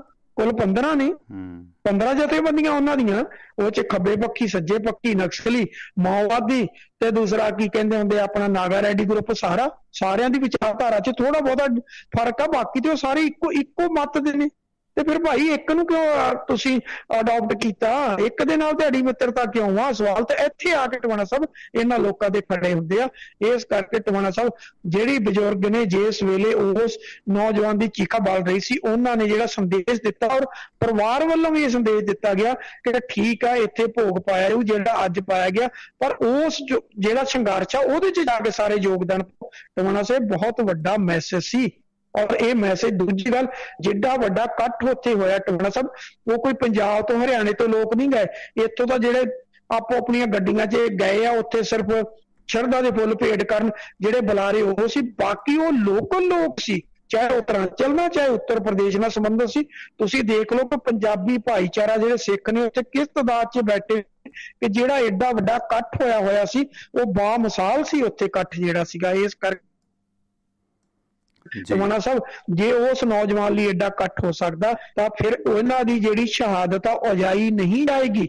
ਜਿਸ ਤਰ੍ਹਾਂ ਖਾੜਕੂ ਸੰਘਰਸ਼ ਦੇ ਵੇਲੇ ਜਿਹੜਾ ਸਿੱਖ ਸੰਘਰਸ਼ ਚੱਲਿਆ ਸੀ ਉਹਦੇ 'ਚ ਜਿਹੜੀਆਂ ਕੁਰਬਾਨੀਆਂ ਸੀ ਉਹ ਅਜਾਈ ਚਲੀ ਗਈਆਂ। ਹੁਣ ਅਸੀਂ ਜਿੰਦਰੇ ਸੁੱਖੇ ਨੂੰ ਯਾਦ ਕਰੀ ਜਾਂਦੇ, ਸਤਵੰਤ ਸਿੰਘ, ਬੇਅੰਤ ਸਿੰਘ ਨੂੰ, ਕੇਰ ਸਿੰਘ ਨੂੰ ਯਾਦ ਕਰੀ ਜਾਂਦੇ ਆ, ਪਰ ਭਾਈ ਉਹਨਾਂ ਨੂੰ ਪੰਜਾਂ ਨੂੰ ਯਾਦ ਕਰਕੇ ਕੀ ਕਰੋਗੇ? 5 ਤੁਹਾਡੇ ਫਾਂਸੀ ਲੱਗੇ ਨੇ, ਬਾਕੀ ਤੁਸੀਂ ਬਚਾਉਣ 'ਚ ਜੇ ਕਾਮਯਾਬ ਹੋ ਗਏ ਹੋ। 5 ਤਾਂ ਲੱਗੇ ਨਾ, ਘੱਟੋ ਘੱਟ 4 ਤਾਂ ਤੁਸੀਂ ਬਚਾਉਣ 'ਚ ਕਾਮਯਾਬ ਹੋਏ ਹੋ, 5 ਫਾਂਸੀ ਤੇ ਚੜੇ ਨੇ। ਉਹਨਾਂ ਦੀ ਕੁਰਬਾਨੀ ਦਾ ਮੁੱਲ ਕੀ ਪਿਆ? ਮੂਵਮੈਂਟ ਤਾਂ ਦਿਹਾੜੀ ਖਤਮ ਹੋ ਕੇ ਬਹਿ ਗਈ ਤੇ ਆਪ ਤੁਸੀਂ ਵਿਦੇਸ਼ਾਂ 'ਚ ਜਾ ਕੇ ਬੈਠ ਗਏ, ਉੱਥੋਂ ਬਹਿ ਕੇ ਪੋਸਟਾਂ ਪਾਉਂਦੇ ਹੋ, ਕਹਿੰਦੇ ਖਾਲਿਸਤਾਨ ਲੈਣਾ, ਪਰ ਅਸੀਂ ਇੰਡੀਆ ਨਹੀਂ ਆਉਣਾ। ਠੀਕ ਹੈ, ਇਸ ਕਰਕੇ ਟਵਾਣਾ ਸਾਹਿਬ ਇਹਨਾਂ ਨੇ ਰੋਟੀਆਂ ਸੇਕਣੀਆਂ, ਪਰ ਪਰਿਵਾਰ ਨੇ ਜੋ ਕੁਝ ਕੀਤਾ ਬਹੁਤ ਵਧੀਆ ਕੀਤਾ, ਬੜਾ ਵਧੀਆ ਮੈਸੇਜ ਦਿੱਤਾ। ਇਸ ਤੋਂ ਵਧੀਆ ਮੈਸੇਜ ਕੋਈ ਹੋ ਨਹੀਂ ਸਕਦਾ ਜੀ। ਇਸ ਵਕਤ ਮੋਗਾ ਤੋਂ ਪਰਮਿੰਦਰ ਜੀ ਜੁੜੇ ਨੇ। ਮੈਂ ਤੁਹਾਡੀ ਗੱਲ 'ਚ ਵਾਧਾ ਕਰਾਂਗਾ ਸੁਰਿੰਦਰ ਜੀ, ਕਿਉਂਕਿ ਇਹ ਜਾਗਰੂਕਤਾ ਦਾ ਸੱਦਾ ਦੇਣਾ ਬਹੁਤ ਜ਼ਰੂਰੀ ਹੈ। ਜੀ ਪਰਮਿੰਦਰ ਭਾਜੀ, ਸਵਾਗਤ ਹੈ ਤੁਹਾਡਾ। ਟਵਾਣਾ ਸਾਹਿਬ ਸਤਿ ਸ਼੍ਰੀ ਅਕਾਲ। ਸਤਿ ਸ਼੍ਰੀ ਅਕਾਲ ਜੀ। ਟਵਾਣਾ ਸਾਹਿਬ, ਇੱਕ ਤਾਂ ਇਹ ਪੁੱਛਣਾ ਸੀ, ਜਿਹੜਾ ਨਵਰੀਤ ਦੇ ਭੋਗ ਸਮਾਗਮ ਦੇ ਉੱਤੇ ਕੋਈ ਕਿਸਾਨ ਜਥੇਬੰਦੀਆਂ ਵੱਲੋਂ ਕਿੰਨੀ ਕੁ ਸ਼ਮੂਲੀਅਤ ਕੀਤੀ ਗਈ ਹੈ? ਕੋਈ ਨੇਤਾਵਾਂ ਵੱਲੋਂ ਜਾਂ ਕੋਈ ਹੋਰ ਕਿਹੜੇ ਪੋਲੀਟੀਕਲ ਲੀਡਰ ਵੀ ਪਹੁੰਚੇ ਉਹਨਾਂ ਤੋਂ ਇਲਾਵਾ? ਦੂਸਰੀ ਗੱਲ, ਸੁਖਬੀਰ ਬਾਦਲ ਬਾਰੇ ਥੋੜਾ ਜਿਹਾ ਮੈਂ ਵਿਚਾਰ ਲੈਣੇ ਸੀ ਕਿ ਜਦੋਂ ਪਾਰਲੀਮੈਂਟ ਦਾ ਇੰਨਾ ਮਹੱਤਵਪੂਰਨ ਸੈਸ਼ਨ ਚੱਲ ਰਿਹਾ ਹੈ ਜਿੱਥੇ ਕਿਸਾਨ ਮਸਲਾ ਵੀ ਵਾਰ-ਵਾਰ ਉਠਾਇਆ ਜਾ ਰਿਹਾ ਹੈ, ਉਹ ਇੱਥੇ ਕਿਉਂ ਕਾਗਜ਼ ਦਾਖਲ ਕਰਾਉਂਦੇ ਫਿਰਦੇ ਹੈ? ਇਹ ਦੋ ਗੱਲਾਂ ਬਾਰੇ ਮੈਂ ਵਿਚਾਰ ਲੈਣੇ ਸੀ। ਮਿਹਰਬਾਨੀ, ਥੈਂਕ ਯੂ। ਬਿਲਕੁਲ ਗੱਲ ਕਰਦੇ ਹਾਂ ਸੁਰਿੰਦਰ ਜੀ। ਦੇਖੋ, ਜਦੋਂ ਇਹਨਾਂ ਨੇ ਉਹੀ ਗੋਟੀਆਂ, ਉਹੀ ਭੜਕਾਊ ਤਕਰੀਰਾਂ ਉਸ ਸ਼ਰਧਾਂਜਲੀ ਸਮਾਗਮ ਦੇ ਵਿੱਚ ਕਰਨੀਆਂ ਸ਼ੁਰੂ ਕੀਤੀਆਂ ਤਾਂ ਉਸ ਬਜ਼ੁਰਗ ਆਗੂ ਨੂੰ, ਜਿਹੜਾ ਕੰਧ 'ਤੇ ਲਿਖਿਆ ਸੱਚ ਵੇਖਦਾ, ਜਿਸ ਨੇ ਆਪਣੇ ਪੋਤਰੇ ਦੀ ਲਾਸ਼ ਨੂੰ ਮੋਢਾ ਦਿੱਤਾ, ਉਹਨੂੰ ਪਤਾ ਹੈ ਕਿ ਇਹ ਕਿਉਂ ਹੋਇਆ ਤੇ ਕਿਹਦੇ ਕਾਰਨ ਹੋਇਆ। ਉੱਥੇ ਬਹੁਤ ਸਾਰੇ ਲੋਕ ਸੀਗੇ, ਉਹਨਾਂ ਧਾਰਮਿਕ ਲੋਕਾਂ ਨੇ, ਜਿਸ ਤਰ੍ਹਾਂ ਅਨੂਪ ਸਿੰਘ ਸੀਗੇ ਬਾਬਾ, ਜਾਂ ਹੋਰਾਂ ਨੇ ਵੀ ਕਿਹਾ ਕਿ ਭਾਈ ਨੌਜਵਾਨਾਂ ਨੂੰ ਭੜਕਾਇਆ ਗਿਆ। 3 ਨਿਹੰਗ ਜਿਨ੍ਹਾਂ ਨੂੰ ਅਸੀਂ ਜਾਣਦੇ ਤੱਕ ਨਹੀਂ ਸੀ, ਉਹਨਾਂ ਨੇ ਵੀ ਭੜਕਾਇਆ। ਅਸੀਂ ਬਥੇਰਾ ਸਮਝਿਆ ਆ ਪਰ ਨਹੀਂ ਸਮਝੇ। ਜਵਾਨੀ ਹੈ, ਜੋਸ਼ 'ਚ ਆ ਗਈ ਹੈ। ਅਤੇ ਜਿਵੇਂ ਬਾਈ ਜੀ ਢਿਲਵਾਂ ਵਾਲੇ ਨੇ ਵੀ ਕਿਹਾ ਕਿ ਮਲਵਿੰਦਰ ਨੇ, ਕਿ ਜਿਹੜੇ ਕੁਛ ਖਾਸ ਕਿਸਮ ਦੇ ਗੀਤ, ਖਾਸ ਕਿਸਮ ਦੀਆਂ ਸਪੀਚਾਂ ਵੀ ਇਸ ਦੇ ਮੌਕੇ ਜਿਹੜੀਆਂ ਨੇ ਕਾਰਨ ਬਣੀਆਂ ਨੇ। ਉਹ ਤੀਰ ਵਾਲਾ ਇੱਕ ਛੋਟਾ ਜਿਹਾ ਬੱਚਾ, ਉਸ ਤਰ੍ਹਾਂ ਦੇ ਬੱਚੇ ਵੀ ਇਸ ਤਰ੍ਹਾਂ ਭੜਕਾਹਟ ਪੈਦਾ ਕਰਦੇ ਨੇ। ਅਤੇ ਇਸ ਦੌਰਾਨ ਸਵਾਲ 2 ਆਏ ਨੇ ਬਾਈ ਜੀ ਮੋਗੇ ਤੋਂ ਨੇ, ਪਰਮਿੰਦਰ ਸਿੰਘ ਸਾਬਕਾ ਰਿਟਾਇਰਡ ਅਧਿਆਪਕ ਨੇ। ਕਹਿੰਦੇ ਇੱਕ ਤਾਂ ਸ਼ਰਧਾਂਜਲੀ ਸਮਾਗਮ ਦੇ ਮੌਕੇ, ਜਿਸ ਤਰ੍ਹਾਂ ਮੈਂ ਸਵੇਰੇ ਵੀ ਲਿਆ ਸੀ, ਕਿਰਤੀ ਕਿਸਾਨ ਯੂਨੀਅਨ ਦੇ ਆਗੂ ਰਜਿੰਦਰ ਹੋਰਾਂ ਨੂੰ, ਰਜਿੰਦਰ ਹੋਰਾਂ ਨੇ, ਕਿਉਂਕਿ ਇੱਕ ਫੇਕ ਵੀਡੀਓ ਘੁੰਮਦੀ ਸੀ, ਪੋਸਟ ਘੁੰਮਦੀ ਸੀ ਲੈਟਰ ਹੈਡ 'ਤੇ, ਉਹਨਾਂ ਨੇ ਅੱਜ ਉਹਨੂੰ ਖੰਡਨ ਵੀ ਕੀਤਾ ਕਿ ਦੀਪ ਸਿੱਧੂ ਹੋਰਾਂ ਨੂੰ ਗ੍ਰਿਫਤਾਰ ਕਰਾਉਣ ਦੇ ਵਾਸਤੇ ਸਰਕਾਰ ਦੇ 1 ਲੱਖ ਦੇ ਇਨਾਮ ਦੇ ਨਾਲ ਨਾਲ ਇਹ ਜਥੇਬੰਦੀ ਕਿਰਤੀ ਕਿਸਾਨ ਯੂਨੀਅਨ ਹੈ, ਜਿਹੜੀ ਰਜਿੰਦਰਦੀਪ ਜੋ ਕਾਫੀ ਗਰਮ ਬੋਲਦਾ, ਉਹ ਵੱਲੋਂ ਵੀ ਜਿਹੜਾ ਹੈਗਾ ਸੂਈਏ ਨੂੰ ਲੱਖ ਰੁਪਈਆ ਦਿੱਤਾ ਜਾਵੇਗਾ। ਉਹ ਉਹਨਾਂ ਨੇ ਕੰਡੈਮ ਕੀਤਾ, ਹੁਣ ਆਪਣੀ ਬਾਲ 'ਤੇ ਵੀ ਕੀਤਾ ਮੇਰੇ ਖਿਆਲ ਅੱਜ। ਅਤੇ ਉਹਨਾਂ ਦੇ ਆਗੂ ਆਏ ਸਨ ਰਮਿੰਦਰ ਸਿੰਘ, ਜਿਨ੍ਹਾਂ ਨੇ ਜ਼ਮੀਨ ਪ੍ਰਾਪਤੀ ਸੰਘਰਸ਼ ਕਮੇਟੀ ਜਾਂ ਹੋਰ ਮੌਕੇ ਕਾਫੀ ਪੰਜਾਬ 'ਚ ਸਟੂਡੈਂਟ ਲਹਿਰ ਦੇ ਆਗੂ ਵੀ ਨੇ ਪੰਜਾਬੀ ਯੂਨੀਵਰਸਿਟੀ ਤੋਂ। ਉਹਨਾਂ ਨੇ ਵੀ ਗੱਲ ਇਹ ਸਪਸ਼ਟ ਕੀਤੀ ਸੀ ਕਿ ਉਹਨਾਂ ਦੇ ਜਿਹੜਾ ਇੱਕ ਕਿਸਾਨ ਜਥੇਬੰਦੀਆਂ ਦੇ ਨੁਮਾਇੰਦੇ ਅੱਜ ਭੋਗ 'ਤੇ ਪਹੁੰਚਣਗੇ। ਕਿਹੜੇ ਨੁਮਾਇੰਦੇ ਕਿਸਾਨ ਜਥੇਬੰਦੀਆਂ ਦੇ ਪਹੁੰਚੇ? ਕਿਉਂਕਿ ਪਹਿਲਾਂ ਗੁਰਨਾਮ ਸਿੰਘ ਚੰਡੂਨੇ ਇਕੱਲੇ ਆਗੂ ਸੀ ਜਿਨ੍ਹਾਂ ਨੇ ਡਿਬੜਵਾ ਸਾਹਿਬ ਦੇ ਨਾਲ ਅਫਸੋਸ ਦੀ ਕਾਲ ਕੀਤੀ ਸੀਗੀ, ਬਾਕੀ ਕੋਈ ਨਹੀਂ ਸੀ ਪਹੁੰਚਿਆ, ਨਾ ਉਹਨਾਂ ਦੀ ਲਾਸ਼ ਨਾਲ, ਨਾ ਪਿੱਛੋਂ ਇੱਕ ਅੱਧਾ ਕੋਈ ਪਹੁੰਚਿਆ ਹੋਣਾ, ਅਤੇ ਨਾ ਇਹ ਜਿਹੜੇ ਉਦੋਂ ਕੇ ਜਾਂ ਹੋਰ ਇਹਨਾਂ ਦੀ ਕੋਈ ਬਹੁਤੀ ਸ਼ਮੂਲੀਅਤ ਉਹਨਾਂ ਨੇ ਦੱਸੀ ਹੈ।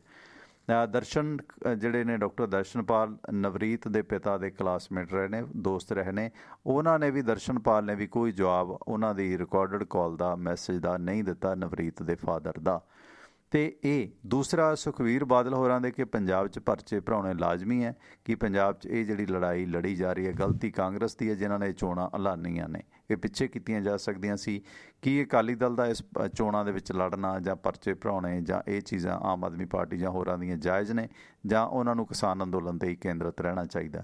2 ਸਵਾਲ ਪਲੀਜ਼ ਕੰਪਲੀਟ ਕਰ ਦਿਓ ਜੀ।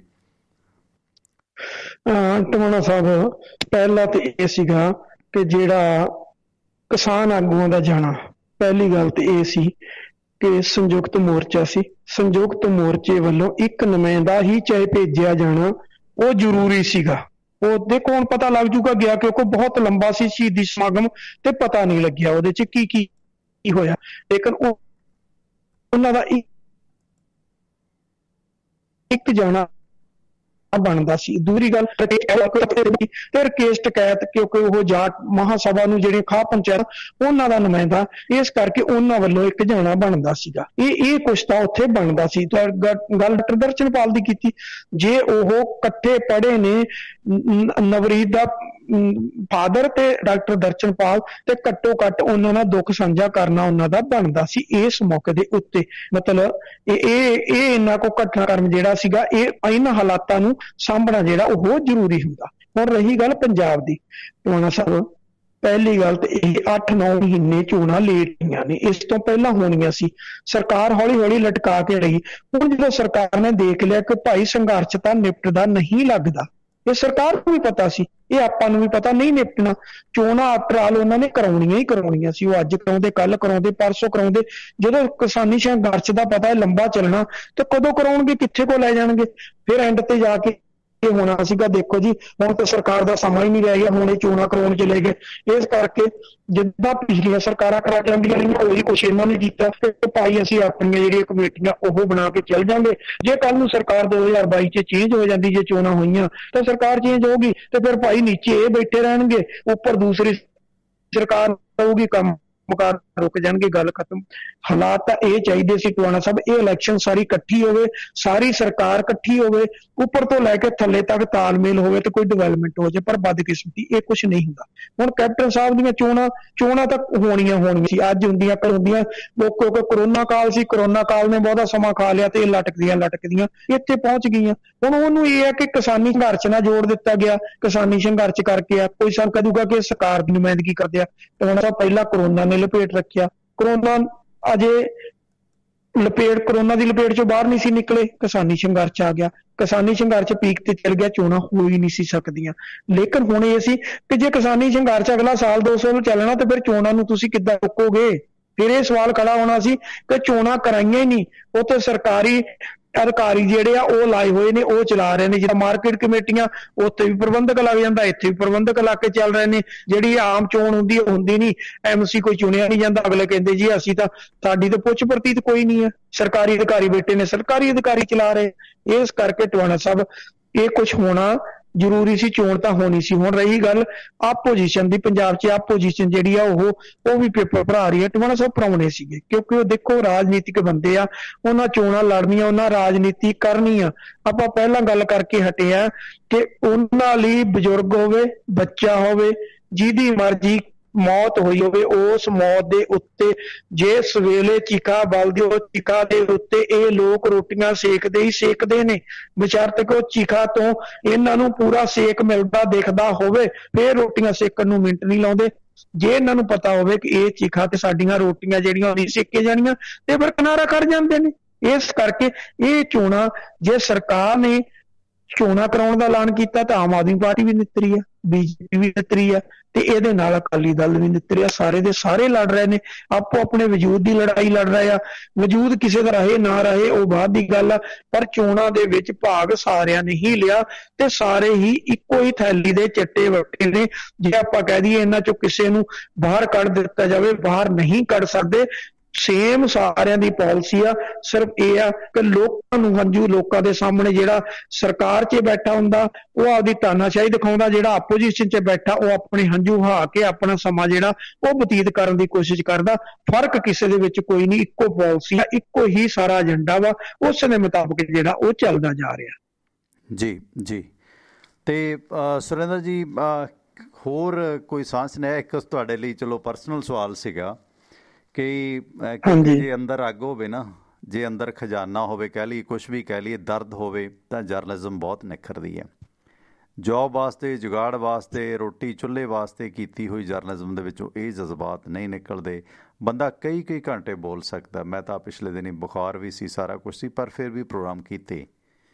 ਜਿਸ ਦਿਨ ਮੈਂ ਗਿਆ ਸੀ, ਮੈਂ ਉਲਟੀਆਂ ਕਰਦਾ ਹੀ ਗਿਆ ਅਤੇ ਉਲਟੀਆਂ ਕਰਦਾ ਹੀ ਆਇਆ, ਮਾਫ਼ ਕਰਨਾ, ਜਿਸ ਤਰ੍ਹਾਂ ਦਾ ਇੰਨੀ ਹਾਲਾਤ ਖਰਾਬ ਸੀ। ਪਰ ਫਿਰ ਵੀ ਸੀ ਕਿ ਜੋਬ ਹੈ ਨਾ। ਜਦੋਂ ਅੱਗ ਬਲਦੀ ਹੋਵੇ, ਲਾਂਬੂ ਬਲਦੇ ਹੋਣ, ਅਤੇ ਉਹ ਬਸੰਤਰ ਕਹਿ ਕੇ ਤੁਸੀਂ ਚੁੱਪ ਨਹੀਂ ਬੈਠ ਸਕਦੇ।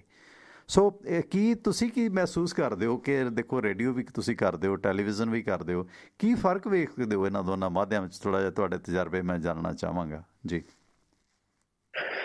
ਟਵਾਣਾ ਸਾਹਿਬ, ਜਦੋਂ ਆਪਾਂ ਇਸ ਦੁਨੀਆ ਤੇ ਪੈਦਾ ਹੋਏ ਸੀ ਉਦੋਂ ਟੈਲੀਵਿਜ਼ਨ ਨਹੀਂ ਸੀ, ਉਦੋਂ ਮੋਬਾਈਲ ਨਹੀਂ ਸੀ, ਉਦੋਂ ਨੈਟ ਦੀ ਸੁਵਿਧਾ ਨਹੀਂ ਸੀ, ਇੱਕ ਰੇਡੀਓ ਸੀ ਤੇ ਰੇਡੀਓ ਵੀ ਏਡਾ ਕੋ ਸੀ ਵੀ ਜੇ ਉਹਨੂੰ ਠੀਕ ਕਰਾਉਣ ਲੈਣਾ ਤੇ ਸਿਰ ਤੇ ਚੱਕ ਕੇ ਲਿਆਉਣਾ ਪੈਂਦਾ ਸੀ, ਏਡਾ ਕੋ ਵੱਡਾ ਸੀ। ਸ਼ਾਇਦ ਅੱਜ ਵਾਲੀ ਪੀੜ੍ਹੀ ਨੂੰ ਪਤਾ ਹੀ ਨਹੀਂ ਹੋਣਾ ਕਿ ਏਡਾ ਵੱਡਾ।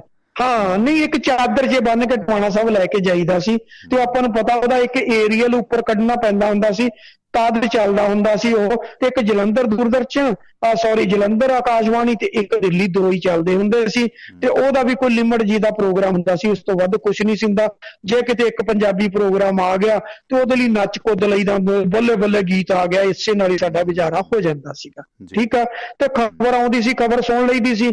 ਪ੍ਰਿੰਟ ਮੀਡੀਆ ਹੁੰਦਾ ਹੀ ਨਹੀਂ ਸੀਗਾ। ਠੀਕ ਆ, ਕਿਸੇ ਘਰ 'ਚ ਅਖਬਾਰ ਨਹੀਂ ਸੀ ਆਉਂਦੀ, ਕੋਈ ਕੁਛ ਨਹੀਂ ਆਉਂਦਾ। ਆਪਾਂ ਉਹ ਵੀ ਸਮਾਂ ਗੁਜ਼ਾਰਿਆ ਤੇ ਜਿਹੜੀ ਸਰਕਾਰੀ ਖਬਰ ਆ ਗਈ ਉਸੇ ਤੇ ਹੀ ਸਬਰ ਕਰਕੇ ਆਪਣਾ ਆਪ ਦਾ ਗੁਜ਼ਾਰਾ ਜਿਹੜਾ ਉਹ ਕਰ ਲਈਦਾ ਸੀਗਾ। ਉਹਦੇ ਬਾਅਦ ਆ ਗਿਆ ਹੌਲੀ ਹੌਲੀ, ਪਹਿਲਾਂ ਬਲੈਕ ਐਂਡ ਵਾਈਟ ਦਾ ਆਇਆ ਤੇ ਬਲੈਕ ਐਂਡ ਵਾਈਟ ਦਾ ਤਾਂ ਟਵਾਣਾ ਸਾਹਿਬ ਸਾਡੀ ਹਾਲਤ ਇਹ ਰਹੀ ਕਿ ਵੀ ਸਾਨੂੰ ਦੇਖਣ ਦਾ ਮੌਕਾ ਨਹੀਂ ਮਿਲਿਆ। ਜਿਹੜਾ ਇੱਕ ਅੱਧਾ ਪੰਜਾਬੀ ਗੀਤ ਆਉਂਦਾ ਹੁੰਦਾ ਸੀ ਲਸ਼ਕਾਰੇ 'ਚ, ਉਹ ਅਸੀਂ ਉੱਪਰ ਐਂਟੀਨਾ ਸਿੱਧਾ ਕਰਨ 'ਚ ਗੁਜ਼ਾਰ ਦਿੰਦੇ ਹੁੰਦੇ ਸੀਗੇ।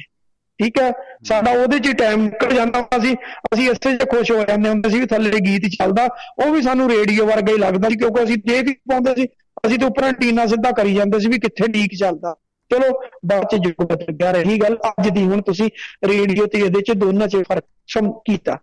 ਦੇਖੋ ਇਹ ਆ ਕਿ ਜਿੱਥੋਂ ਤੱਕ ਟੈਲੀਵਿਜ਼ਨ ਦਾ ਸਵਾਲ ਆ, ਉਹਦੇ ਵਿੱਚ ਟਵਾਣਾ ਸਾਹਿਬ ਇੱਕ ਤੇ ਗੱਲ ਹੈਗੀ ਕਿ ਤੁਹਾਡੀ ਪਿਕਚਰ ਸਾਹਮਣੇ ਆ, ਤੁਹਾਨੂੰ ਤਿਆਰ ਹੋ ਕੇ ਸਾਰਾ ਕੁਝ ਬੈਠਣਾ ਪੈਂਦਾ ਤੇ ਤੁਹਾਡੇ ਲੋਕ ਹਾਵ ਭਾਵ ਜਾਣਦੇ ਆ, ਪਰ ਉਹੀ ਦੇਖਦਾ ਜਿਹੜਾ ਆਰਾਮ ਨਾਲ ਕਿਤੇ ਬੈਠ ਕੇ ਦੇਖ ਰਿਹਾ, ਉਹੀ ਤੁਹਾਨੂੰ ਦੇਖ ਸਕਦਾ। ਤੁਰਦਾ ਬੰਦਾ ਤੁਹਾਨੂੰ ਨਹੀਂ ਦੇਖ ਸਕਦਾ। ਠੀਕ ਹੈ, ਰਹੀ ਗੱਲ ਰੇਡੀਓ ਦੀ, ਰੇਡੀਓ ਇਹ ਆ ਕਿ ਟਵਾਣਾ ਸਾਹਿਬ ਆਰਾਮ ਨਾਲ ਰਜਾਈ 'ਚ ਬੈਠੇ, ਠੀਕ ਹੈ, ਫੋਨ ਲਾਇਆ, ਚੁੱਪ ਕਰਕੇ ਕੰਨਾਂ ਨੂੰ ਲਾਇਆ ਤੇ ਬੈਠ ਗਏ ਤੇ ਆਰਾਮ ਨਾਲ ਕਰੀ ਗਿਆ। ਤੇ ਨਾਲ ਦੇਖਣ ਸੁਣਨ ਵਾਲੇ ਜਿਹੜੇ ਸਰੋਤੇ ਆ ਉਹਨਾਂ ਲਈ ਇਹ ਸਹੂਲਤ ਆ, ਉਹ ਡਰਾਈਵਿੰਗ ਕਰ ਰਿਹਾ, ਕੰਮ ਕਰ ਰਿਹਾ, ਕੋਈ ਕਿਚਨ 'ਚ ਵੜਿਆ, ਜੇ ਕੋਈ ਬਾਥਰੂਮ ਵੀ ਵੜਿਆ ਉਹਨੇ ਵੀ ਕੰਨ ਨੂੰ ਲਾਇਆ, ਆਰਾਮ ਨਾਲ ਸੁਣੀ ਜਾ ਰਿਹਾ, ਆਨੰਦ ਲੈ ਰਿਹਾ।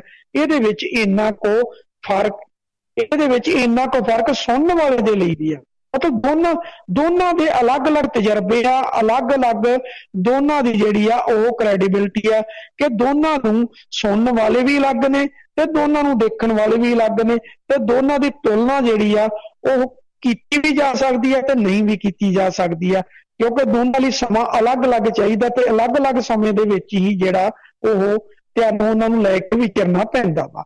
ਇਸ ਕਰਕੇ ਟਵਾਣਾ ਸਾਹਿਬ ਦੋਨਾਂ ਨੂੰ, ਜਿਹੜੇ ਨੇ ਟੈਲੀਵਿਜ਼ਨ ਚੰਗਾ ਲੱਗਦਾ ਅਗਲਾ ਸਾਹਮਣੇ ਬੈਠ ਜਾਂਦਾ ਕਿ ਭਾਈ ਆ ਟੈਲੀਵਿਜ਼ਨ ਦੇਖ ਰਿਹਾ, ਜਿਹਨੂੰ ਰੇਡੀਓ ਆ ਕੰਨ ਨੂੰ ਲਾ ਚੁੱਪ ਕਰਕੇ ਤੁਰਦੇ ਜਾ ਰਹੇ ਆ, ਸੁਣੀ ਜਾ ਰਹੇ ਆ, ਗੱਡੀ ਚੱਲਦੀ ਜਾ ਰਹੀ ਆ, ਰੇਡੀਓ ਤੇ ਚੱਲੀ ਜਾ ਰਿਹਾ। ਠੀਕ ਆ, ਜਿਹੜੇ ਨੇ ਹੋਰ ਕਿਸੇ ਆਪਣੀ ਉਹਦੇ ਤੇ ਲਿਆ ਹੋਇਆ, YouTube ਤੇ ਲਿਆ ਹੋਇਆ, Facebook ਤੇ ਪਿਆ, ਉੱਥੇ ਸੁਣੀ ਜਾਂਦਾ, ਉਹ ਦੇਖੀ ਜਾਂਦਾ ਕਿ ਭਾਈ ਚੱਲ ਰਿਹਾ, ਉਹ ਚਲਾਈ ਜਾਂਦਾ।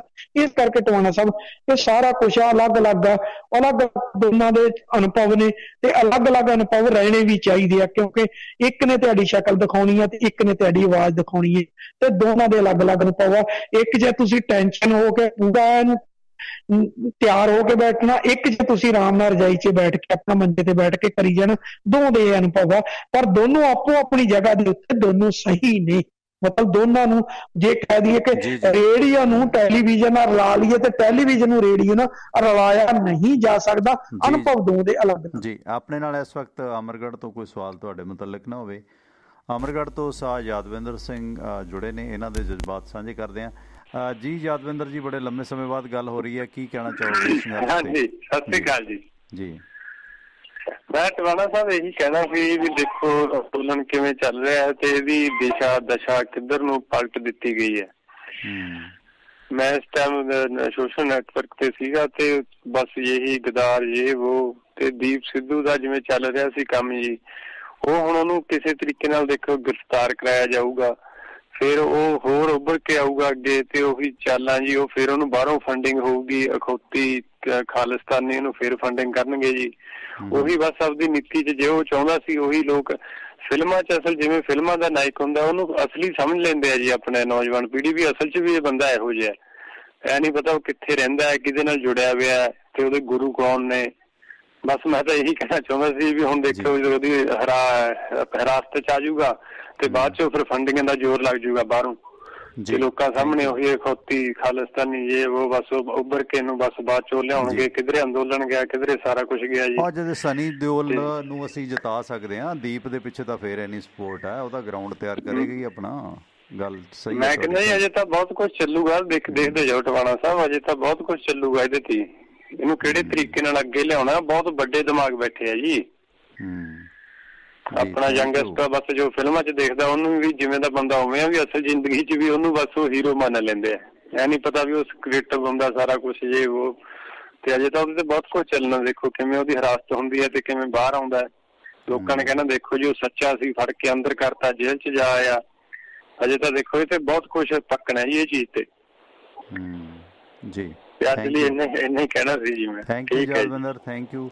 ਕੋਈ ਨਹੀਂ, ਆਪਾਂ ਪੁੱਛ ਲੈਂਦੇ ਹਾਂ ਕਿ ਰਾਜਨੀਤਿਕ ਲਾਹਾ ਕਿਹੜੀ ਪਾਰਟੀ, ਸੁਰਿੰਦਰ ਸਿੰਘ ਜੀ, ਇਹ 'ਚੋਂ ਕਿਹੜੀ ਪਾਰਟੀ ਕਿੰਨਾ ਕੁ ਰਾਜਨੀਤਿਕ ਲਾਹਾ ਖੱਟ ਸਕਦੀ ਹੈ? ਕਿ ਪਹਿਲਾਂ ਜਿਹੜੇ ਕੁਛ ਸੰਘਰਸ਼ ਦੇ ਵਿੱਚ ਜੇਲ੍ਹਾਂ 'ਚ ਬੈਠੇ MP MLA ਤੁਸੀਂ ਨੇ ਵੀ ਕਈ ਬਣਾਏ ਨੇ, ਸਪੋਰਟ ਕਹਿ ਲਈ ਜਾਂ ਤੁਹਾਡੇ ਸਮੇਂ, ਮਤਲਬ ਆਪ ਤਾਂ ਪੰਥ ਵਸੇ ਮੈਂ ਉਜੜਾਂ ਵਾਲੇ ਸਿਧਾਂਤ 'ਤੇ ਤੁਸੀਂ ਰਹੇ ਹੋ। ਅਤੇ ਇਸ ਦੌਰਾਨ ਕੀ 22 ਜਾਂ 24 ਦੇ ਵਿੱਚ ਇਸ ਸੰਘਰਸ਼ 'ਚੋਂ ਖਾਸ ਕਰਕੇ ਦੀਪ ਸਿੱਧੂ ਜਾਂ ਕੋਈ ਹੋਰ ਨੇਤਾ ਜਿੱਤ ਸਕਦਾ ਹੈ ਇਸ ਜੁਗਾੜਬਾਜ਼ੀ ਦੇ ਸਿਰ 'ਤੇ, ਜਾਂ ਕੋਈ ਪਾਰਟੀ ਖੜੀ ਹੋ ਸਕਦੀ ਹੈ? ਕਿਉਂਕਿ ਪਾਰਟੀ ਤਾਂ ਹੈ ਹੀ ਹੈ, ਸ਼ੰਭੂ ਮੋਰਚੇ 'ਚ ਜਿਹੜੀ ਪਾਰਟੀ ਨਿਕਲਦੀ ਹੈ ਉਹਨੂੰ ਬੰਬੇ ਦੀ ਬਹੁਤ ਸਪੋਰਟ ਹੈ। ਪੰਜਾਬ ਦੇ ਇੱਕ ਸਰਦਾਰ ਅਕਾਲੀ ਦੀ ਜਿਹਦੇ ਕੁੜਮ ਬੰਬੇ ਨੇ, ਹੈ ਨਾ, ਜਿਹੜਾ ਅਕਾਲੀ ਦਲ ਤੋਂ ਵੱਖ ਹੈ, ਉਹਨਾਂ ਦੀ ਬੜੀ ਸਪੋਰਟ ਹੈ, ਪੈਸਾ ਵੀ ਹੈ, ਸਭ ਕੁਛ ਹੈ। BJP ਦੀ ਵੀ ਬੜੀ ਸਪੋਰਟ ਹੈ ਉਹਨਾਂ ਨੂੰ ਅੰਦਰੋਂ ਅੰਦਰੀ। ਕੀ ਇੱਕ ਨਵਾਂ ਬਦਲ ਇੱਥੋਂ ਨਿਕਲਦਾ ਨਜ਼ਰ ਆਉਂਦਾ ਜੀ? ਟਵਾਣਾ ਸਾਹਿਬ, 2 ਉਦਾਹਰਨਾਂ ਦਿਆਂਗਾ, ਉਹਦੇ ਬਾਅਦ ਇਹਦੇ ਤੇ ਗੱਲ ਕਰਾਂਗਾ। ਪਹਿਲੀ ਗੱਲ ਜੀ, ਇੱਕ ਸਰਦਾਰ ਕਿੱਕਰ ਸਿੰਘ ਹੁੰਦੇ ਸੀ, ਅਕਾਲੀ ਦਲ ਦੇ ਪ੍ਰਧਾਨ ਦੇ ਡਰਾਈਵਰ ਸੀਗੇ, ਤੇ ਉਹ ਬਠਿੰਡਾ ਰਿਜ਼ਰਵ ਹਲਕਾ ਹੁੰਦਾ ਸੀ। ਉਹ ਕਹਿੰਦੇ ਜੀ ਵੀ ਪ੍ਰਧਾਨ ਜੀ ਮੈਂ ਸਾਰੀ ਉਮਰ ਤੁਹਾਡੇ ਨਾਲ ਕੱਟ ਲਈ, ਜਿਸ ਦਿਨ ਮੈਂ ਮਰਿਆ ਮੇਰੇ ਤਾਂ ਕਿਸੇ ਨੇ ਸੰਸਕਾਰ ਤੇ ਵੀ ਨਹੀਂ ਆਉਣਾ। ਕਹਿੰਦੇ ਜਿੱਦਾਂ ਤੂੰ ਮਰੇਗਾ ਤੈਨੂੰ ਪੂਰਾ ਇੰਡੀਆ ਰੋਏਗਾ। ਉਹਨਾਂ ਨੇ ਉਹਨੂੰ ਟਿਕਟ ਦੇ ਦਿੱਤੀ, ਬਠਿੰਡੇ ਤੋਂ ਮੈਂਬਰ ਪਾਰਲੀਮੈਂਟ ਬਣ ਗਿਆ। ਠੀਕ ਹੈ ਜੀ। ਅੰਗੂਠਾ ਲਾਉਂਦੇ ਸੀ, ਉਹਨਾਂ ਨੂੰ ਆਪਣੇ ਸਿਗਨੇਚਰ ਨਹੀਂ ਸੀ ਕਰਨੇ ਆਉਂਦੇ। ਜਦੋਂ ਪਾਰਲੀਮੈਂਟ 'ਚ ਗਏ, ਵੜਨ ਲੱਗੇ, ਨਾਲ ਬੀਬੀ ਨਰਲੇਪ ਕੌਰ ਸੀ। ਉਹਨਾਂ ਨੇ ਪੁੱਛਿਆ ਬਾਹਰ ਸੰਤ ਨੇ, ਕਹਿੰਦੇ ਤੁਸੀਂ ਕੌਣ? ਕਹਿੰਦੇ ਜੀ ਮੈਂ ਪ੍ਰਧਾਨ ਜੀ ਦਾ ਡਰਾਈਵਰ। ਉਹ ਕਹਿੰਦੇ ਗੈਟ ਆਊਟ। ਉਹ ਫਿਰ ਨਰਲੇਪ ਕੌਰ ਨੇ ਕਿਹਾ, ਕਹਿੰਦੇ ਆਨਰੇਬਲ ਮੈਂਬਰ ਪਾਰਲੀਮੈਂਟ ਨੇ ਬਠਿੰਡਾ ਤੋਂ। ਉਹ ਕਹਿੰਦੇ ਸਰ ਆਓ ਜੀ ਆਓ। ਉਹ ਐਸਾ ਬੰਦਾ ਰਿਹਾ ਸੀ ਕਿ ਉਹ ਪਾਰਲੀਮੈਂਟ ਦੇ ਵਿੱਚ ਜਾਂਦਾ ਸੀ, ਸਿਗਨੇਚਰ ਕਰਕੇ ਆ ਜਾਂਦਾ ਸੀ, ਆਪਣਾ ਅੰਗੂਠਾ ਲਾ ਕੇ ਆ ਜਾਂਦਾ ਸੀ। ਉਹਨੂੰ ਉਹਦਾ ਆਉਣ ਜਾਣ ਦਾ ਪਤਾ ਮਿਲਦਾ ਰਿਹਾ, ਲੇਕਿਨ ਉਹ ਵਿਚਾਰਾ ਇੱਕ ਦਿਨ ਵੀ ਪਾਰਲੀਮੈਂਟ 'ਚ ਬੋਲ ਨਹੀਂ ਸਕਿਆ। ਉਹਦੇ ਬਾਅਦ ਅਸੀਂ ਬਾਪੂ ਸੁੱਚਾ ਸਿੰਘ ਬਲੋ ਵੀ ਜਿਤਾਇਆ ਬਠਿੰਡੇ ਤੋਂ, ਔਰ ਜਿਤਾਇਆ ਵੀ ਤਕਰੀਬਨ 4.25 ਲੱਖ ਵੋਟਾਂ ਦੇ ਨਾਲ। ਠੀਕ ਹੈ ਨਾ। ਇਸ ਕਰਕੇ ਅਸੀਂ ਬੜੇ ਕੀਰਤੀਮਾਨ ਕੀਤੇ ਨੇ, ਅਸੀਂ ਕੋਈ ਛੋਟੇ ਨਹੀਂ ਕੀਤੇ ਆ। ਇਸ ਕਰਕੇ ਜੇ ਦੀਪ ਸਿੱਧੂ ਜਿੱਤ ਜੂ ਜਾਂ ਕੋਈ ਹੋਰ ਜਿੱਤ ਜੂ, ਇਹ ਕੋਈ ਚੰਬਾ ਨਹੀਂ ਹੈ, ਕੁਛ ਵੀ ਹੋ ਸਕਦਾ, ਕਿਉਂਕਿ ਅਸੀਂ ਪੰਜਾਬੀ ਹਾਂ। ਅਸੀਂ ਕੀਰਤੀਮਾਨ ਕਰਨ ਲੱਗੇ, ਕਿਸੇ ਦੀ ਜ਼ਮਾਨਤ ਜ਼ਬਤ ਕਰਾਉਣ ਲੱਗੇ ਤੇ ਕਿਸੇ ਦਾ ਰਿਕਾਰਡ ਬਣਾਉਣ ਲੱਗੇ, ਅਸੀਂ ਮਿੰਟ ਨਹੀਂ ਲਾਉਂਦੇ ਆ। ਇਸ ਕਰਕੇ ਕੁਛ ਵੀ ਹੋ ਸਕਦਾ। ਟਵਾਣਾ ਨਵੀਂ ਪਾਰਟੀ ਵੀ ਨਿਕਲ ਸਕਦੀ ਆ, ਨਵੀਂ ਕੋਈ ਮੂਵਮੈਂਟ ਨਵੀਂ ਖੜੀ ਹੋ ਸਕਦੀ ਆ। ਪਹਿਲੇ ਸਾਰਿਆਂ ਦੀ ਆਪਾਂ ਗੱਲ ਕਰਕੇ ਹਟੇ ਕਿ ਜਿਹੜੇ ਰਕੇਸ਼ ਟਕੈਤ ਵੱਲ ਨੂੰ ਤੁਰੇ ਆ, ਕਿਉਂਕਿ ਉਹਨਾਂ ਨੂੰ ਆਪਣਾ ਅੱਗਾ ਜਿਹੜਾ ਉਹ ਸਾਫ਼ ਹੁੰਦਾ ਦਿਖਾਈ ਦੇ ਰਿਹਾ। ਇਸ ਕਰਕੇ ਕਿਉਂਕਿ ਅੰਦੋਲਨ ਜਿੰਨਾ ਲੰਬਾ ਚੱਲੇਗਾ ਓਨਾ ਹੀ ਰੂਲਿੰਗ ਪਾਰਟੀ ਜਿਹੜੀ ਪੰਜਾਬ ਵਾਲੀ ਆ ਉਹਦੇ ਫਾਇਦੇ 'ਚ ਆ, ਤੇ ਜਿਹੜੀਆਂ ਆਪੋਜੀਸ਼ਨ ਇੱਥੇ ਆ ਉਹਨਾਂ ਸਾਰਿਆਂ ਦਾ ਸੂਫਾ ਸਾਫ਼ ਹੁੰਦਾ ਤੁਰਿਆ ਜਾ ਰਿਹਾ। ਇਸ ਕਰਕੇ ਉਹਨਾਂ ਸਾਰਿਆਂ ਨੂੰ ਚਿੰਤਾ ਕਿ ਜਿੰਨੀ ਜਲਦੀ ਅੰਦੋਲਨ ਖਤਮ ਹੋਵੇ ਓਨੀ ਜਲਦੀ ਸਾਡੇ ਇੱਥੇ ਪੈਰ ਲੱਗਣ। ਇਹ ਘਰੋਂ ਘਰੀ ਜਾਣ, ਚਾਹੇ ਅੰਦੋਲਨ ਫੇਲ ਹੋ ਕੇ ਆਉਣ, ਚਾਹੇ ਜਿੱਤ ਕੇ ਆਉਣ, ਪਰ ਸਾਡੀਆਂ ਰੋਟੀਆਂ ਚੱਲਣ। ਇਸ ਕਰਕੇ ਟਵਾਣਾ ਸਾਹਿਬ ਇਹਦੇ 'ਚ ਕੁਛ ਵੀ ਨਿਕਲ ਸਕਦਾ। ਅੱਜ ਉਹਦੀ ਭਵਿੱਖਬਾਣੀ ਨਹੀਂ ਕੀਤੀ ਜਾ ਸਕਦੀ, ਪਰ ਹੋਏਗਾ ਜ਼ਰੂਰ ਕੁਛ ਨਾ ਕੁਛ। ਬਿਲਕੁਲ ਬਿਲਕੁਲ। ਸੋ ਸੁਰਿੰਦਰ ਸਿੰਘ ਜੀ, ਬਹੁਤ ਬਹੁਤ ਧੰਨਵਾਦ। ਤੁਸੀਂ ਬਹੁਤ ਬੇਸ਼ਕੀਮਤੀ ਜਾਣਕਾਰੀਆਂ ਸਾਂਝੀਆਂ ਕੀਤੀਆਂ। ਸਵੇਰੇ ਫੇਰ ਸਮਾਂ ਕੱਢ ਕੇ ਮਹਿਫਲ ਲਾਵਾਂਗੇ, ਭਾਰਤੀ ਸਮਾਂ 8 ਵਜੇ ਤੋਂ ਲੈ ਕੇ 10 ਵਜੇ ਤੱਕ, ਅਤੇ ਸ਼ਾਮ ਨੂੰ 7 ਵਜੇ ਤੋਂ ਲੈ ਕੇ 9 ਵਜੇ ਤੱਕ। ਸੁਰਿੰਦਰ ਜੀ ਲਿਖੋ ਫਿਰ ਕਿਤਾਬ, ਜਿਹੜੀ ਇੱਕ ਅੱਧੀ ਰਹਿੰਦੀ ਹੈ ਕਰੋ ਕੰਪਲੀਟ, ਪਾਈਏ ਧਮਾਕਾ। ਠੀਕ ਹੈ ਜੀ। ਸਤਿ ਸ਼੍ਰੀ ਅਕਾਲ ਟਵਾਣਾ ਸਾਹਿਬ, ਸਤਿ ਸ਼੍ਰੀ ਅਕਾਲ ਜੀ, ਮਿਹਰਬਾਨੀ। ਮਿਹਰ ਕਰੇ, ਥੈਂਕ ਯੂ। ਸੋ ਸਾਹ ਸੁਰਿੰਦਰ ਸਿੰਘ ਰਾਜਨੀਤਿਕ ਮਾਮਲਿਆਂ ਦੇ ਬਾਹਰ ਤੇ ਵਕਾਲਤ ਨਾਲ ਵਾਬਸਤਾ ਆਪਣੇ ਨਾਲ ਜੁੜੇ ਸੀ। ਬੜੀ ਬੇਬਾਕ ਬੁਲੰਦ ਆਵਾਜ਼ ਭਾਈ ਲਾਲੋ ਦੀ ਅਸਲ ਸਿੱਖੀ ਜੋ ਵੇਖ ਰਹੇ ਹਾਂ ਉਸ ਨੂੰ ਉਸ ਢਾਂਚੇ ਦੇ ਵਿੱਚ ਪ੍ਰਵਾਨ ਵੀ ਨੇ। ਬੜਾ ਕੁਛ ਚੱਲਿਆ ਚੱਲ ਰਹੇ ਨੇ ਅਤੇ ਚੱਲਣਗੇ ਵੀ, ਇਹ ਸਮੇਂ ਦਾ ਸੱਚ ਹੈ।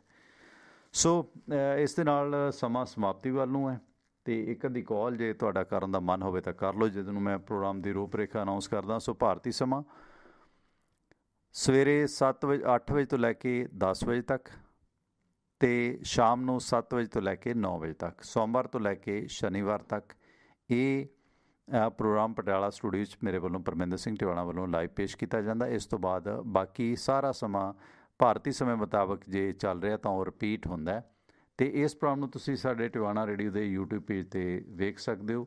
ਅੱਛਾ ਲੱਗੇ ਤਾਂ ਜ਼ਰੂਰ ਅੱਗੇ ਸ਼ੇਅਰ ਕਰਨ ਦੀ ਕੋਸ਼ਿਸ਼ ਕਰਨੀ, ਇਹ ਗੁਜ਼ਾਰਿਸ਼ ਹੈ। ਸਾਡੀ ਵੈਬਸਾਈਟ ਹੈ tiwanaradio.com, ਉਹ ਵੀ ਅੱਗੇ ਸ਼ੇਅਰ ਕਰੋ। ਉੱਥੇ ਤੁਹਾਨੂੰ ਐਪਸ ਆਈਫੋਨ ਦੀ, ਐਂਡਰਾਇਡ ਦੀ ਮਿਲੇਗੀ। ਕੋਈ ਸਹਾਇਤਾ ਸਪੋਰਟ ਕਰਨੀ ਹੈ ਤਾਂ ਵੀ ਆਪਦਾ ਸਵਾਗਤ ਹੈ। ਕੰਟੈਕਟ ਹੈਗੇ ਨੇ। ਜੇ ਕਾਲ ਟੂ ਲਿਸਨ ਨੰਬਰ 'ਤੇ ਅਮਰੀਕਾ ਦੇ ਵਿੱਚ ਪ੍ਰੋਗਰਾਮ ਸੁਣਨਾ ਤਾਂ 667 930 92 60 'ਤੇ ਕਾਲ ਕੀਤੀ ਜਾ ਸਕਦੀ ਹੈ। ਮੇਰੇ ਨਾਲ ਕੋਈ ਵਿਚਾਰ ਚਰਚਾ ਕਰਨੀ ਹੈ ਤਾਂ ਇੰਡੀਆ ਸਟੂਡੀਓ ਦਾ ਜਿਹੜਾ ਆਪਣਾ ਨੰਬਰ ਹੈ ਜਿਸ 'ਤੇ ਫੋਨ ਕਾਲ ਲਈਆਂ ਜਾਂਦੀਆਂ ਨੇ ਉਹ ਹੈ 98 763 096 55। ਉਸ ਨੰਬਰ 'ਤੇ ਵੀ ਕਾਲ ਆਪ ਜੀ ਕਰ ਸਕਦੇ ਹੋ। ਵਟਸਐਪ ਰਿਕਾਰਡਡ ਮੈਸੇਜ ਛੱਡ ਸਕਦੇ ਹੋ। ਮੈਂ ਸਮਝਦਾ ਕਿ ਆਉਣ ਵਾਲੇ ਸਮੇਂ 'ਚ ਹਰ ਬੰਦਾ ਬਰੋਡਕਾਸਟ ਹੋਵੇ। ਸੋ ਜੇ ਤੁਹਾਨੂੰ ਕੋਈ ਸੰਗ ਹੈ, ਝਿਜਕ ਹੈ ਤਾਂ ਬਿਨਾਂ ਨਾਂ ਤੋਂ ਕਹਿ ਦਿਓ ਕਿ ਔਨ ਏਅਰ ਲਿਖ ਦਿਓ, ਉਹ ਤੁਹਾਡਾ ਮੈਸੇਜ ਬੋਲਿਆ ਜਾਏਗਾ। ਸੋ ਇਸੇ ਕਰਕੇ ਹੌਲੀ ਹੌਲੀ ਸੰਗ ਖੁੱਲ੍ਹਦੀ ਹੈ। ਸੰਗ ਖੋਲ੍ਹ ਕੇ ਹੀ ਸੰਘਰਸ਼ ਲੜੇ ਜਾਂਦੇ ਨੇ, ਕਿਉਂਕਿ ਸੰਗ ਦੇ ਚੱਕਰਾਂ 'ਚ ਅਸੀਂ ਕਈ ਵਾਰੀ DC ਦਫ਼ਤਰ ਜਾਂ ਨੇਤਾ ਦੇ ਅੱਗੇ ਬੋਲ ਹੀ ਨਹੀਂ ਸਕਦੇ ਅਤੇ ਆਪਣਾ ਹਕੂਕ ਨਹੀਂ ਪ੍ਰਗਟ ਕਰ ਸਕਦੇ, ਆਪਣੇ ਹਕੂਕ ਦੀ ਲੜਾਈ ਨਹੀਂ ਲੜ ਸਕਦੇ। ਇਸ ਕਰਕੇ ਗੁਰੂ ਨਾਨਕ ਸਾਹਿਬ ਦਾ ਜਿਹੜਾ ਵਾਕ ਹੈ ਕਿ ਜਬ ਲਗ ਦੁਨੀਆ ਰਹੀਏ ਨਾਨਕ ਕਿਛ ਸੁਣੀਏ ਕੁਛ ਕਹੀਏ, ਸੋ ਉਸ 'ਤੇ ਸਾਨੂੰ ਧਾਰਨੀ ਹੋਣਾ ਚਾਹੀਦਾ। ਆਪ ਦਾ ਸਵਾਗਤ ਸਰ, ਵੈਲਕਮ। ਸਤਿ ਸ਼੍ਰੀ ਅਕਾਲ ਸਰ ਜੀ, ਆਪਣਾ ਇੰਦਰਜੀਤ ਬੋਲਦਾ ਜੀ ਬਾਜਾਖਾਨੇ ਤੋਂ। ਹਾਂਜੀ ਇੰਦਰਜੀਤ ਬਾਜਾਖਾਨਾ ਤੋਂ, ਕੀ ਹਾਲ ਚਾਲ ਹੈ ਬਾਈ ਜੀ? ਨਿਊਜ਼ੀਲੈਂਡ ਵਾਲੇ ਹੋ? ਵਧੀਆ ਜੀ ਵਧੀਆ, ਆਪਣੇ ਦੱਸੋ ਠੀਕ ਠਾਕ ਜੀ? ਵਧੀਆ ਬਸ ਵਧੀਆ। ਮੌਸਮ ਬਾਹਰ ਕਿੱਥੇ ਆ? ਰਾਜਸਥਾਨ ਹੋ ਕਿੱਥੇ ਹੋਇਆ ਇਸ ਵਕਤ? ਨਹੀਂ ਅੱਜ ਹੁਣ ਸਰ ਹੋ ਗਿਆ ਮੈਨੂੰ 3 ਦਿਨ ਪਿੰਡ ਆਏ ਨੂੰ। ਵੈਸੇ ਇੱਧਰ ਪਿੰਡ ਆਇਆ ਸੀ, ਉੱਥੇ ਕੋਰਾ ਕਾਫੀ ਪੈ ਗਿਆ ਸੀ ਤਾਂ ਕਰਕੇ ਕੰਮ ਬੰਦ ਸੀ, ਵਾਪਸ ਆਉਣਾ ਪੈ ਗਿਆ ਇੱਧਰ ਪਿੰਡ। ਅੱਛਾ ਜੀ।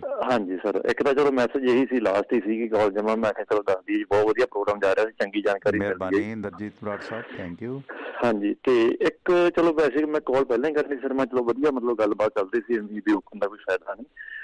ਇੱਕ ਨਾ ਸਰ ਮੈਂ ਅੱਜ ਮਤਲਬ ਵੀ ਦੇਖੀ ਸੀ, ਸ਼ਾਇਦ ਤੁਸੀਂ ਦੇਖਿਆ ਹੋਣਾ ਉਹਨਾਂ ਨੂੰ ਫੇਸਬੁੱਕ ਤੇ, ਭਾਰਤੀ ਕਲੋਟੀ ਨੇ ਹਨਾ ਨਿਊਜ਼ੀਲੈਂਡ ਤੋਂ, ਤੇ ਉਹਨਾਂ ਦੀ ਪੋਸਟ ਸੀ ਇੱਕ, ਤੇ ਉਹਦੇ ਵਿੱਚ ਕਾਫੀ ਮਤਲਬ ਵੀ ਚੱਲ ਰਹੀ ਸੀ ਗੱਲਬਾਤ ਕਨੂਪ੍ਰਿਆ ਦੇ ਬਾਰੇ। ਹਾਂ ਜੀ, ਬਾਰੇ ਚਲੋ ਸੀਗਾ, ਚਲੋ ਮੈਂ ਸੁਬਾਹ ਤੁਹਾਨੂੰ ਜੇ ਟਾਈਮ ਲੱਗਾ ਕਾਲ ਕਰ ਲਓ, ਨਹੀਂ ਤੁਸੀਂ ਆਪ ਹੀ ਮਤਲਬ ਇਹਦੇ ਬਾਰੇ ਜ਼ਰੂਰ ਦੱਸਿਓ ਸੁਬਾਹ ਨਾ, ਕੱਲ ਨੂੰ ਜਦੋਂ ਵੀ ਪ੍ਰੋਗਰਾਮ ਕੀਤਾ ਵੀ ਉਹ ਮਾਜਰਾ ਕੀ ਸੀ। ਕਨੂੰ ਅਸਲ 'ਚ ਕਨੂੰ ਨੂੰ ਟਾਈਮ ਨਹੀਂ ਸੀ ਦਿੱਤਾ। ਕਨੂੰ ਇਸ ਗੱਲ ਤੋਂ ਖਿੱਚ ਗਈ ਕਿਉਂਕਿ ਇਹਨਾਂ ਦਾ ਪੈਟਰਨ ਸੀ ਕਿ ਜਿਹੜੇ ਮੌਜੂਦਾ ਪ੍ਰਧਾਨ ਨੇ ਉਹਨਾਂ ਨੂੰ ਟਾਈਮ ਦਿੱਤਾ ਜਾਵੇ। ਇਸੇ ਗੱਲ ਤੋਂ ਹਾਲਾਂਕਿ ਕਨੂੰ ਨੂੰ ਬੜੀ ਸਪੋਰਟ ਇਹਨਾਂ ਜਥੇਬੰਦੀਆਂ ਨੇ ਕੀਤੀ ਹੈ ਅਤੇ ਹੁਣ ਕਨੂੰ ਆਪਣਾ ਰਾਜਨੀਤਿਕ ਭਵਿੱਖ ਵੀ ਵੇਖਦੀ ਹੈ, ਕਨੂਪ੍ਰਿਆ, ਮੈਨੂੰ ਪਤਾ। ਸੋ ਇਸ ਕਰਕੇ ਜੇ ਤੁਹਾਨੂੰ ਟਾਈਮ ਨਹੀਂ ਦਿੱਤਾ ਗਿਆ, ਹੋਰ ਤਾਂ ਕੋਈ ਮਤਭੇਦ ਨਹੀਂ ਜੋ ਮੈਨੂੰ ਪਤਾ ਕਿ ਉਹਨੂੰ ਟਾਈਮ ਨਹੀਂ ਦਿੱਤਾ ਗਿਆ। ਉਹਨਾਂ ਨੇ ਕਿਹਾ ਸੀ ਕਿ ਜੇ ਮੌਜੂਦਾ ਪ੍ਰਧਾਨ ਹੈ ਤਾਂ ਬੋਲ ਸਕਦੇ ਆ, ਜੇ ਸਾਬਕਾ ਤਾਂ ਅਸੀਂ ਨਹੀਂ ਬੋਲਾਂਗੇ। ਸੋ ਇਹ ਕਾਰਨ ਹੈ। ਕੋਈ ਨਹੀਂ, ਆਪਾਂ ਕੱਲ੍ਹ ਇਹਦੀ 'ਚ ਡਿਟੇਲ 'ਚ ਕਨੂੰ ਜੀ ਹੋਰਾਂ ਨੂੰ ਵੀ ਪੁੱਛ ਲਾਂਗੇ, ਦੂਜੀ ਧਿਰ ਨੂੰ ਵੀ ਪੁੱਛ ਲਾਂਗੇ। ਪਰ ਇਹ ਜਿਹੜੀ ਆਪਸੀ ਫੁੱਟ ਹੈ ਨਾ, ਭਾਵੇਂ ਕਨੂੰ ਦੀ ਹੈ ਭਾਵੇਂ ਇਹਨਾਂ ਲੋਕਾਂ ਦੀ ਹੈ, ਇੰਦਰਜੀਤ ਸਿੰਘ ਜੀ, ਇਸ ਫੁੱਟ ਨੇ ਸਾਨੂੰ ਬਰਬਾਦ ਕਰਨਾ। ਅਸੀਂ ਮਤਲਬ ਨਿੱਕੀਆਂ ਨਿੱਕੀਆਂ ਗੱਲਾਂ ਤੋਂ ਸਾਡੀ ਫੁੱਟ ਵਧੀ ਹੈ। ਜੇ ਜਗੀਰ ਸਿੰਘ ਜ਼ਖਮੀ ਹੋਇਆ, ਸਾਨੂੰ ਉਹਦਾ ਵੀ ਸਤਿਕਾਰ ਹੈ। ਨਵਰੀਤ ਨੇ ਜਾਨ ਗਵਾਈ ਹੈ ਤੇ ਸਾਨੂੰ ਉਹਦਾ ਵੀ ਬਹੁਤ ਵੱਡਾ ਅਫਸੋਸ ਹੋਣਾ ਚਾਹੀਦਾ ਹੈ। ਹਾਂਜੀ, ਆਪਾਂ ਨੂੰ ਮਤਲਬ ਨਾ ਵੀ ਸੋਚਾਂਗੇ ਡੰਗਾਈ ਨਾਲ ਤਾਂ ਕਾਫੀ ਉਹ ਮਹਿਸੂਸ ਤੁਹਾਨੂੰ ਹੋਊਗਾ। ਚਲੋ ਵੈਸੇ ਤਾਂ ਚਲੋ ਜੇ ਆਪਾਂ ਹਲਕੀ ਗੱਲ ਵੇਖ ਲਈ, ਚਲੋ ਯਾਰ ਵੀ ਇੰਨੀਆਂ ਡਿੱਥਾਂ ਹੋਈਆਂ ਨਾ, ਉਹ ਇੱਕ ਜੇ ਨੰਬਰਾਂ 'ਚ ਪਾਵਾਂਗੇ ਉਹ ਇੱਕ ਵੱਖਰੀ ਗੱਲ। ਪਰ ਜਿਹਨੂੰ ਤੁਸੀਂ ਹੰਡਾਉਣਾ ਚਾਹੋਗੇ ਉੱਥੇ ਜਾ ਕੇ ਵੇਖਿਆ ਜਿਵੇਂ ਅਸੀਂ ਹੈ ਨਾ, ਮਤਲਬ ਕਾਫੀ ਤੁਸੀਂ ਫਿਰ ਨੇੜੋਂ ਵੇਖੋਗੇ ਤੁਹਾਨੂੰ ਮਹਿਸੂਸ ਹੋਊਗਾ। ਹਾਂਜੀ, ਥੈਂਕ ਯੂ ਬਰਾੜ ਸਾਹਿਬ। ਇਸ ਵਕਤ ਆਪਣੇ ਨਾਲ ਅਮਰੀਕਾ ਤੋਂ ਮੇਰੇ ਖਿਆਲ ਨੰਬਰ ਹੈ ਬਾਈ ਜੀ ਦਾ, ਕੈਨੇਡਾ ਤੋਂ ਸੁਰਿੰਦਰ ਸਿੰਘ ਜੌਲ ਜੀ। ਤੁਸੀਂ ਟਿਵਾਣਾ ਰੇਡੀਓ ਤੇ ਆਨ ਏਅਰ ਹੋ ਭਾਜੀ, ਕੀ ਕਹਿਣਾ ਚਾਹੁੰਦੇ ਹੋ? ਕਹਿਣਾ ਤਾਂ ਬਹੁਤ ਵਧੀਆ, ਤੁਹਾਡਾ ਪ੍ਰੋਗਰਾਮ ਚੱਲਦਾ, ਸੁਣਦੇ ਆ ਬਹੁਤ ਦਿਨਾਂ, ਬਹੁਤ ਸਾਲਾਂ ਤੋਂ ਹੀ, ਤੇ ਬਹੁਤ ਵਧੀਆ ਚੱਲਦਾ ਜੀ। ਤੇ ਇੰਨਾ ਹੀ ਕਹਿਣਾ ਸੀ ਵੀ ਬਹੁਤ ਕੀਪ ਇਟ ਅਪ ਤੇ ਆਪਣਾ ਲੱਗੇ ਰਹੋ। ਕੀ ਲੱਗਦਾ ਭਾਜੀ ਜਾਂਦੇ ਜਾਂਦੇ ਜੌਲ ਸਾਹਿਬ, ਤੁਹਾਡੇ ਕੀ ਜਜ਼ਬਾਤ ਨੇ ਕਿ ਜਿਸ ਤਰ੍ਹਾਂ ਸਰਕਾਰ ਮਤਲਬ ਐਡੀ, ਜਿਵੇਂ ਗਲੀ ਦੇ ਜਵਾਕ ਨਹੀਂ ਲੜ ਪੈਂਦੇ ਕਿ ਸਾਡੇ ਘਰ ਮੂਹਰੇ ਦੀ ਲੰਘੂ, ਮੈਂ ਤੈਨੂੰ ਟੋਆ ਪੱਟ ਕੇ ਨਾ ਉੱਥੇ ਚਿੱਕੜ 'ਚ ਸੁੱਟੂ। ਮੋਦੀ ਸਰਕਾਰ ਜਿਹੜੀ ਰਫੇਲ ਚੁੱਕੀ ਫਿਰਦੀ ਹੈ, ਆਪਣੇ ਕਿਸਾਨਾਂ ਨਾਲ ਲੜਨ ਵਾਸਤੇ ਕਿੱਲ ਗੜਾ ਰਹੀ ਹੈ। ਅਤੇ ਜਦੋਂ ਪੂਰੀ ਦੁਨੀਆ 'ਚ ਬਦਨਾਮੀ ਹੋ ਗਈ, ਪਹਿਲਾਂ ਟੋਏ ਪਟਾ ਕੇ ਸ਼ਰਮ ਨਹੀਂ ਆਈ ਕਿ ਕੋਈ ਸਰਕਾਰ ਐਂ ਟੋਏ ਪਟਾਉਂਦੀ ਹੁੰਦੀ ਹੈ ਸੜਕਾਂ 'ਤੇ, ਉਸ ਤੋਂ ਬਾਅਦ ਫਿਰ ਕਿੱਲਾਂ ਲਵਾ ਲਈਆਂ। ਕੀ ਜਵਾਕਾਂ ਵਾਲੀਆਂ ਗੱਲਾਂ ਯਾਰ, ਉਹ ਕਿੱਲਾਂ ਰੋਕ ਲੈਣਗੀਆਂ, ਅੱਡੀ ਮਾਰ ਮਾਰ ਕੇ ਮੋੜਤੀਆਂ ਅਗਲਿਆਂ ਨੇ। ਕਿਸ ਪਾਸੇ ਨੂੰ ਜਾ ਰਿਹਾ? ਹਾਂਜੀ, ਉਹ ਤਾਂ ਜਵਾਕ ਉਹ ਤਾਂ ਬਾਹਲਾ ਥੱਲੇ ਨੂੰ ਜਾ ਰਿਹਾ ਗਰਾਊਂਡ ਲੈਵਲ ਵੱਲ ਨੂੰ, ਤੇ ਆਪਣੇ ਲੋਕ ਵੀ ਜਿਹੜੇ ਜੀ ਐਵੇਂ ਪੋਸਟਾਂ ਪਾਈ ਜਾਂਦੇ ਆ, ਹੁਣ ਆਹ ਗਦਾਰ ਹੋ ਗਿਆ, ਹੁਣ ਇਹਦੀ ਪੋਸਟ ਆ ਗਈ, ਉਹਦੀ ਹੋ ਗਈ। ਇੱਥੇ ਤਾਂ ਸਾਰਾ ਦਿਨ ਆਹੀ ਚੱਲੀ ਜਾਂਦਾ ਜੀ ਕੈਨੇਡਾ 'ਚ। ਨਹੀਂ, ਉਹ ਨਹੀਂ ਕਰਨਾ ਚਾਹੀਦਾ ਆਪਸ ਦੇ ਵਿੱਚ। ਜਿਹੜਾ ਜਿੱਥੇ ਗਲਤ ਆਲੋਚਨਾ ਕਰਦੇ ਹੋ, ਆਲੋਚਨਾ ਕਰਨ ਨੂੰ ਤੇ ਅਸੀਂ ਲੋਕ ਬੈਠੇ ਹੀ ਆ, ਅਸੀਂ ਗਾਲਾਂ ਵੀ ਚੱਲਦੇ, ਕਿਉਂਕਿ ਦੇਖੋ ਆਮ ਲੋਕ ਜੇ ਕੋਈ ਇੱਕ ਦੂਸਰੇ ਦੇ ਖਿਲਾਫ ਪਾਉਂਦੇ ਨੇ ਉਹ ਘੱਟ ਲੜਦੇ ਨੇ। ਜਦੋਂ ਕੋਈ ਸਾਡੇ ਵਰਗਾ ਜਰਨਲਿਸਟ ਗੱਲ ਕਹਿ ਦਿੰਦਾ ਨਾ, ਤੇ ਉਹ ਫਿਰ ਬਹੁਤ ਚੁੱਭਦੀ ਹੈ। ਮੈਂ ਅੱਜ ਵੀ ਆਖਿਆ ਸੀ, ਮੈਂ ਵੇਖ ਰਿਹਾ ਸੀ, ਮੈਂ ਅੱਜ ਅਰਦਾਸ ਮੌਕੇ ਆਖਰੀ ਗਲੋਬਲ ਪੰਜਾਬ ਤੇ ਬੋਲਿਆ ਕਿ ਦੇਖੋ ਵੱਡੇ ਵੱਡੇ ਲੋਕਾਂ ਨੇ, ਰਵੀ ਸਿੰਘ ਖਾਲਸਾ ਹੋਰਾਂ ਨੇ ਵੀ ਅੱਜ ਫੋਟੋ ਨਹੀਂ ਪਾਈ, ਤੇ ਅੱਜ ਠੀਕ ਹੈ ਜਿਹੜਾ ਇਹ ਵੀ ਗੱਲ ਕਰਨੀ ਬਣਦੀ ਸੀ, ਸਾਕਾ ਨਕੋਦਰ ਦੇ 34 ਸਾਲ ਹੋ ਗਏ ਨੇ, ਇਸ ਪਰਿਵਾਰ ਨਾਲ ਮੇਰੀ ਬੜੀ ਲੰਮੀ ਚੌੜੀ ਗੱਲ ਹੁੰਦੀ ਹੈ, ਇਹਦਾ ਵੀ ਇਨਸਾਫ ਨਹੀਂ ਮਿਲ ਰਿਹਾ। ਪਰ ਰਵੀ ਸਿੰਘ ਹੋਰਾਂ ਨੇ ਵੀ ਮਤਲਬ ਅੱਜ ਅਰਦਾਸ ਦੀ ਉਸ ਦੀ, ਜੇ ਤੁਸੀਂ ਸੋਸ਼ਲ ਸਾਈਟ 'ਤੇ ਹੋਰ ਸਾਰਾ ਕੁਛ ਕਰਦੇ ਹੋ ਤਾਂ ਘੱਟੋ ਘੱਟ ਅੱਜ ਨਵਰੀਤ ਦੀ ਅਰਦਾਸ ਸੀ, ਫੇਸਬੁੱਕ 'ਤੇ ਸ਼ਰਧਾਂਜਲੀ ਭੇਟ ਕਰ ਦਿੱਤੀ ਜਾਂਦੀ। ਰਵੀ ਸਿੰਘ ਖਾਲਸਾ ਜੀ ਤੁਸੀਂ ਕਰਦੇ, ਤੁਹਾਡੀ ਰੀਸ 'ਚ ਹੋਰ ਬਹੁਤਿਆਂ ਨੇ ਕਰਨੀ ਸੀ। ਅਸੀਂ ਉਸ ਨੌਜਵਾਨ ਦਾ ਜੇ ਸੇਵਾ ਨਹੀਂ ਠੰਡਾ ਹੋਇਆ, ਅਸੀਂ ਉਹਦੀ ਕੁਰਬਾਨੀ ਨੂੰ, ਉਹਦੇ ਜਾਨਵਰ ਨੂੰ ਅੱਜ ਹੀ ਭੁਲਾ ਦਿੱਤਾ। ਜਿਹੜਾ ਜੱਗੀ ਜੌਹਲ ਹੈ, ਜਿਹਦਾ ਸਿਰ ਫਟਿਆ, ਕੇਸ ਖੋਲ੍ਹੇ ਨੇ, ਦਾੜੀ ਖਿਲ ਰਹੀ ਹੈ, ਉਹਦੀਆਂ ਫੋਟੋਆਂ ਨੂੰ ਹੁਣ ਕੈਸ਼ ਕਰਨ ਦੇ ਵਾਸਤੇ ਇਹ ਲੋਕ ਵੱਧ ਰਹੇ ਨੇ। 34 ਸਾਲ ਪਹਿਲਾਂ ਜਿਹੜੇ 4 ਸਿੰਘ ਸ਼ਹੀਦ ਹੋਏ ਸੀ ਨਕੋਦਰ ਦੇ ਵਿੱਚ, ਮੈਂ ਉਸ ਪਰਿਵਾਰ ਨੂੰ ਜਾਣਦਾ, ਗੱਲ ਉਹਨਾਂ ਨਾਲ ਵੱਖ-ਵੱਖ ਮਾਧਿਅਮਾਂ 'ਤੇ ਹੁੰਦੀ ਹੈ, ਉਹਨਾਂ ਨੂੰ ਅੱਜ ਜ਼ਰੂਰ ਪੋਸਟ ਕਰ ਦਿੱਤਾ। ਪਰ ਅੱਜ ਜਿਹਦਾ ਸਿਵਾ ਠੰਡਾ ਨਹੀਂ ਹੋਇਆ, ਜਿਹਦੀ ਅਰਦਾਸ ਹੈ, ਉਹਦੀਆਂ 2 ਫੋਟੋਆਂ, ਉਹਦੇ ਲਈ 2 ਸ਼ਬਦ ਇਹਨਾਂ ਲੋਕਾਂ ਤੋਂ ਨਹੀਂ ਸਰੇ, ਕਿਉਂਕਿ ਪ੍ਰਵਾਨ ਨਹੀਂ ਹੈ ਨਾ ਉਹ। ਪ੍ਰੋਬਲਮ ਇਹ ਹੈ ਕੈਸ਼ ਨਹੀਂ ਹੋ ਸਕਿਆ, ਤੇ ਹੁਣ ਉਹਨੂੰ ਕਿਉਂ ਫੋਟੋਆਂ ਤੇ ਆਪਣੀਆਂ ਤੇ ਜਗ੍ਹਾ ਦੇਣ? ਇਹ ਔਕਾਤ ਹੈ ਇਹਨਾਂ ਲੋਕਾਂ ਦੀ। ਜੀ ਭਾਜੀ। ਹਾਂਜੀ ਹਾਂਜੀ, ਠੀਕ ਆ। ਇਹ ਤਾਂ ਇਦਾਂ ਹੀ ਚੱਲਦਾ ਜੀ। ਆਪਣੇ ਪਹਿਲਾਂ ਸੰਘਰਸ਼ ਵੇਲੇ ਵੀ ਅਸੀਂ ਤਾਂ ਦੇਖਿਆ ਜੀ, ਜਿਹੜੇ ਅਸਲੀ ਖਾੜਕੂ ਸੀ ਉਹ ਸ਼ਹੀਦ ਹੋ ਗਏ ਜਾਂ ਕੁਰਬਾਨੀਆਂ ਕਰ ਗਏ, ਤੇ ਬਾਕੀ ਜੀ ਬਸ ਇਦਾਂ ਹੀ ਜਾਂਦੇ, ਸਾਰਾ ਰਲ ਬੰਦਲ ਕਰੀ ਜਾਂਦੇ ਆ। ਬਿਲਕੁਲ ਬਿਲਕੁਲ ਬਿਲਕੁਲ, ਦੁੱਖ ਤਾਂ ਇਸੇ ਗੱਲ ਦਾ ਵੀ ਆ। ਧੰਨਵਾਦ ਤੁਹਾਡਾ ਸਾਥ ਲੈਣ ਦਾ। Thank you. ਹਾਂ ਬਾਈ ਜੀ ਦੀ 1-2 ਹੋਰ ਕਾਲ ਵੀ ਸੀ, ਸੋ ਮੈਂ ਬਾਈਂਡ ਅਪ ਕਰਦਾ, ਉਦੋਂ ਤੱਕ ਆ ਗਈ ਤਾਂ ਉਹਨੇ ਪਾ ਦਿਆਂਗੇ। ਸੋ ਇਸ ਕਰਕੇ ਮੈਂ ਅਫਸੋਸ ਹੋਇਆ, ਰਵੀ ਸਿੰਘ ਖਾਲਸਾ ਹੋਰਾਂ ਦੀ ਵਿਵਾਲ ਤੇ ਮੈਂ ਨਹੀਂ ਵੇਖ ਰਿਹਾ, ਕਿਉਂਕਿ ਉਹ ਨੌਜਵਾਨ ਨੇ ਜਾਨ ਵਾਰੀ ਹੈ। ਉਹਨਾਂ ਨੂੰ ਸੱਚੀ ਸ਼ਰਧਾਂਜਲੀ ਇਹੀ ਹੈ ਕਿ ਅਸੀਂ ਇਸ ਸੰਘਰਸ਼ ਦੇ ਵਿੱਚ, ਕਿਉਂਕਿ ਸਾਡੀ ਵੱਡੀ ਲੜਾਈ ਦਾਣਿਆਂ ਦੀ ਹੈ। ਜੇ ਦਾਣਿਆਂ ਦੀ ਲੜਾਈ ਘਰੇ 4 ਟਰਾਲੀਆਂ ਹੋਣਗੀਆਂ ਨਾ ਦਾਣਿਆਂ ਦੀਆਂ, ਤਾਂ ਹੀ ਤੁਸੀਂ ਖੁਦ ਮੁਖਤਾਰੀ ਜਾਂ ਹੋਣ ਦੀ ਅਗਲੀ ਲੜਾਈ ਲੜੋਗੇ। ਪਹਿਲਾਂ ਆਟੇ ਦੀ ਲੜਾਈ ਲੜ ਲਓ। ਜੇ ਭੜੋਲੇ 'ਚ ਦਾਣੇ ਨਹੀਂ ਤੇ ਕਮਲੇ ਸਿਆਣੇ ਨਹੀਂ ਹੋ ਸਕਦੇ, ਸਿਆਣੇ ਵੀ ਨਿਆਣੇ ਰਹਿ ਜਾਣਗੇ, ਕਮਲੇ ਹੋ ਜਾਣਗੇ।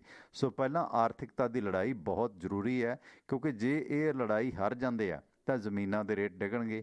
ਉਲਟਾ ਜਿਵੇਂ ਇਹ ਕਹਿੰਦੇ ਨੇ, ਅਸੀਂ ਮਿੱਥਿਆ ਹੋਇਆ ਕਿ ਜੇ ਅੰਦੋਲਨ ਫੇਲ ਹੋ ਗਿਆ ਤੇ ਫਿਰ ਅਸੀਂ ਖਾਲਿਸਤਾਨ ਦਾ ਸੰਘਰਸ਼ ਤੇਜ਼ ਕਰ ਲਾਂਗੇ।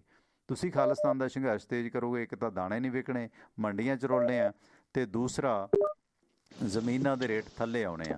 ਪੰਜਾਬ ਦੇ ਵਿੱਚ ਕੁਛ ਹਿੰਦੂ ਭਾਈਚਾਰੇ ਦੇ ਗੈਰ ਸਿੱਖਾਂ ਨੂੰ ਜਾਲੀ ਲੈਟਰ ਪਾ ਕੇ ਡਰਾ ਕੇ ਉਹਨਾਂ ਦੀਆਂ ਜ਼ਮੀਨਾਂ ਸਸਤੇ ਰੇਟ ਖਰੀਦੀਆਂ ਜਾਣਗੀਆਂ, ਤੇ ਉਧਰ ਜਿਹੜੇ ਸਿੱਖ ਰਾਜਸਥਾਨ, ਯੂਪੀ, MP ਹੋਰ ਜਗ੍ਹਾ 'ਤੇ ਨੇ, ਉੱਥੇ ਉਹਨਾਂ ਦੀਆਂ ਜ਼ਮੀਨਾਂ ਵੀ ਅਮੀਰ ਜਿਹੜੇ ਲੋਕ ਨੇ ਉਹ ਦੂਜੇ ਧਰਮ ਦੇ ਇੱਦਾਂ ਹੀ ਖਰੀਦਣਗੇ। ਸੋ ਇਹਦੇ 'ਚ ਨੁਕਸਾਨਿਆ ਭਾਈ ਲਾਲੋ ਦੀ ਸਿੱਖੀ ਨੇ ਜਾਣਾ, ਮਾਲਕੋ ਭਾਗੋ ਦੀ ਸਿੱਖੀ ਦੀਆਂ ਮੌਜਾਂ ਹੀ ਮੌਜਾਂ ਨੇ। ਉਹ 47 'ਚ ਵੀ ਸੀ, 84 'ਚ ਵੀ ਸੀ। ਸਤਿ ਸ਼੍ਰੀ ਅਕਾਲ ਜੀ, ਤੁਸੀਂ ਆਨ 에ਅਰ ਹੋ। ਹੈਲੋ। ਸੋ ਕਾਲ ਕੱਟ ਗਈ ਹੈ। ਸੋ ਇਹੀ ਬੇਨਤੀ ਹੈ ਕਿ tivanaradio.com ਦੇ ਵੈਬਸਾਈਟ ਪੇਜ 'ਤੇ ਆਪ ਜੀ ਜਾ ਸਕਦੇ ਹੋ, ਉੱਥੇ ਆਪ ਜੀ ਨੂੰ ਜਿਹੜੇ ਬਾਕੀ ਸੰਪਰਕ ਵੀ ਮਿਲਣਗੇ। ਸੋ ਭਾਰਤੀ ਸਮਾਂ ਸਵੇਰੇ ਫਿਰ 8 ਵਜੇ ਤੋਂ ਲੈ ਕੇ 10 ਵਜੇ ਤੱਕ ਲਾਈਵ, ਤੇ ਸ਼ਾਮ ਨੂੰ 7 ਤੋਂ 9। ਪ੍ਰੋਗਰਾਮ ਥੋੜ੍ਹਾ ਜਿਹਾ 2-4 ਦਿਨ ਦਿੱਕਤ ਆ ਰਹੀ ਹੈ, ਸਿਹਤ ਦੀ ਨਸਾਜੀ ਹੈ, ਕਈ ਸਾਰੇ ਕਾਰਨ ਹੈ, 5-10 ਮਿੰਟ ਅੱਗੇ ਪਿੱਛੇ ਹੋ ਜਾਂਦਾ, ਉਹਦੇ ਲਈ ਮਾਫੀ। ਤੇ ਇਸ ਦੇ ਨਾਲ ਹੀ ਪਰਮਿੰਦਰ ਸਿੰਘ ਟਿਵਾਣਾ ਨੂੰ ਅੱਜ ਦਾ ਪ੍ਰੋਗਰਾਮ ਇੱਥੇ ਹੀ ਸਮਾਪਤ ਕਰਨ ਦੀ ਦਿਓ ਆ ਗਿਆ। ਧੰਨਵਾਦ, ਸਤਿ ਸ਼੍ਰੀ ਅਕਾਲ। ਸਵਾਗਤ ਸਰ, ਆਖਰੀ ਕੌਰ ਤੁਹਾਡੀ ਲਾਈ ਲਵਾਂ, ਕਾਫੀ ਕੋਸ਼ਿਸ਼ ਕਰ ਰਹੇ ਹੋ। 2774 ਤੁਸੀਂ ਆਨ 에ਅਰ ਹੋ। ਹੈਲੋ ਬਾਈ ਜੀ, ਤੁਸੀਂ ਰੇਡੀਓ ਤੇ ਆਨ 에ਅਰ ਹੋ, ਕੋਈ ਕਹਿਣਾ ਚਾਹੁੰਦੇ ਹੋ? ਹਾਂਜੀ ਬਾਈ ਜੀ, ਸਤਿ ਸ੍ਰੀ ਅਕਾਲ ਬਾਈ ਜੀ, ਟਿਵਾਣਾ ਬਾਈ ਜੀ, ਅਮਨ ਰਾਏ ਬੋਲਦਾ ਬਾਈ ਜੀ, ਕੈਨੇਡਾ ਤੋਂ। ਹਾਂਜੀ ਅਮਨ ਰਾਏ ਸਾਹਿਬ, ਸਵਾਗਤ ਹੈ ਬਾਈ ਜੀ। ਕੀ ਕਹਿਣਾ ਚਾਹ ਰਹੇ ਹੋ? ਬਸ ਸਮਾਪਤੀ ਕਰਨੀ ਆਪਾਂ, ਕੀ ਲੱਗਦਾ ਹੈ ਸੰਘਰਸ਼ ਚੋਂ ਕੀ ਨਿਕਲਦਾ ਹੈ ਜੀ? ਹਾਂਜੀ ਬਾਈ ਜੀ, ਤੁਸੀਂ ਬਹੁਤ ਵਧੀਆ ਕਰ ਰਹੇ ਹੋ ਬਾਈ ਜੀ, ਨਿਰਪੱਖ, ਬਹੁਤ ਤਗੜੇ ਫੈਨ ਆ ਜੀ, ਬਹੁਤ ਗਰੁੱਪ ਅਸੀਂ ਇਕੱਠਾ ਸੁਣਦੇ ਆ। ਜੌਬ ਹੈ ਵੀਰੇ, ਕੋਈ ਚੇਂਜ ਨਹੀਂ ਕਰ ਰਹੇ ਸੀ, ਜੌਬ ਹੈ, ਕਰਨੀ ਚਾਹੀਦੀ ਹਰ ਇੱਕ ਨੂੰ ਆਪਣੀ ਜੌਬ। ਹਾਂਜੀ ਨਹੀਂ, ਬਹੁਤ ਵਧੀਆ ਬਾਈ ਜੀ। ਅਸੀਂ ਤਾਂ ਚੰਨ ਪ੍ਰਦੇਸੀ ਤੋਂ ਪੰਜਾਬ ਦੇ ਰੇਡੀਓ ਪੰਜਾਬ ਦੇ ਮਗਰ ਚਲੇ ਗਏ, ਮਗਰੀ ਤੁਹਾਡੇ ਟਿਵਾਣਾ ਆਪਣੇ ਤਹਿਲਕਾ ਆ ਗਏ ਜੀ। ਹੁਣ ਬਹੁਤ ਵਧੀਆ ਲੱਗਿਆ ਸਾਨੂੰ ਜਦੋਂ ਸੁਣ ਕੇ, ਬਹੁਤ ਵਧੀਆ ਕਰ ਰਹੇ ਹੋ, ਸਲੂਟ ਆ ਬਾਈ ਜੀ। ਬਸ ਇਹੀ ਪਤਾ। ਥੈਂਕ ਯੂ ਵੀਰ, ਥੈਂਕ ਯੂ ਵੀਰ, ਥੈਂਕ ਯੂ, ਮਿਹਰਬਾਨੀ, ਮਿਹਰਬਾਨੀ ਰਾਜ ਸਾਹਿਬ, ਥੈਂਕ ਯੂ, ਤੁਹਾਡੀ ਨੇਕ ਰਾਏ ਨੂੰ ਸਲੂਟ ਹੈ। ਸੋ ਦੋਸਤੋ, ਇਸ ਦੇ ਨਾਲ ਹੀ ਫਿਰ ਹੁਣ ਦਿਓ ਆ ਗਿਆ, ਬੁਲਾਈਏ ਜੈਕਾਰਾ। ਸਤਿ ਸ਼੍ਰੀ ਅਕਾਲ। ਟਿਵਾਣਾ ਰੇਡੀਓ ਦੇ ਸਤਿਕਾਰਤ ਸਰੋਤਿਓ, ਇਹ ਰਿਕਾਰਡਡ ਪ੍ਰੋਗਰਾਮ ਹੈ। ਮੈਂ ਪਰਮਿੰਦਰ ਸਿੰਘ ਟਿਵਾਣਾ ਲਾਈਵ ਪ੍ਰੋਗਰਾਮ ਹੁੰਦਾ ਸੋਮਵਾਰ ਤੋਂ ਸ਼ਨੀਵਾਰ ਭਾਰਤੀ ਸਮਾਂ ਸਵੇਰੇ 8 ਵਜੇ ਤੋਂ ਲੈ ਕੇ 10 ਵਜੇ ਤੱਕ ਅਤੇ ਸ਼ਾਮ ਨੂੰ 7 ਵਜੇ ਤੋਂ ਲੈ ਕੇ 9 ਵਜੇ ਤੱਕ Indian time. Monday to Saturday ਸਵੇਰੇ 8 ਤੋਂ 10 ਅਤੇ ਸ਼ਾਮ ਨੂੰ 7 ਤੋਂ 9 ਉਦੋਂ ਇਹ ਲਾਈਵ ਹੁੰਦਾ। ਉਸ ਤੋਂ ਬਿਨਾਂ ਇਹ ਸਾਰੇ ਪ੍ਰੋਗਰਾਮ ਰਿਪੀਟ ਚੱਲਦੇ ਨੇ। 98 763 09655 'ਤੇ ਮੇਰੇ ਨਾਲ ਕਦੇ ਵੀ ਸੰਪਰਕ ਕਰ ਸਕਦੇ ਹੋ। ਇਸ ਪ੍ਰੋਗਰਾਮ ਦੇ ਵਿੱਚ ਕਾਲ ਵੀ ਇਸੇ ਨੰਬਰ 'ਤੇ ਹੁੰਦੀ ਹੈ। ਸਾਡੀ ਜਿਹੜੀ ਵੈਬਸਾਈਟ ਹੈ tivanaradio.com, ਉਸ 'ਤੇ ਤੁਹਾਨੂੰ ਸਾਡੀ ਸੂਚਨਾ ਮਿਲੇਗੀ। ਕੋਈ ਸਾਂਝ ਸੁਨੇਹਾ ਸਪੋਰਟ ਕਰਨਾ ਚਾਹੁੰਦੇ ਹੋ ਤਾਂ ਆਪ ਦਾ ਸਵਾਗਤ ਹੈ। ਅਤੇ ਇਸ ਦੇ ਨਾਲ ਨਾਲ ਐਪਸ ਨੇ ਜਿਹੜੀਆਂ ਆਈਫੋਨ ਅਤੇ ਐਂਡਰਾਇਡ ਐਪਸ ਵੀ ਉੱਥੇ ਮਿਲਣਗੀਆਂ। ਕਾਲ ਟੂ ਲਿਸਨ ਨੰਬਰ ਹੈ ਜਿਹੜਾ 667 930 9260 ਉਹ ਵੀ ਉੱਥੇ ਆਪ ਜੀ ਨੂੰ ਮਿਲ ਜਾਏਗਾ।